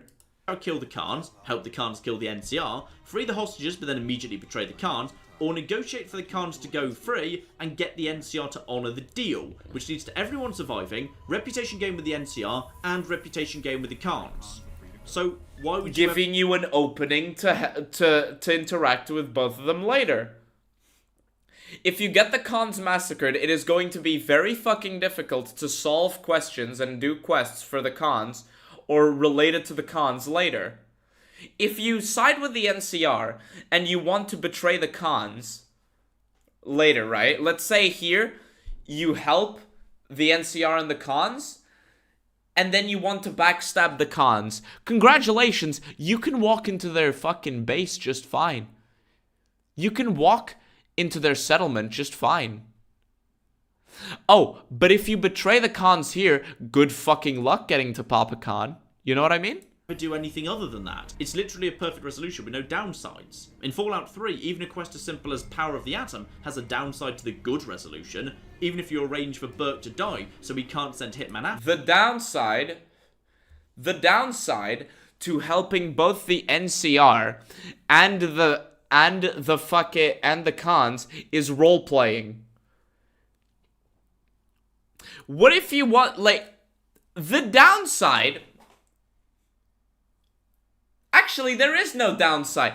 There is no downside. If you want to backstab them, you can backstab them. If you don't want to backstab them, whoever them is, you can just not do that. What is the downside? Removing options just limits how you can roleplay. What the fuck? Chat, is the connection good? I see a little warning here in Streamlabs. I hope the connection's okay. Can I get some feedback in the chat? After you, it locks you out of ever owning the Tenpenny Towers. It's good on your end? Connection's fine? Okay, so Streamlabs just being a little bitch. For Burke to die, so he can't send Hitman after you, it locks you out of ever owning the Tenpenny Tower suite. In fact, Fallout 3 was actually very good at balancing rewards in general. Head of State, for example, was much easier to complete if you just joined the Slavers, but the best reward came if you... How stupid is that? How stupid is that? You kill Burke, and then it locks you out of owning the Tenpenny Tower suite. Why couldn't you say, hey, Tenpenny Tower, I know I killed your guy, but I want the suite anyway. Let me make one second. Let me make amends and solve and nuke Megaton like you wanted as an apology. Please give me the suite. How bad is that for role-playing? Anyway, €2 from Mantoshka. Thank you. Here's a heart. Here, don't torture yourself too long. Good night. I've already tortured myself far longer than I thought I would. I intended to make this a 4-parter, but, you know... sided with the slaves. The Wasteland Survival Guide is incredibly easy to complete. You can lie to Moira if you want and do the bare minimum work for each chapter, but the perk you'll receive at the end is much better if you put in the work. Fallout 3 also had a great habit of letting you switch sides or play 2 people off against each other to get both sets of rewards. And you gotta shoot them in the... cherry picking, cherry fucking picking. You have one quest where lying means you don't get the best perk, which isn't even an in-lore thing, but cherry picking, like lying means you don't get the best perk. Okay, do that in other quests then. How far is that gonna get you? It's like, fuck it, what? Head, you're asked to kill Tenpenny for 100 caps. Tell Tenpenny he'll offer you 300 caps to kill the quest giver instead. Why would you not choose to let everyone live? Oh, so you're a bit far back. Why would you not choose to let everyone live? Roleplay. That's how, anti-Boy Scout. Roleplay. Like, why? That's why. It's that simple. Why would you not choose to let anyone live? Okay, here's one reason. You hate the cons because they literally helped you get almost assassinated. Oh, you got backstabbed? Tough shit. You helped the guy that was assassinating an innocent courier. Now you die. Like, what? like me when there's options in the to roleplay in the role-playing game. Or play both sides like a Rothschild. But he'll offer 100 of that up front, so you can take the 100, kill him anyway, and get the original 100 from his death from Crowley, and carry on with the quest regardless. In the Replicated Man, meanwhile, you can reveal the truth of the escaped synth for a powerful plasma rifle, or turn him into Zimmer for a powerful unique perk. Or, you can tell the synth the truth, get the rifle, run straight to Zimmer, give him Harkness's identity for the perk, and then immediately murder him to wrap up the loose ends with the powerful plasma rifle, which is pretty much how I always do it. Anyway, let's move on. Anyway, to get the optimal ending in the Replicated Man quest, you literally have to cheese the game. Okay. Controversial bits. The bit that I think Fallout 3 does utterly masterfully, and it's right there. Look very, very closely. Yep. Nothing.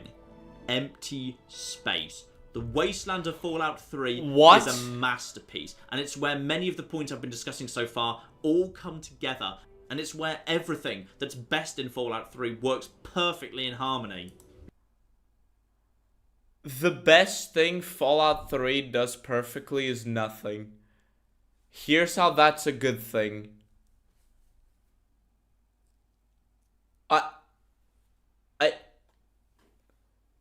The wasteland is very empty. That's why it's a good thing.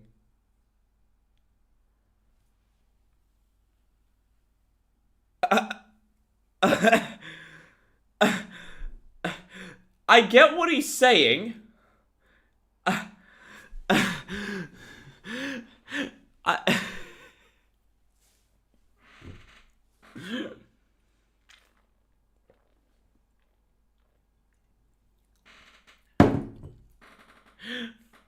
No, hold on. Fallout 3 does some things correct. It just so happens that a lot of the people defending Fallout 3 are fucking idiots.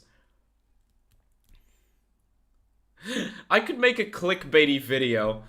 I could make a clickbaity videos being like in defense of Fallout 3, and then after the title, it's just me saying, hey, here's how you actually defend Fallout 3. But I get what he means. I get what he means. He's gonna try to say that the wasteland feels imposing because it's big and has a lot of emptiness in it, meaning that it really, like, conveys the feeling of it being a dead world.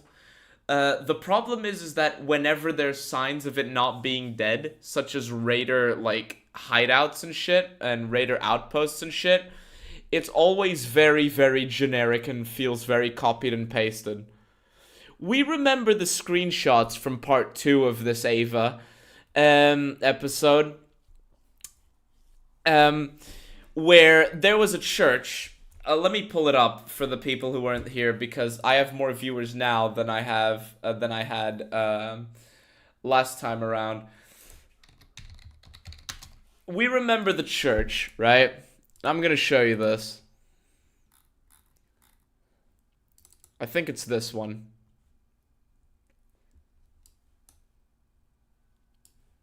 Let me check. No, that's not it. Damn it. This is me checking, fucking around with the visuals. Right. We remember the church, right? This church is a generic spawn point for raiders and super mutants. Now, Sure, this is modded out to fuck visually, but when you see this church, I don't feel the need to explore it because, wow, look at that. Look at this old world wreckage. Let me take a look. I don't feel the need to explore it because I know that there's just gonna be a bunch of raiders there, or maybe some super mutants, and it's just a shooting gallery where I'm gonna be able to open, like, 2 crates with ammo in it.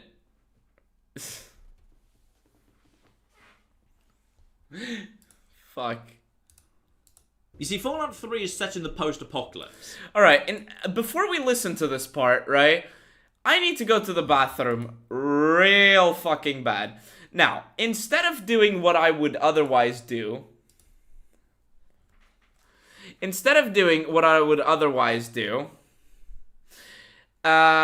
Shit, hold on.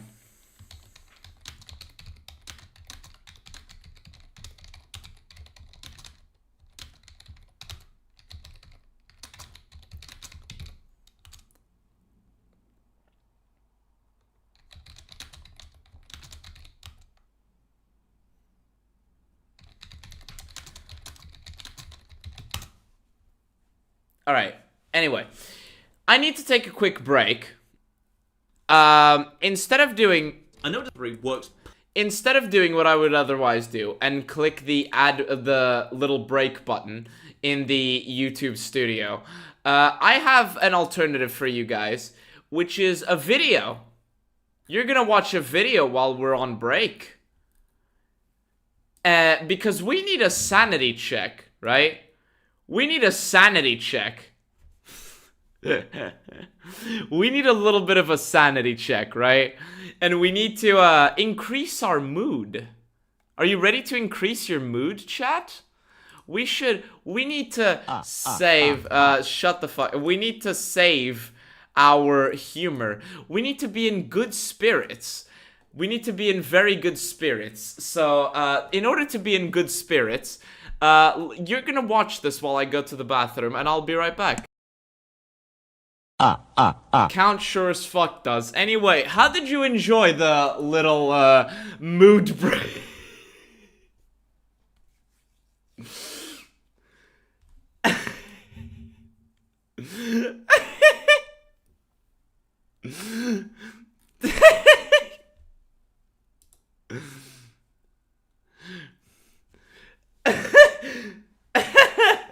Outstanding.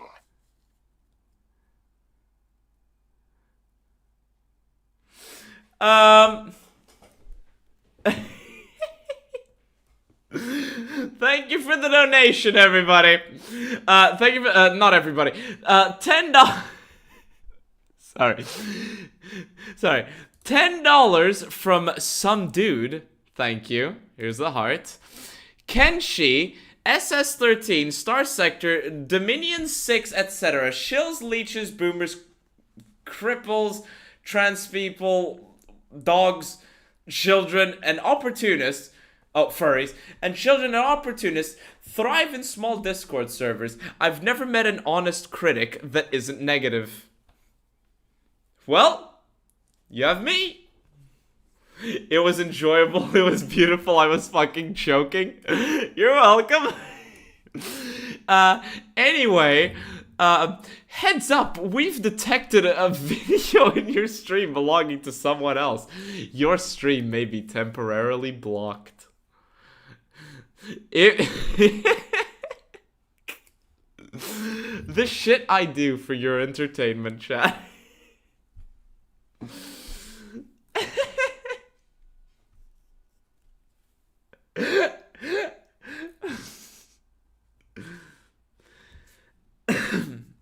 You had to leave and go to the bathroom? Anyway, it's this. The Count. The Count song censored from Sesame Street. That's what that is. He bleeps the spiders on the walls. Anyway. Perfectly in harmony. You see, Fallout 3 is set in the post-apocalypse. I know it doesn't feel like that needs... But yes, some dude, at least now you, just to address this. And now you know, some dude, that at least I'm an honest critic. Despite the fact that I belong to this. in a sense. Unless you mean the car exhausts. Oh, fuck it, let's finish this. To be said, because Ron Perlman never shuts up about it. But it actually does, because New Vegas isn't. That's a post-apocalypse game. New Vegas is about... So is Fallout! So is Fallout! Fallout's about rebuilding! It's a post-apocalypse! The only not post-apocalyptic game is fucking Fallout 1! And that was the first one! This is 200 years after the Atomic War. How the hell is anyone, like, couldn't you have set this game 20 years after the Atomic War? Couldn't you have done that? Couldn't you have done that? No. You set this in 200 years after the war. Oh, Fallout New Vegas is a post-apocalypse. Like, fucking...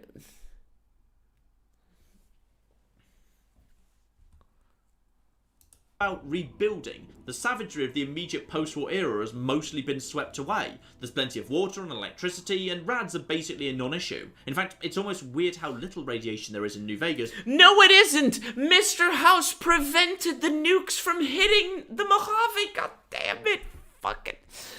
The reason there's so little radiation in the Mojave is because Mr. House blocked it from being a problem. For a game literally called Fallout. But Fallout 3 is set in an entirely different world. A lonely, desperate world of chaos and surviving day to day with a habit of making you feel tiny and alone. 200 years later. 200 fucking years later. I'm sorry, I cannot believe a world exists where 200 years after the apocalypse, people are still behaving as if this is as if the apocalypse happened last month. I can't.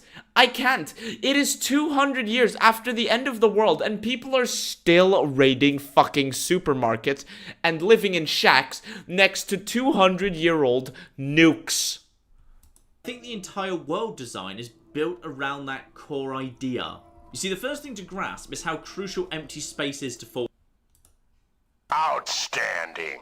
Jeez. Thank you for the donation, some dude with the $5. Thank you. Reason I bring up special groups is MATN types are harbingers of hypocrites and hypocrite accessories. Good point. So, okay. Fallout 3. And that's a bold choice to make. And one that... Yes, it is a fucking bold choice that makes this game unbelievable. Because we are 200 years after the apocalypse, and this doesn't look like 200 years after the apocalypse. I'm sorry, I don't believe humans are going to be raiding supermarkets that are still stocked for 200 years. I don't believe humans are going to be living in shacks as if the apocalypse happened last week. 200 years later. If the region is fucked, you know what humans tend to do?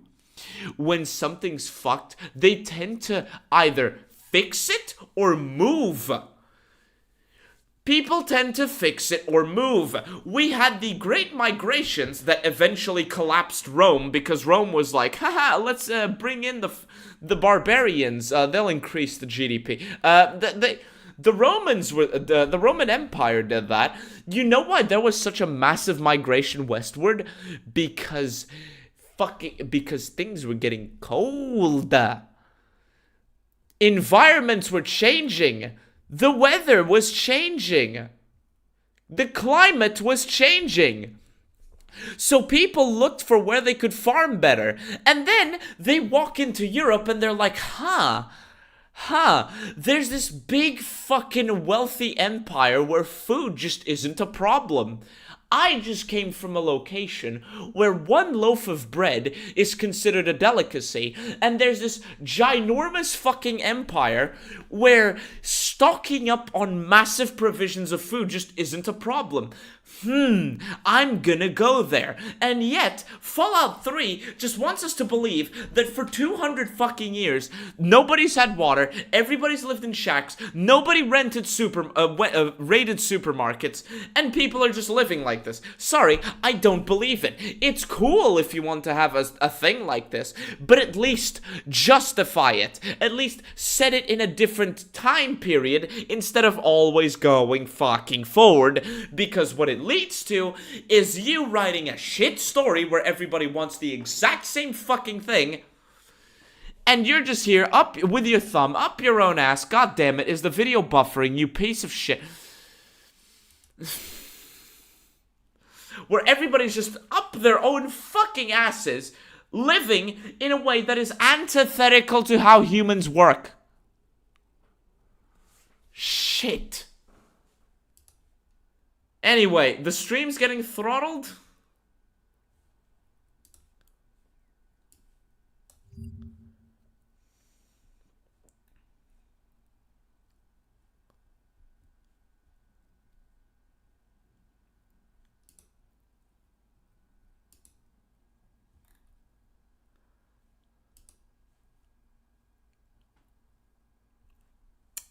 Damn it.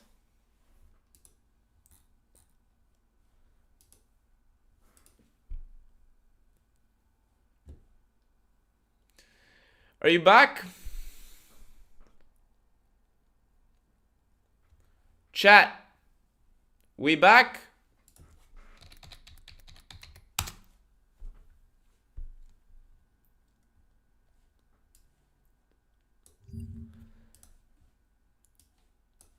We back, chat?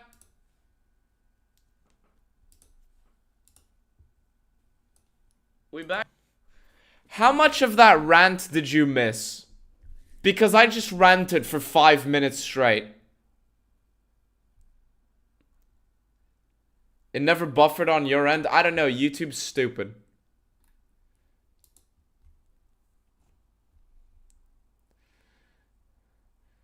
Good night, White Mouse. None of it, just pause and start it up again and I get it all. You only missed maybe 5 seconds. Okay. Alright. It was just choppy? Choppy visually? Okay. Alright.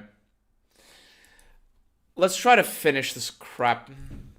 I hate this video. Fuck, like... Set it in the Midwest. Or the Mid-East. Give an excuse as to why things were good and now they're screwed. Literally. Fix the problem with the setting of this game by just setting it elsewhere and giving it an excuse. Don't just have your world look like it's been uninhabited this whole time. Jeez. Bethesda didn't repeat in Fallout 4. Instead, in Fallout 4, the map is densely packed. You're always only a minute away from some clear sign of current habitation. Less than a minute away. Sometimes you'll be in a peaceful settlement where nobody bothers you, and then there'll be another settlement of raiders within eyesight of you. Forced by the revised Skyrim-style compass, which replaced subtle tick marks with large symbols, clearly advertising what was around the corner.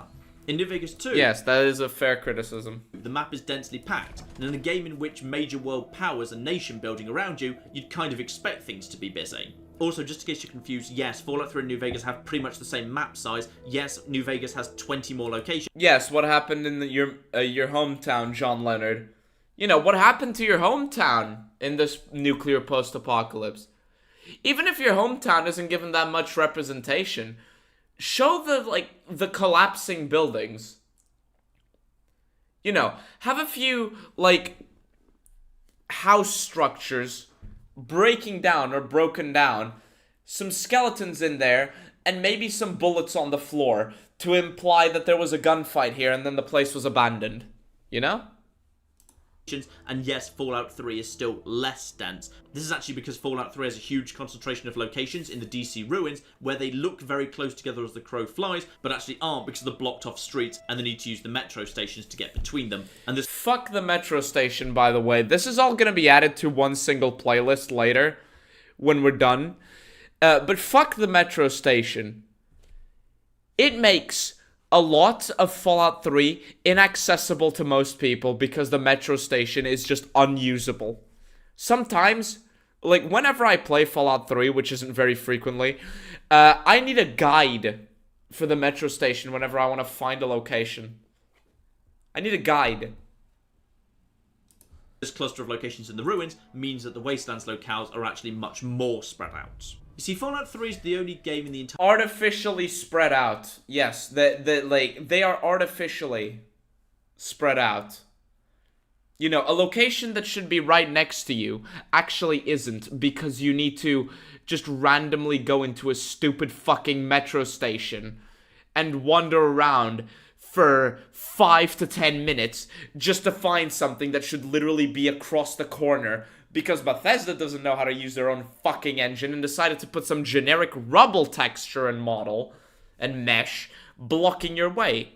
Entire franchise that truly embraces the horror and loneliness of a silent, dead, post-apocalyptic world. Now, it might seem odd to hold that against Fallout 1. At least the metros have a map, but it's no excuse. If the metro isn't intuitive, then I am so sorry. You can have a map all you want. You can have a map all you want. If my instinct tells me to go right, but that right actually takes me left, it's a shit fucking system.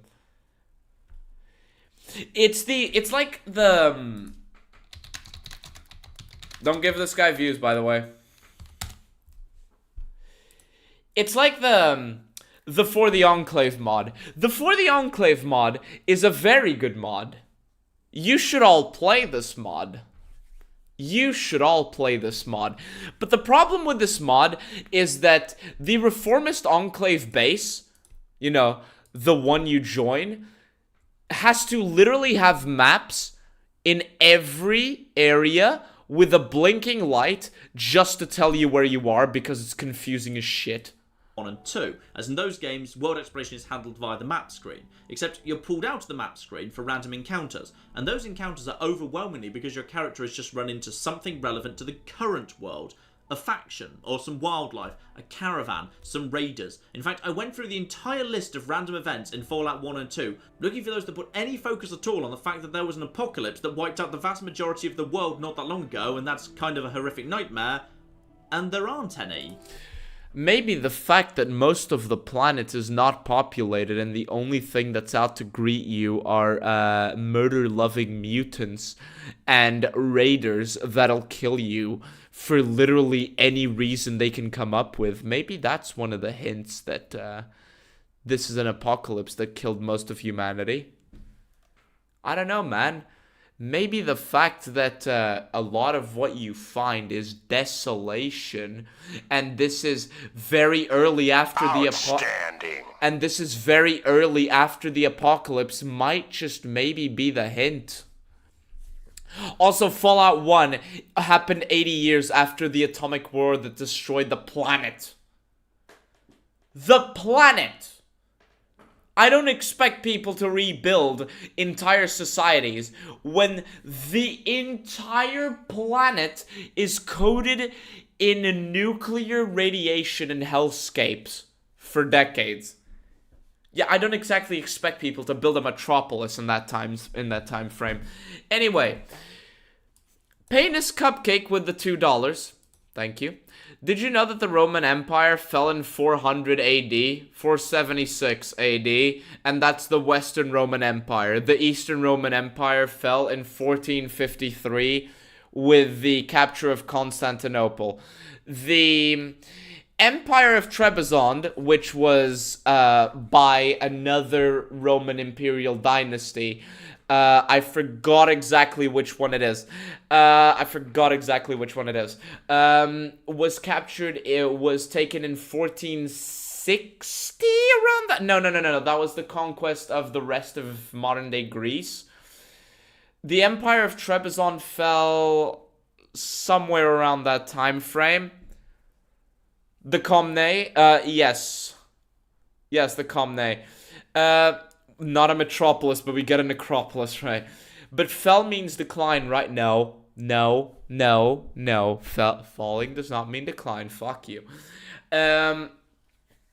Anyway, the Roman Empire fell completely, like, after 1453. The rest was rump states and a successor state that became basically just a city-state with surrounding territories and towns and villages.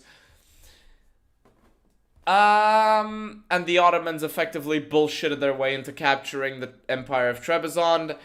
Then the Ottoman Empire LARPed as the Third Rome, but no, and now Russia's like, haha, no, we're actually the Third Rome / Fourth Rome, and Russia can go fuck itself. Anyway. There's a ruined nukes truck in Fallout 1 and a cave 1461 was the Empire of Trebizond falling? Okay. with a vault that never got completed in Fallout 2. They kind of... By the way, no offense if you're from Russia, but if you actually... Even if you're Russian, I don't know if I have any Russians in the chat, but if you're Russian, I have no problem against you. If you believe that your country is literally the Third Rome or the Fourth Rome, you see that grass outside? I know it's frozen right now, but you see that grass outside? Go and touch it. Nukes truck in Fallout 1 and a cave with a vault that never got completed in Fallout 2. They kind of count, I guess. In fact, let me give you an interesting comparison. In Fallout 1, you leave the vault, and you find a corpse by the vault door immediately. That's Ed. He's someone who previously left the vault, which we know because he's wearing a Vault 13 jumpsuit, and he's there to teach you how to loot, give you some ammo, and indicate that the world is dangerous. In Fallout 3, something very similar happens. You leave the vault, and there are corpses by the vault door, but it's not vault dwellers who left, and it's not there to give you anything. Instead, you see the signs they're holding, and you instantly know. These are people who came to the vault. Why are the signs still okay 200 years later?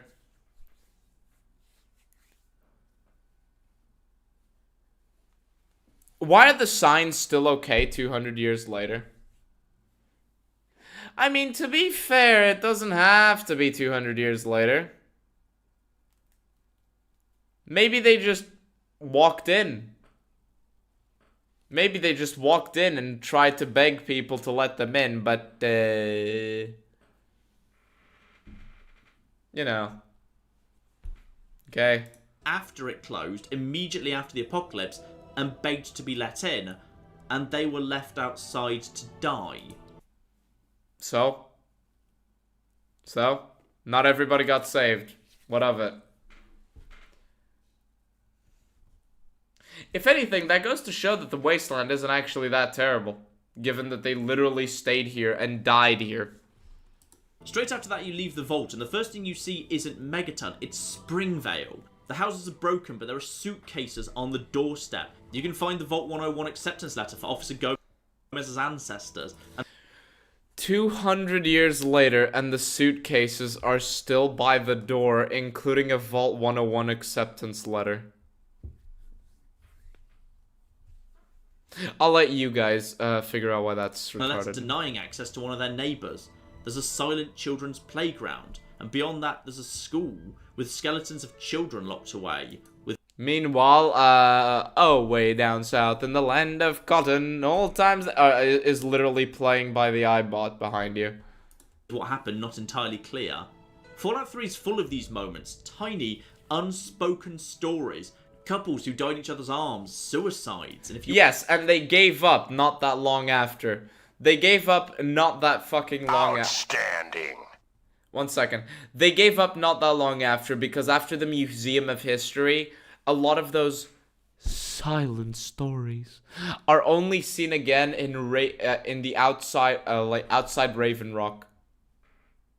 It's literally it. You see these stories here in the Museum of History, and Raven Rock. Where else do you see this environmental storytelling that's totally not in your face? Oh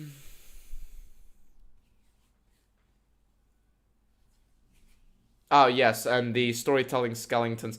Anyway, the signs are intact because my rocket is ready. Some dude with the $2. Thank you.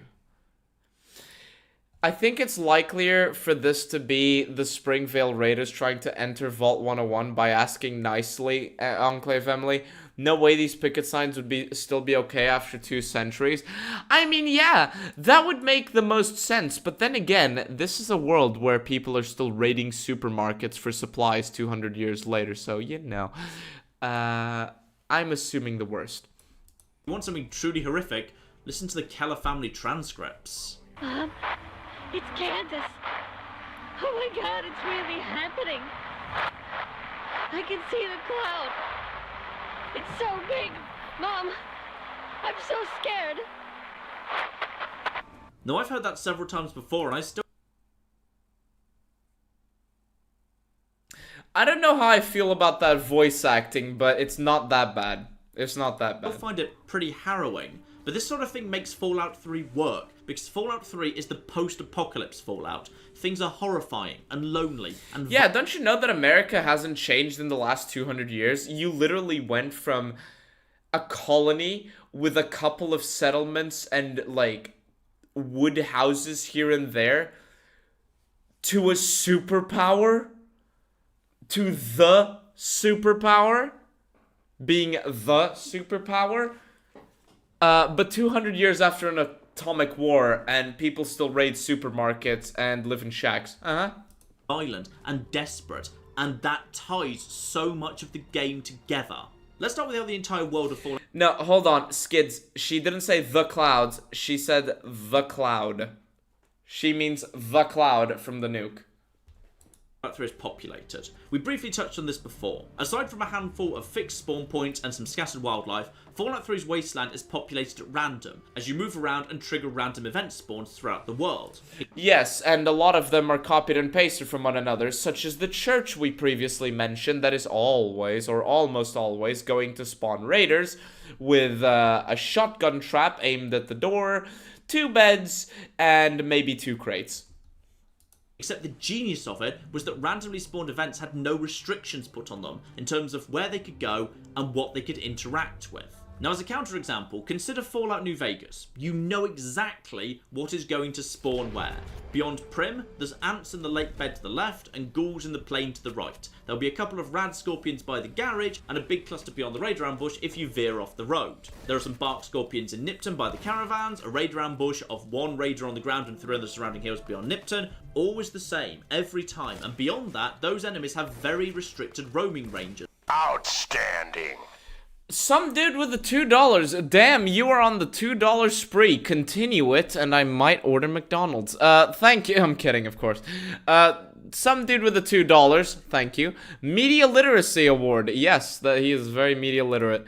I'm letting this play because, honestly, yeah, a lot of New Vegas is predictable.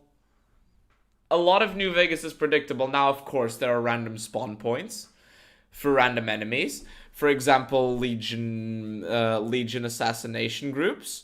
Some raider ambushes may be like somewhat randomized, such as the thugs in Freeside, for example. But yeah, there's not that much there. Oh, and the caravans. But again, like, there's not that much there. It's more of a symptom of the map being a bit too small, and any, you know, long pathways of certain NPCs being a bit, you know, maybe breaking the game. Yeah, I also wish New Vegas had more random encounters. There are mods that add more random encounters. But with those, it kind of, like, loses the fun of it because they're just adding random encounters. Like, let's say rare Many a True Nerd W. Many a True Nerd W. Rare. Oh, how I love you. Thank you. They needed things to be found within the time crunch they had, yeah. What about Boppo? Oh wait, that's not interesting. Probably much like the water tower you can see upon leaving Vault 101. Yeah. I work at McDonald's. You got my hopes up. I mean, I like the McRoyal Deluxe. Stopping them from accidentally interacting with each other. Extra cheese, like maybe some onion, extra onion. No tomato, though. I don't know. I don't know. The tomato in the McRoyal Deluxe is so, like... I don't know. I'm not one of those weirdos that's like, I don't like these things in my burgers. But, I don't know, man. The tomato in any McDonald's burger just doesn't work. It just doesn't. Like, I'm not a big fan of cheese, non-melted cheese. But I will have a ham and brie sandwich real easy. I don't know. Like, I just feel like the tomato in McDonald's burgers just doesn't work. In short, New Vegas' enemy placement is highly curated, and that's not a criticism, it's just a difference in direction. Fallout 4 went on to follow New Vegas' model, had much... Why didn't I do this earlier?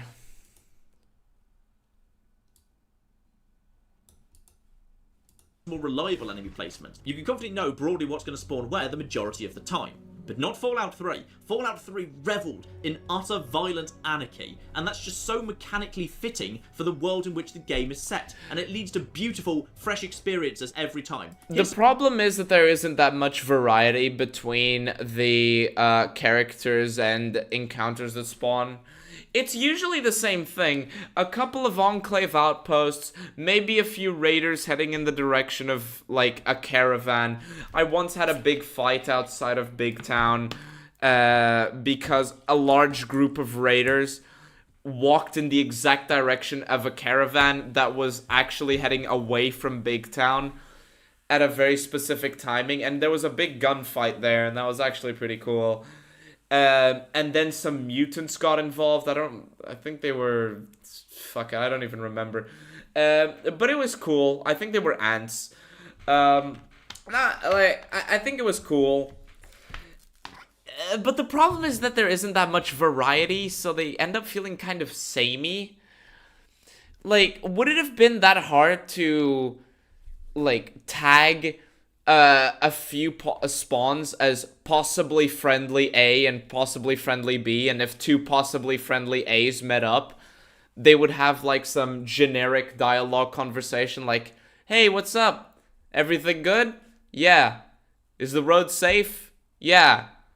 Okay, good luck. And then they just keep walking. Like, that would have made it, you know, it's a little touch, you know? But that would have made it... You know, that would have given so much, like, the rarity of those encounters would have given so much life to Fallout 3. Some stuff.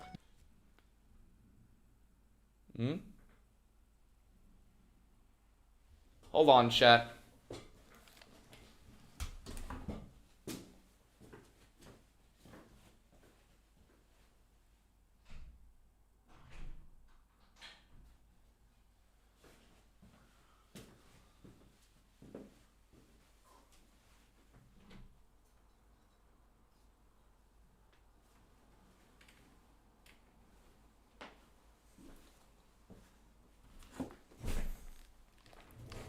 Sorry, it's getting very, very windy outside. And I noticed that one of my windows wasn't properly, like, set. Man, but it makes the, like... The problem with a lot of the random encounters and random events in Fallout 3 is that it's just PvP. Or, not PvP, it's just... like, generic NPC versus generic NPC that just shoot at each other. It's so... like, sometimes you'll get a few Brotherhood, like, members that shoot at mutants, but that's about it. That just happened to me while I was recording footage for this video. Just outside Fort Constantine, a group of Brotherhood outcasts decided to charge directly into bear territory. While on the ridge above me, explosions started raining down, and I have no idea what was causing them.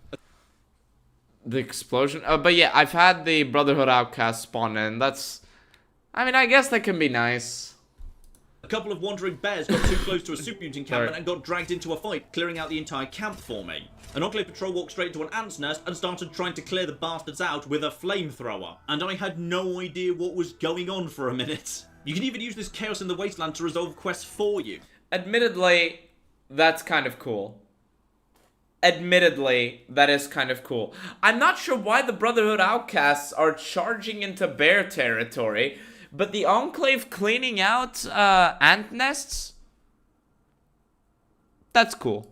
Take head of state, where to get the best reward the game wants the slavers eliminated. But let's say that you're a low-level character. Rather than taking them on directly, what you can brilliantly do instead is tell the slavers where the slaves are hiding, which is far to the north. The slavers then have to travel there on foot. And if you follow them around, they'll run into all the same dangers as you, and super mutants will attack them on sight. In fact, you can actually use them to clear out a few DC super mutant camps if that's what you want to do. Last time I tested this, in fact, they didn't even make it out of the DC ruins. They were all shut down by the super mutants on the elevated bridge. After that...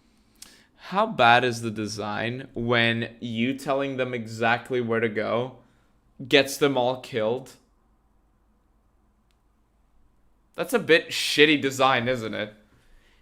Let's go get those slaves! Anyway, they all died. That's a bit shitty design, but... I mean, you could take advantage of it to kill them when they're low HP, but I don't think they should literally die. They should all die, like, before even leaving DC. Done, simply... Alright, see ya, Kabu. See ya. Return to the slaves who have no idea you betrayed them, or pretended to, because why would they? And you've got yourself an easy quest completion. I also think this is easily the best rendering of classic Fallout's Wasteland in 3D possible. You see, Fallout 1 and 2 drew random events from a deck as well, so you had no idea what was coming. Except in those games, every encounter is self-contained, so you can still see all of them. Fallout 3 embraced the idea of random encounters, but made it truly random, so that every random encounter can mess with every other random encounter. And as a result of that, I've been playing this game for nearly a decade, and I'm still seeing new interactions every time I play. So with all of... Because they're randomly generated, of course you're gonna see new interactions. That the stage is set for violent anarchic survival in the post-apocalypse. So let's talk about how player mechanics are perfectly suited to support that as well. Because I think at some level Fallout 3 is a survival game, not in the sense that we've come to most frequently use the term today. That sort of thing with hunger, thirst, tiredness, disease and so on was very well done by Fallout 4's survival mode. But just slapping a few extra bars that need to be topped up or drained isn't the only, or even necessarily the best, way to create a survival experience.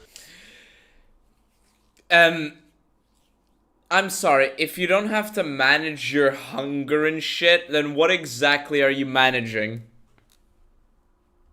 What exactly are you fucking managing? Oh, I'm managing my ammo and my radiation.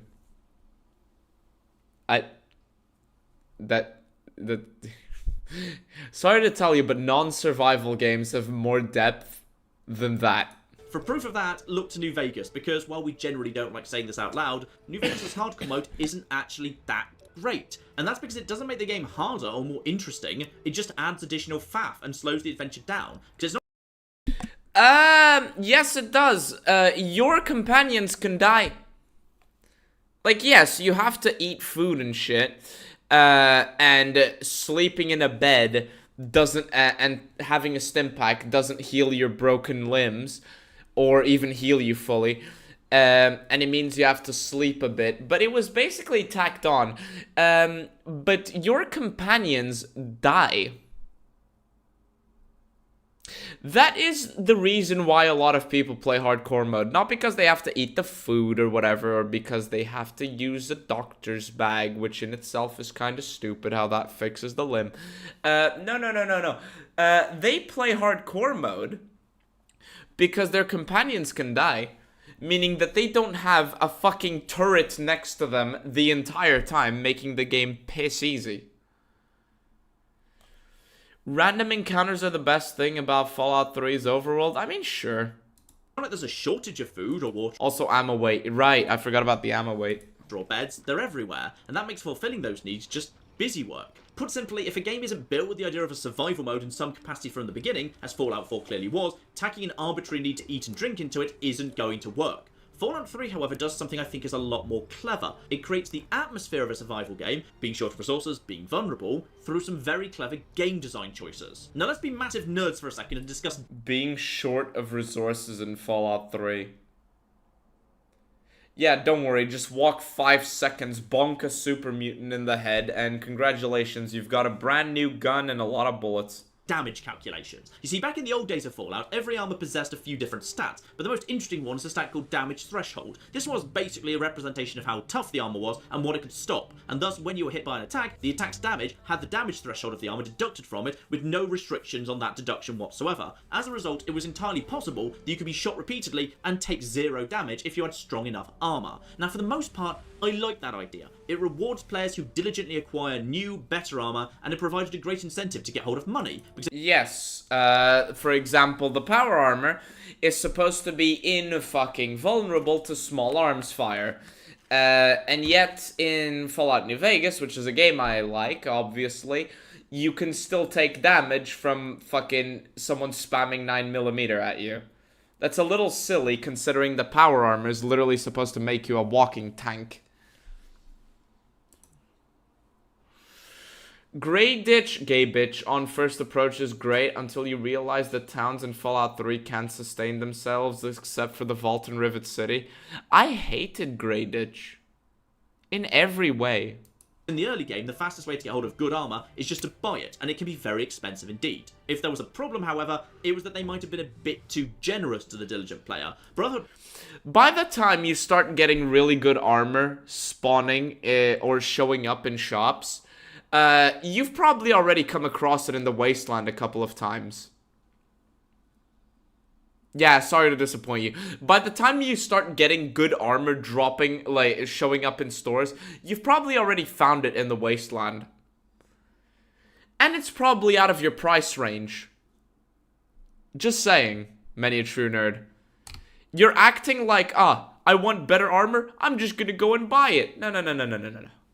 While that may be the case sometimes, that is not the case usually. Power armor is pretty much the best armor in the game, with a pile of damage threshold and huge damage reduction for all types of damage on top of that. And once that's up for grabs for free... It's a survival game for people who don't want to play survival games. It's a survival game for people who don't know survival games. ...free in the Brotherhood bunker, if you can... But what do I know? I'm just a DayZ veteran. ...complete the very simple Fix the Armor quest. Once you have that, travelling the Wasteland poses almost no risk to you. Aside from a handful of tough endgame enemies, the raiders and creatures of the world are now just minor inconveniences. Yes, they're just minor inconveniences. That's your reward. You no longer have to be scared that you are going to die just because you are traveling across the overworld and might run into some raiders with pistols. That's your reward, my guy. They stop being a nuisance and you can focus on greater targets. You know, the reason why so many people love Fallout 4's power armor. Because it legitimately makes you feel powerful.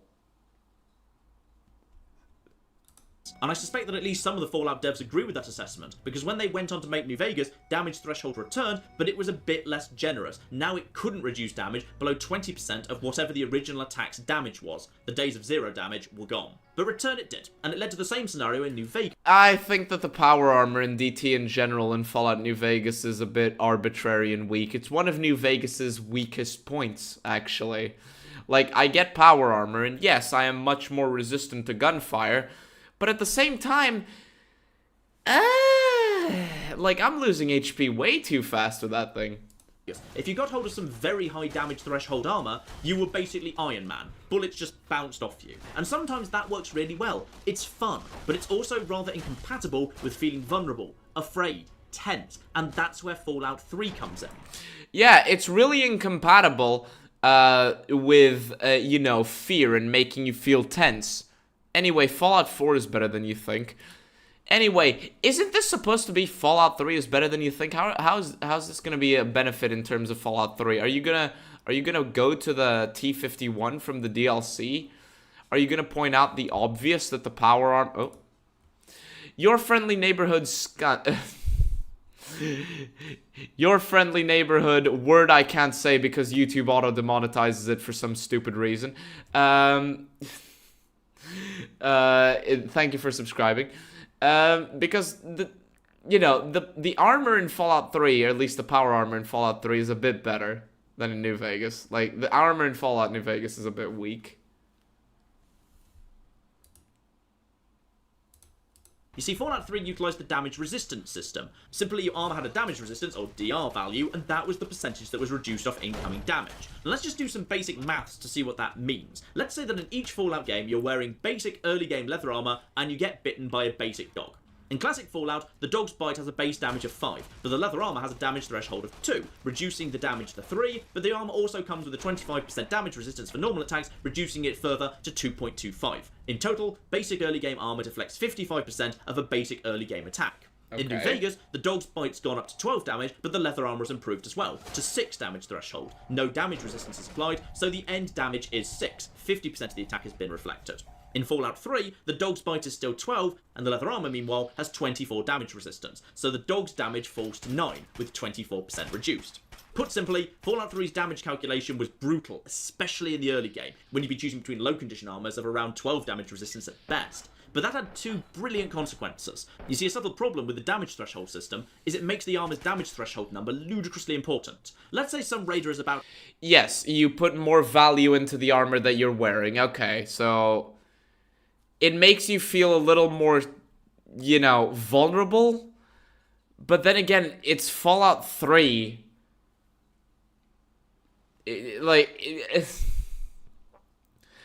Look, it made you feel a bit more vulnerable, but then again, you can heal very easily by having a stim pack. Like, I'm not sure what to say here. Like, okay, let's say you're not playing hardcore mode. Let's say you're not playing hardcore mode, and you get hit a bunch. And the damage resistance isn't that high. Right? The damage resistance isn't that high. Have a stim pack. Drink a bunch of bottles of water. Like so? Like, okay, you die a bit easier, and... it's Fallout. It's 3D Fallout. Huh? This feels like a minor point at best. I'm not sure how this is a W in favor of Fallout 3.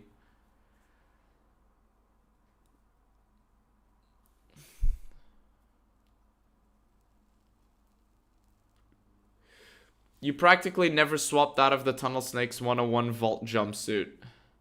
When you streamed Fallout 3, you stream? Alright. I mean, yeah, like... keep your armor in, like, okay condition. And have medical items on you or consumable items on you and you're fine. I'm not sure what this is supposed to be. To fire a 9mm submachine gun at you in New Vegas. It's going to do 14 damage per bullet and has 30 bullets in a clip. If you have damage threshold 6 armor on, you're taking 8 damage per bullet, 240 from the whole clip. But if you are wearing damage threshold 11 armor, you're taking 3 damage per bullet, 90 from the entire clip. A huge reduction. This means that in Fallout New Vegas, you absolutely 100% always want to immediately wear the highest damage threshold armor you can find, because a single point of damage threshold made a huge difference. Yes. Yes. Higher quality armor mean... what? Higher quality armor is something to look forward to in a post-apocalyptic game. Yes, yes, when you're gonna get shot a bunch, especially in games where people shoot at you a lot, like Fallout 3, that's just a shooting gallery. You want in Fallout New Vegas, if you want to survive the dangers, especially the bigger battles, you want better armor. You don't want to go into the Battle of Hoover Dam with a t-shirt. Okay. I'm not sure what to say. I'm sorry that I'm not really... gotta love the hunting rifle using the same round as the baby-sized revolver. Yeah, it's fucking stupid. I'm sorry that I'm not giving, like, proper criticism here. I'm just not sure what to say about that. It's such a minor thing. Let's do the same thing in Fallout 3. With damage resistance 6, you take 395 damage total, not necessarily the loads of armor. More sneak, more endurance, more perception, big guns, explosives, luck, damage resistance. Fallout 3 introduced loads of armor that had interesting stat changes attached to it. You could sacrifice a bit of damage resistance for more agility, more sneak, more endurance, more perception, big guns, explosives, luck. And I think that made armor a lot more interesting. Sorry, that was a bit of a digression. Let's get... What? Okay, so Fallout 3 introduced armor that messed with you. Okay. Yeah. Your charisma gets reduced by 5. No, not 5. Your speech gets reduced if you have a power armor helmet on. If you present yourself wearing smart clothing, such as Benny's checkered suit, you can get a discount. Okay. Yeah, New Vegas. No. But he's trying to say Fallout 3 introduced it. So he's giving credit to Fallout 3. But then again, I don't remember the last time I actually gave a shit about what pieces of clothing I was wearing in Fallout 3, other than, like, aesthetics. Like, of course I'm gonna take Enclave kit. Like, when I'm... Outstanding. Thank you for the donation. Just 1 second. Of course I'm gonna dress up as Enclave the sooner I can in Fallout 3, because, well, fuck it, look at the name of the channel. And yeah, like, there's armor and pieces of clothing with different effects, but is that really the best idea? Like, I'm not even sure if that's the best idea always. Like, why does wearing a certain piece of clothing make me better at repair, for example? Wait, huh? Whatever. Some dude with the... Some dude with the $2. Thank you. The way he talks ad nauseum makes my S count drop. Let me give you a heart. Yeah, I'm literally at a loss for what I can say here. Armor shouldn't take damage if it's negated by DT. Durability should. Durability should. And some armor should. Like, I think power armor should be the exception. But if you're wearing just, like, a vest and you get hit with, like, 9mm, that should still hurt you a bit. You know?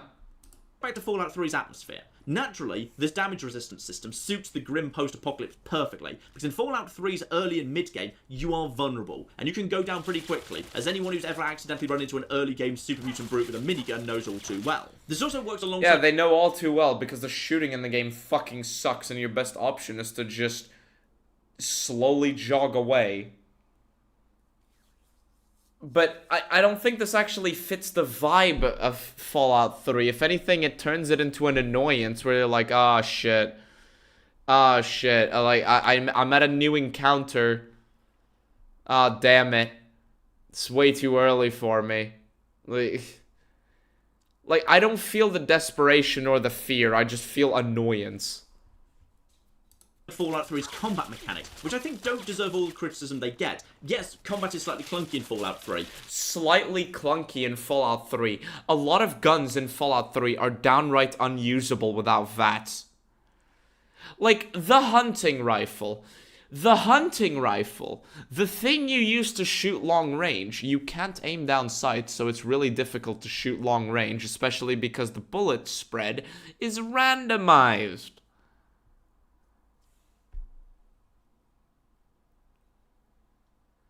Like, why do you think so many people when playing Fallout 3 go for assault rifles, pistols, and shotguns? Why are the bolt-action rifles, which should be the ones that pack, you know, the biggest punch, why are they so often ignored? Why do you think that is? And that's good, because Fallout 3 isn't a shooter, it's an action RPG. And because your character isn't a soldier, there are I'm sorry. Deserve all the criticism they get. Yes, combat is slightly clunky in Fallout 3, and that's good, because Fallout 3 isn't a shooter, it's an action RPG. I'm gonna play it one more time to see if you can get why my brain just short-circuited. In Fallout 3, and that's good, because Fallout 3 isn't a shooter, it's an action RPG.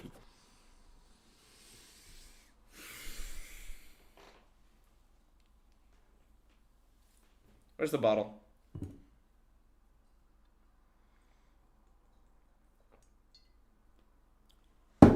Let me say that sentence that he just said out loud. Fallout 3 isn't a shooter, it's an action RPG.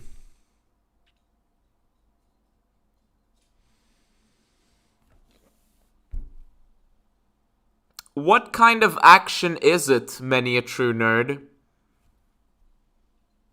Hack and slash? Is Fallout 3 a hack and slash, guys? Is Fallout 3 a beat 'em up?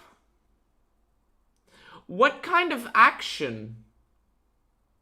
Oh, guys, Fallout 3 isn't a shooter. It's an action RPG. Anyways, most of the action is using guns. You fucking...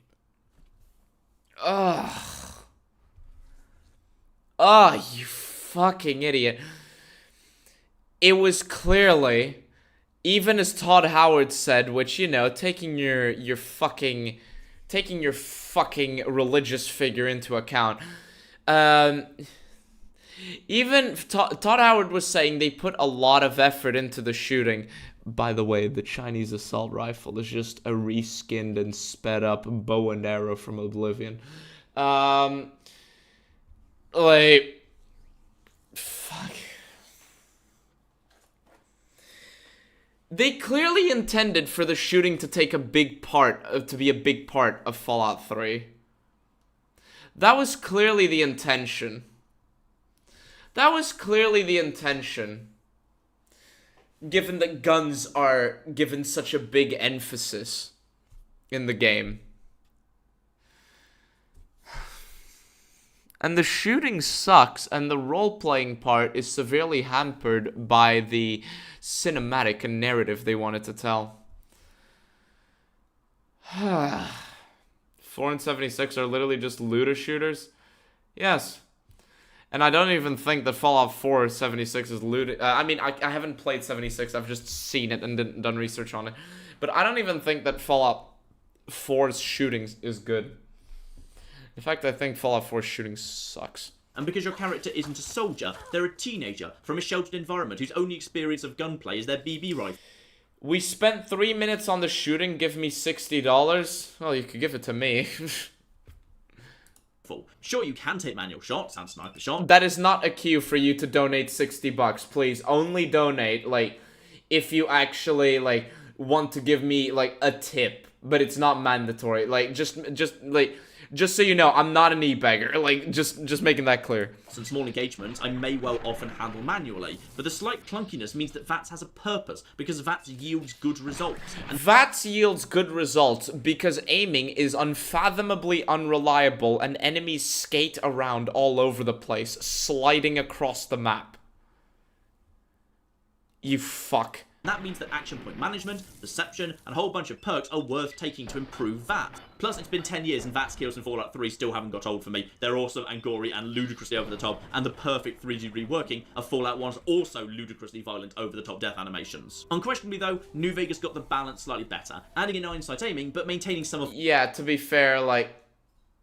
Yeah, I am in favor of how VATS was handled in Fallout 3. I am in favor of this. Fallout 3 select. VATS makes you practically invincible? Yeah. Clunkiness, so VATS remains an attractive option. But Fallout 4, I think, shows the risks of what happens if you make shooting too polished in a Fallout game. You see, I've played a lot of Fallout 4, and a comment that I've seen pop up a lot, which has never shown up when I make videos about Fallout 3 or New Vegas, is, why do you use VATS so much? And that worries me, because so many people asking that question means a lot of people have got so used to playing Fallout 4 as a straight first-person shooter that they don't seem to know how many of the game's mechanics work anymore, because they've never had a— Fallout 4's shooting is not that good. I keep hearing people saying, Fallout 4's shooting is so good. Is it? The guns don't have any real kick to them. They don't feel strong, even when you charge a critical hit. Let me repeat that. When you charge a critical hit, you don't feel the force that you felt in VATS. Like, you use VATS in Fallout 3. Let's use Fallout 3. Use VATS in Fallout 3 and you feel that kick, that punch. Not in Fallout 4. And the shooting just feels, like, bare bones. In Fallout 4, like, yeah, it's more refined than in New Vegas, but I don't know, it just feels like very... I don't want to say it feels bad, because that would be being disingenuous. It just doesn't feel special. It feels like passable, you know? It lacks any real depth. Yeah. Like, what shooting do you get in Fallout 4 that you don't get? Like, remove the VATS from the equation, right? What shooting do you get in Fallout 4 that you don't get in a 2005 PS2 shooter? Like, the animations? That's it? Any reason to learn them. Simply, a high luck, frequent critical build is one of the most ludicrously powerful builds in Fallout 4. The amount of damage each crit does, and how many you can constantly be using and building is ridiculous. And building, again, the fact that you build up criticals means you're not putting that many points into luck. And the whole point of, like, criticals is, like, it's supposed to be random. Like, if you can charge it all the time, you're just gonna be min-maxing. Which is literally what many a true nerd just advocated for. Fallout 4 genuinely had some really interesting new perks like Penetrator, Gung Fu, and Critical Banker, which created some really cool character builds, especially with a lower number of special starting points leading to tough compromisers. But yeah, guys, you can shoot, you can shoot, you can shoot, and you can shoot. Yay, you can optimize your shooting in 70 quadrillion ways. How will this help us sell our role-playing game? Role-playing game? Players seem to be totally oblivious to that, and just play as an FPS, which is fine, really. Play the game as you like. It's just a shame Fallout 4 creates a scenario where people could get by without ever learning the more intricate game mechanics, when traditionally, Fallout rewarded you for understanding how things worked. This is a matter of personal opinion, of course.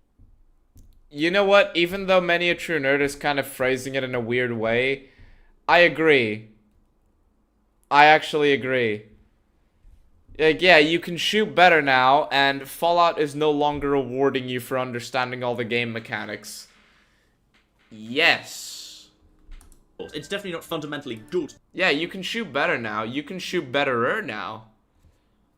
Like, okay, I'd rather shoot worse and be able to enjoy the role-playing and the story. That Fallout 3 has clunky gunplay, but it does make sense if you think that like, just consider the fact that the community has made better shooting mechanic mods than Bethesda. The community has made better combat and shooting for the Gamebryo engine for free. Jeez, man. Fallout should be, at least in part, an RPG, because our character shouldn't be a crack shot straight out of the vault just because the player might be. For me, I like that Fallout 3 starts you off with flimsy armor and inexperience with guns, because in an RPG, that's what a low-level character should be like. Yes, unless you trained every day in the vault of how to shoot, and, you know, even if you level everything up, the shooting still sucks. Like, you are max level, and you still don't know how to aim down sights. And that flimsiness and vulnerability can help make the Wasteland's atmosphere of violent anarchy work by Did you see that shooting? Let's look at that. And that flimsiness and vulnerability can help make the Wasteland's atmosphere of violent anarchy. See where all the bullets are going? He's aiming perfectly steady and the bullets are just going to random locations despite the fact that he's zooming in. God, the shooting in Fallout 3 sucks. Work by adding weight to random events. You see, I was running to Vault 112 from Vault 101 to record some footage, and some raiders fired on me. And you know what happened next? A random patrol of Talon Company mercs attacked the raiders and murdered them, and then left me alone because I was still neutral karma. That's just beautiful, and that sort of procedurally generated anarchy makes Fallout 3's Wasteland the best one in the franchise. Sometimes you'll run into a Deathclaw just outside Megaton. Sometimes... I mean, it feels kind of... Alright, so here's the thing. If there are this many randomly generated events, which there are, like, I've seen a couple, it makes the Wasteland feel way less empty if around every corner, there's gonna be, like, some preset raider spawns, and then when you finally get a moment to breathe, within 2 minutes, you're gonna be looking at a random encounter. I don't know... Yeah, I know, Skids. I know. Creatures will clear out mutant encampments for you. Sometimes you'll just be destroyed in the early game because the Wasteland is supposed to be a cruel and inhospitable place. Ron Perlman uses that exact phrase. But let's get back to how Fallout 3 is a survival game. You see, damage resistance works both ways. That's how damage inflicts on the enemy. God, he's still on this shit? Is calculated too. And that means that in Fallout 3, rapid fire weapons are amazing. Sure, you wanted a rifle for sniping. That makes no sense. Did those raiders have good karma? Okay, anti-Boy Scout with the actual good question here. Because right now this video is just tedium to a next level. The raiders did not have good karma. You have to understand something that Fallout 3 does, and does relatively well. Some groups of NPCs will be on patrol. Kind of like the caravans in Fallout New Vegas. Like, they'll spawn in and they'll patrol a certain route. And it is possible for them to spawn a certain kind of NPC. For example, the Brotherhood Outcasts, Talon Company, Raiders, or caravans even. Wait, caravan? But whatever, and they'll just be on patrol and they'll just so happen to run into each other. This is possible. And once they get into some relatively close range, or like there's at least a combat engagement, if they're not tagged as friendly to one another, which I don't think Talon Company is tagged as friendly to virtually anybody, they'll just fire on themselves because they'll default to combat mode, and they'll be like, enemy. And they'll, shoot. Are you exhausted? Yes. Yes, I am. No one plays neutral karma? Yes. We're almost done, chat. We're almost done. I love following the patrols. I like following the caravans sometimes in New Vegas. Come on, chat. We're almost done. We're almost done. Can he get on with this stupid fucking point? Because the damage multiplier of sneak attack suits the high damage shot, but once it was an open fight, you wanted the highest DPS, and that was the automatics. That meant that in Fallout 3, you damage per shot. burnt through ammo like crazy. You burn through ammo like crazy in Fallout 3 because the shooting fucking sucks, and there is no way to optimize your ammo spending unless you're using a shotgun. When you're using a shotgun, you know a certain area is going to be covered with bullets, or pellets if you will. A certain area is going to be hit with damage, right, from you. And so long as you can keep the enemy within range and within that area of damage, area of effect if you will, you know you're going to hit the enemy, right? You know you're going to hit the enemy. With assault rifles, the Chinese assault rifle, for example, as we see here, there is no way to optimize your shots by trying to tap enemies or do small bursts. Why? Because your bullets go fucking everywhere. Jeez. Nuking Megaton was justified? Correct. No iron sight, so aiming is just zooming in, yes. Ammo when I was recording this footage. To give you an example, in the early to mid game, the Chinese assault rifle is a ludicrous death beast if you can keep it loaded. And keeping it loaded is a real challenge. You see, all the enemies in Fallout 4 tend to be a bit on the tanky side. Super mutants and Mirelurks are obvious and common examples. And because plenty of mutants, and all Mirelurks, either don't use guns or stick with basic hunting rifles, killing them often uses a lot of bullets, but doesn't get you many back. In short, progress was a constant drain on ammunition. And money's harder to come by than in New Vegas or Fallout 1, as scavenged guns have very little value, and shops are both infrequent and generally aren't that well stocked with ammo anyway. All of that works together beautifully to make Fallout 3 feel like a survival game. How? How? It makes it feel like a survival game. No, it makes it feel like a fucking job to have to manage, like, your combat encounters. Like, there was such an emphasis put on combat in Fallout 3. But the problem with that is that the combat fucking sucks. You cannot optimize your combat if it's using guns and not a shotgun in Fallout 3. A big part of survival games is having control in order to survive and overcome certain obstacles.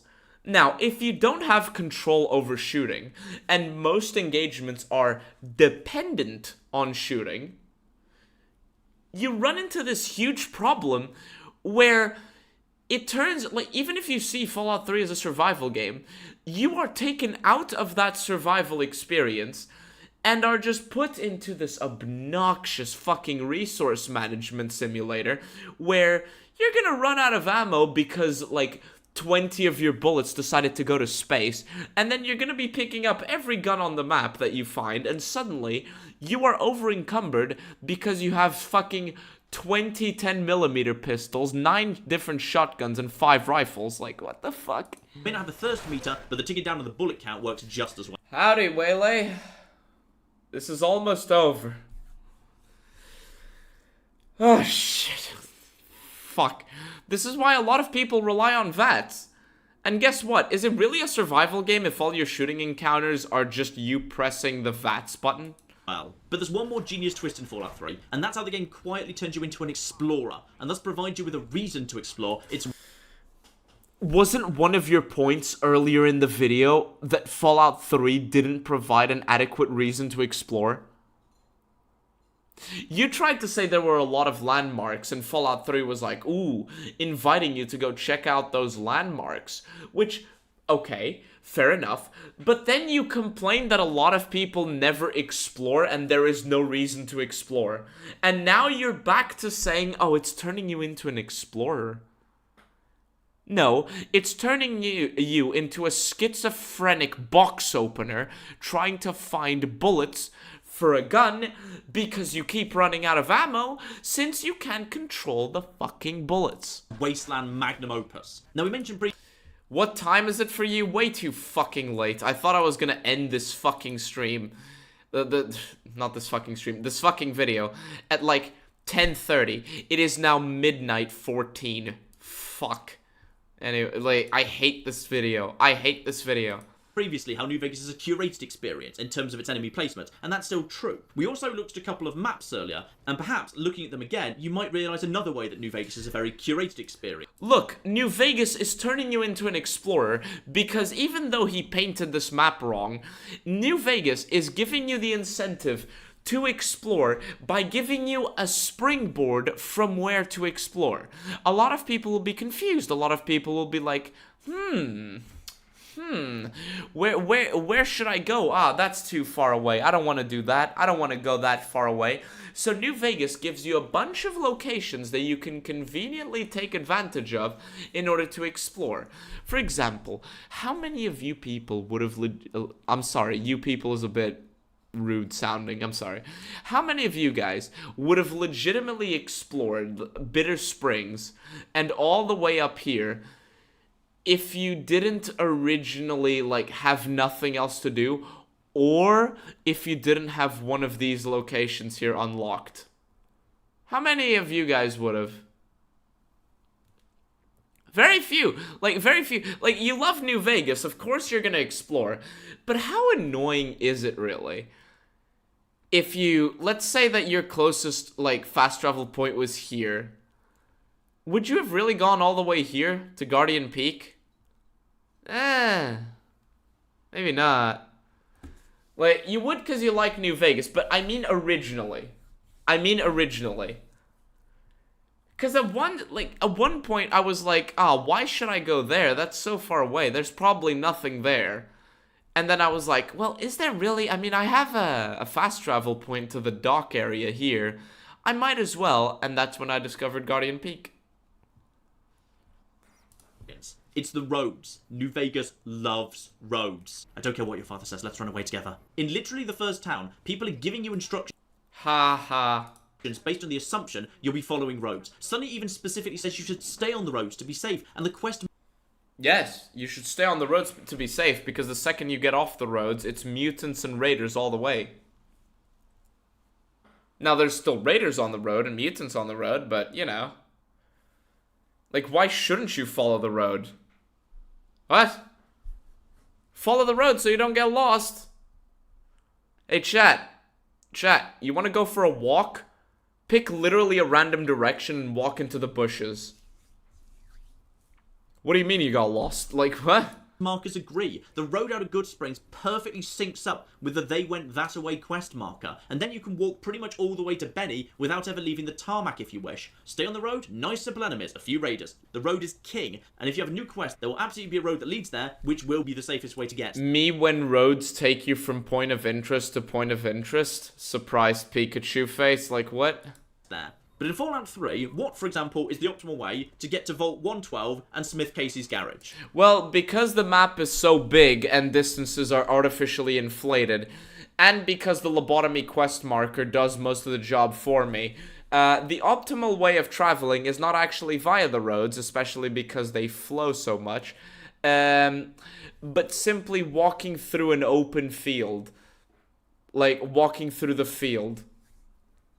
And murdering whatever in my way, instead of walking through the roads that may just double my travel time. I ran into a homeless man random encounter and now I'm wanting for Mordor. F. How does the game want you to get there? Because the road near Vault 101 doesn't go that way, it veers north, and the largest road south is a raised freeway you can't access. The simple fact is, Smith Casey's garage doesn't have a logical road going to it, so how did they get customers? You can assume that the road that led up to it is just not there anymore. But yeah, good point. Also, the fact that roads take you to points of interest without, you know, diverging too much is actually really good level design. It's actually really good world design. Because when you see a road, you want to follow it. And it's pretty lonesome, you know? And it gives you an idea of the path to take, even if you disable all markers. And you know you'll reach somewhere. You know you'll find something. Fallout 3 doesn't have a route it wants you to follow. Fallout 3 doesn't think like that. Fallout 3 is just an open space. In fact, of course it has a route it wants you to follow. You yourself fucking showed it earlier. Like, of course it does. Why do you think people call it the lobotomy quest marker? The lobotomy marker. Like, if Fallout 3 didn't want you to, like, have a set route, it wouldn't have designed the main quest to literally take you. Like, why is it that everyone's first encounter of super mutants in Fallout 3 is always in the fucking metro tunnels? Why is it? Why is it that... Oof.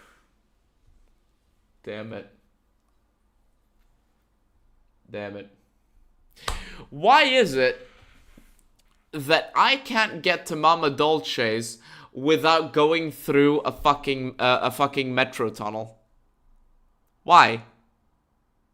Why? Oh, I'll fucking tell you why. It's because the game, despite the fact that they probably just used it to handle the performance, like it obviously has a set path that it wants you to go down, like to try to prevent you from sequence breaking certain things. Like, you could see this design philosophy in Fallout 4.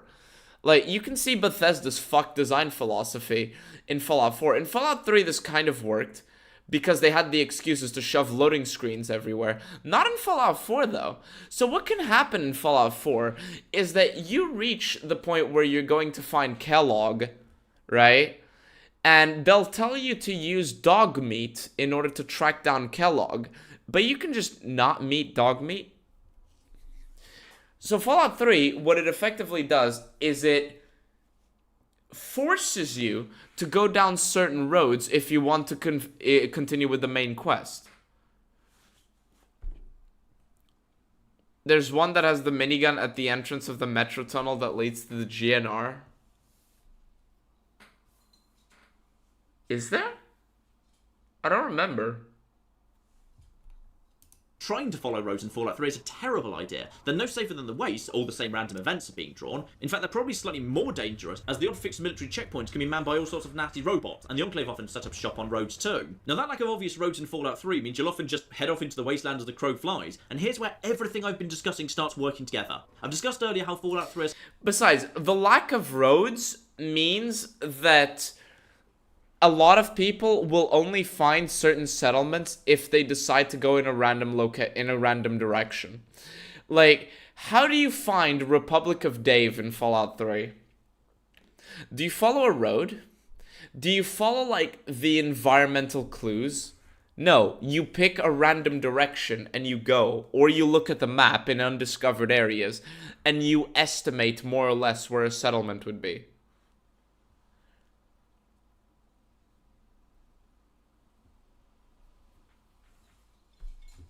You still haven't found Republic of Dave?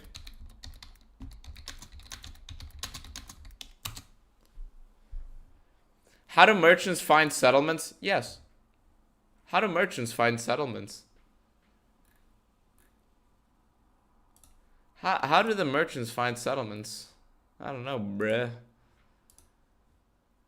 There's Republic of Dave.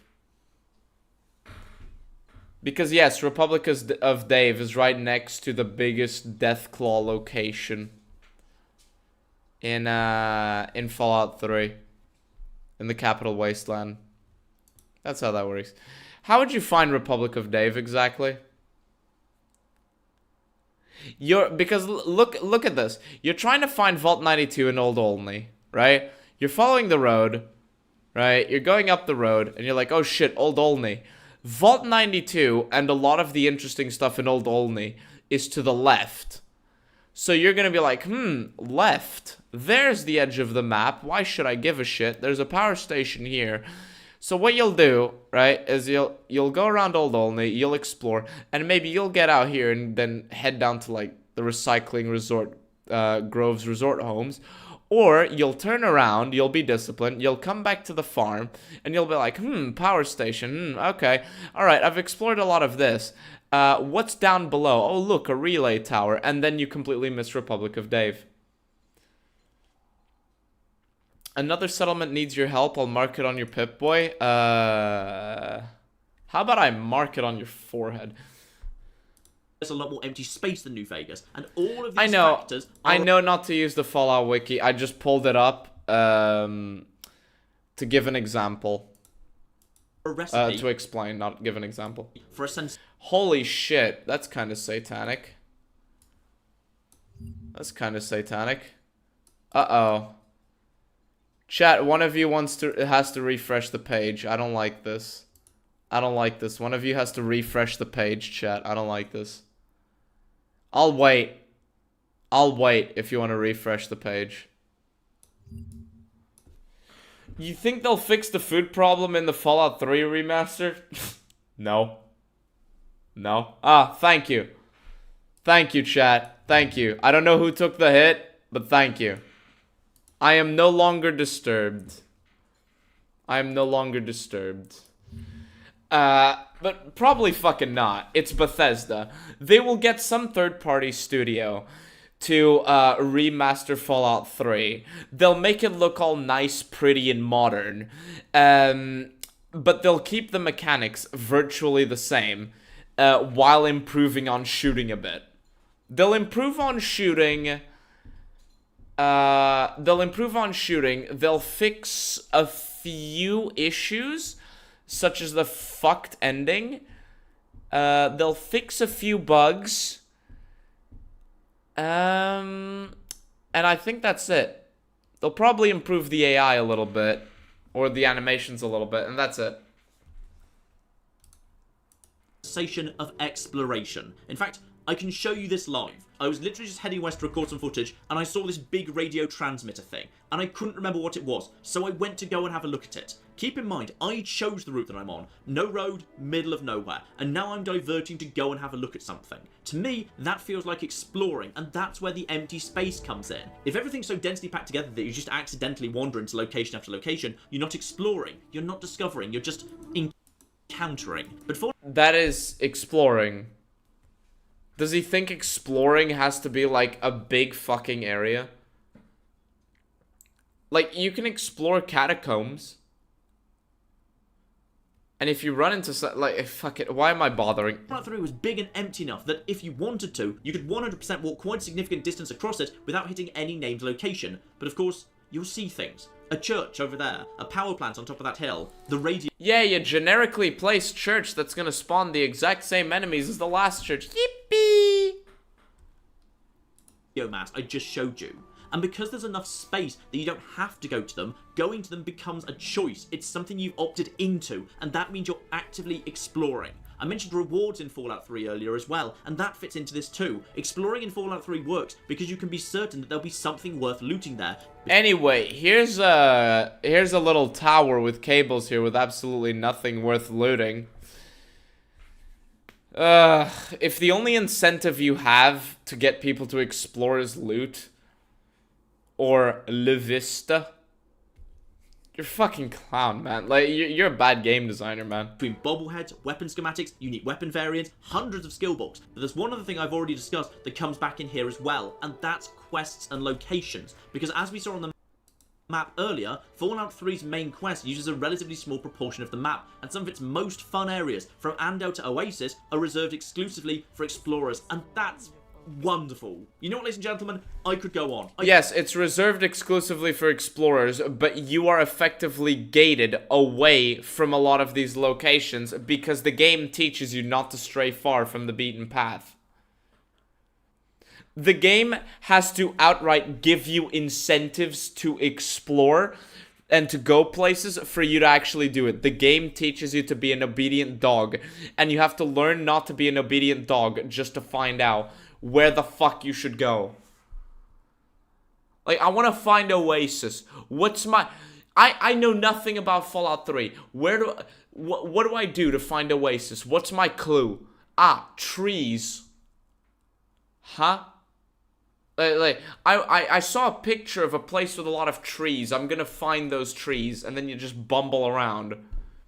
Because there is no natural progression from location to location. You just run in a random direction. You run around like a headless chicken. You run around like a headless fucking chicken. Jesus, how is it that the Capital Wasteland, a place which realistically should be more densely packed, is less densely packed, and the literal desert is more densely packed? How did you manage that? Oh yeah, because you artificially increased the size of the world and filled it with generic settlements and generic NPC spawn points. Fuck. I have a reason to go to Olney. I have a reason to go to Republic of Dave. I don't have a reason to try to find Republic of Dave. Oasis, if you don't know it exists, you're probably not going to find it unless you're insanely lucky and have already pretty much done virtually everything in the game. I mean, I found it randomly after leaving Old Olney. But, you know, big fucking whoop. I could talk about every individual quest in detail, but instead I'm going to hope Please that's don't. enough to persuade you that maybe some of the narrative about Fallout 3 and its terrible, utter betrayal of Fallout isn't fair, that in some ways Fallout 3 is actually a great success as a sequel to the classic Fallout. No, it isn't. No, it isn't. In any way that isn't just pretty vistas as you're doing right now. Fallout 3 does not work as a successor to the old Fallout games. The old Fallout games were games about role-playing, about adventuring, about exploring. And while the exploration in Fallout 3 might work for some people, as someone who values exploration, adventuring, someone with thousands of hours in survival games and role-playing games, that is not enough. That is not enough. You need an active reason to explore. And if loot is all that you have, it's kind of pathetic. It's kind of fucking pathetic how your definition of how this is a survival game is different armor calculations and the management of resources in a game that is so poorly designed that you can't manage resources. Fallout 3 is a role-playing game where you are punished if you roleplay. You are punished if you roleplay. You yourself said that maintaining neutral karma is the most optimal way to play because you don't have people hunting you down. Why the fuck would people hunt you down if you're a good person? Why? I don't know. But I don't think he even realized that the neutral karma thing effectively puts you in a position where you are incentivized not to take any big decision. Be good, be evil. Hey, be two things at the same time. Have a better experience that way instead of having to deal with randomly spawning jackasses that come over here and annoy you. Hey, have this game that relies so much on shooting and have the shooting be the worst part. I like certain RPGs. I'm a bit picky when it comes to RPGs, but I like the concept of RPGs. And I'm sorry, I cannot roleplay in Fallout 3. I cannot take Fallout 3 seriously when Fallout 3 wants me to be hyped to fight a faction that literally wants the exact same thing word for word that my faction has, except arbitrary evil. A game that contradicts itself. And a game that doesn't give me options to roleplay. If I want to roleplay as literally anything other than what the devs intended for me, I'm gonna be punished, or I'm not gonna be able to do it. Fuck that. What a shit video. What a shit video. Fuck. What a shit fucking video. So tired. Penalized? I think you mean benefited because they have high-powered guns that you can sell. Aha! They have high-powered guns that I can sell, and then I can buy more high-powered guns that I can also sell. And then I'll buy those high-powered guns, and I'll use those high-powered guns to miss like 60 shots in trying to kill 4 enemies.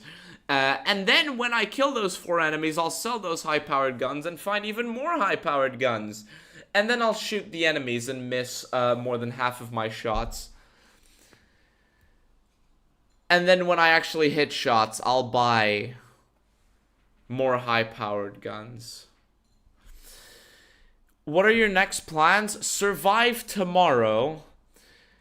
Record a video that I'm gonna make on a certain controversy of a certain new game release that makes Bethesda fans seem reasonable. A collaboration. Then I'm gonna make my next Fallout video very quickly. I hope I can do 2 videos in 2 days. I don't know if I can. I'll try. I really intended to make them both this week, but I haven't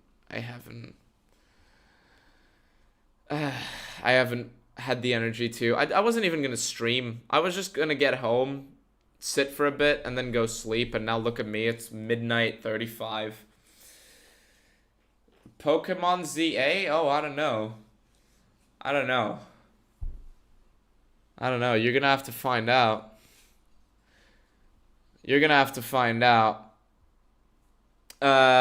Let's just say that the person I'm collaborating with managed to legitimately surprise me when it came to their ability to make a rant. I'm amazed. Will you stream this weekend? I'll be honest, Cameron, I'm not sure. If I can, I will. But I don't know. Don't get your hopes up. If I can, I will. But I don't know. Okay? I don't know. I'll try. But I can't promise anything. Fallout 3 is as bad as you remember. Fallout 3 is worse than a lot of people remember because a lot of people remember Fallout 3 fondly. And a lot of people have never even considered like the bad aspects of Fallout 3. They'll say it's an amazing game and then they go back to play and they're like, oh, this is kind of ass. You know? But then they gaslight themselves into thinking, ah, it's great. Hey Emily, even if you are trans, you too can be redeemed. Are you implying that I should turn to Christianity? Because I have a bit of breaking news for you. It doesn't necessarily mean that like, being trans means I have to be redeemed. You know, fuck it, like Samuel 16:7? I think it's Samuel 16:7. Let me check. I think it is. Yes, Samuel 16:7. Anybody? Yeah. Thanks for sticking but I appreciate it. Thanks for sticking these out. But for sanity's sake, please do something else. Play Fallout New Vegas if you want. Anything, Lamau. Well, I was gonna play Arena Breakout, and then I got banned for attempting to queue with cheaters too frequently. None of the people I played with that got, are cheaters.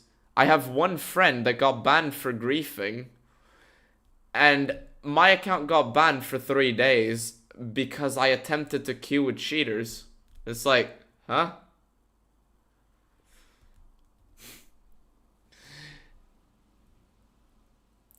It's definitely worse because Fallout 3 and New Vegas were my first Bethesda and Obsidian games. Felt crazy among friends, disappointed in New Vegas. I mean, yeah. Howdy, how you been? Terrible, and we're about to finish the stream, but don't worry, the VOD will be public unless YouTube decides to strike it down. Because I said a gamer word. Elder Scrolls Arena?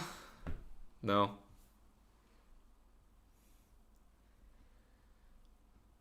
Or Daggerfall?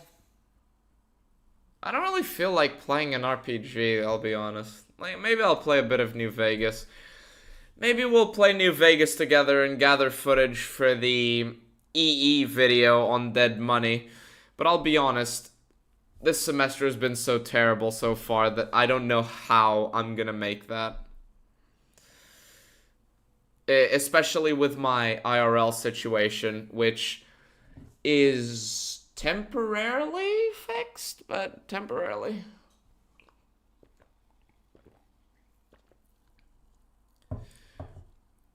Focus on your studies. Don't worry, I can handle it. I can handle it. It's just full of shit. Anyway, I think I'm gonna cut it off here. Set up a Ko-Fi.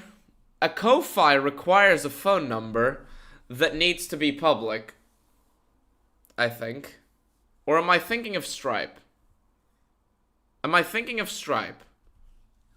I might be thinking of Stripe. Never mind, I'm a retard. Anyway, I'm gonna go now. But before I do, I have something for you, chat. I have something for you. Because I need to undo a mistake I made in a previous stream, right? I need to undo a mistake I made in the previous stream. So, excuse me. This is Fallout St. Dallas. Now, in the previous stream, I got a bit carried away in a previous stream, where I just tried to shitpost while trying to describe what Fallout St. Dallas was about. And I forgot to pull up notes, and it led to me just taking bits of what I was seeing on screen, and sometimes it wasn't obvious when I was making a joke or not, and it led to me giving wrong information. So, Fallout St. Dallas is an RP project, right, that works like a D&D game, but in text format. You create your own character in this world where you do you have different factions, the Rangers, the Texas Rangers, the CSA, the Brotherhood of Steel, because I'll give them a pass, the cartels, and all this shit. You have the settlements, whatever. A lot of lore, as you can tell. And then you roleplay as your character in this, lore, using this lore as a basis. Right, so this is going to give you the backstory for how everything works and whatever.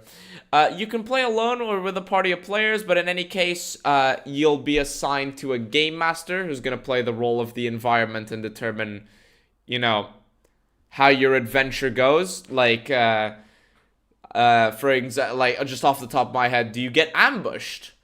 Were your actions successful? Did you shoot the enemy? Did you actually hit the enemy or not? That sort of thing. And there are also going to be global events that are going to progress a main plot line. I don't know how that's going to work. So, like, there's going to be some major events that are going to progress the plot line. Like, let's say, for example, the CSA takes San Angelo from the Rangers. That's a big fucking deal. How's that going to change things, you know? How's that going to change things? And yeah, you'll get to participate in those, and you'll be interacting with one another in these. So yeah, check it out. There's the main document is public. It's called Fallout St. Dallas. I'll let you guys look into it in your own time, and maybe share it with a few friends who like D&D, because even the people behind this project themselves tell me it's very D&D-ish. Or glorified D&D in a text format. So yeah, you guys try it out. You guys try it out and see if it's anything you'd be interested in. Even if you're not interested in participating, there's a lot of lore here that gives you, you know, it gives you at least something, an interesting scenario to read. So even if you're not going to participate, it's something interesting, right? And, you know, even though they were, the devs were a little bit on the down low because of the memes I pulled up with the CSA,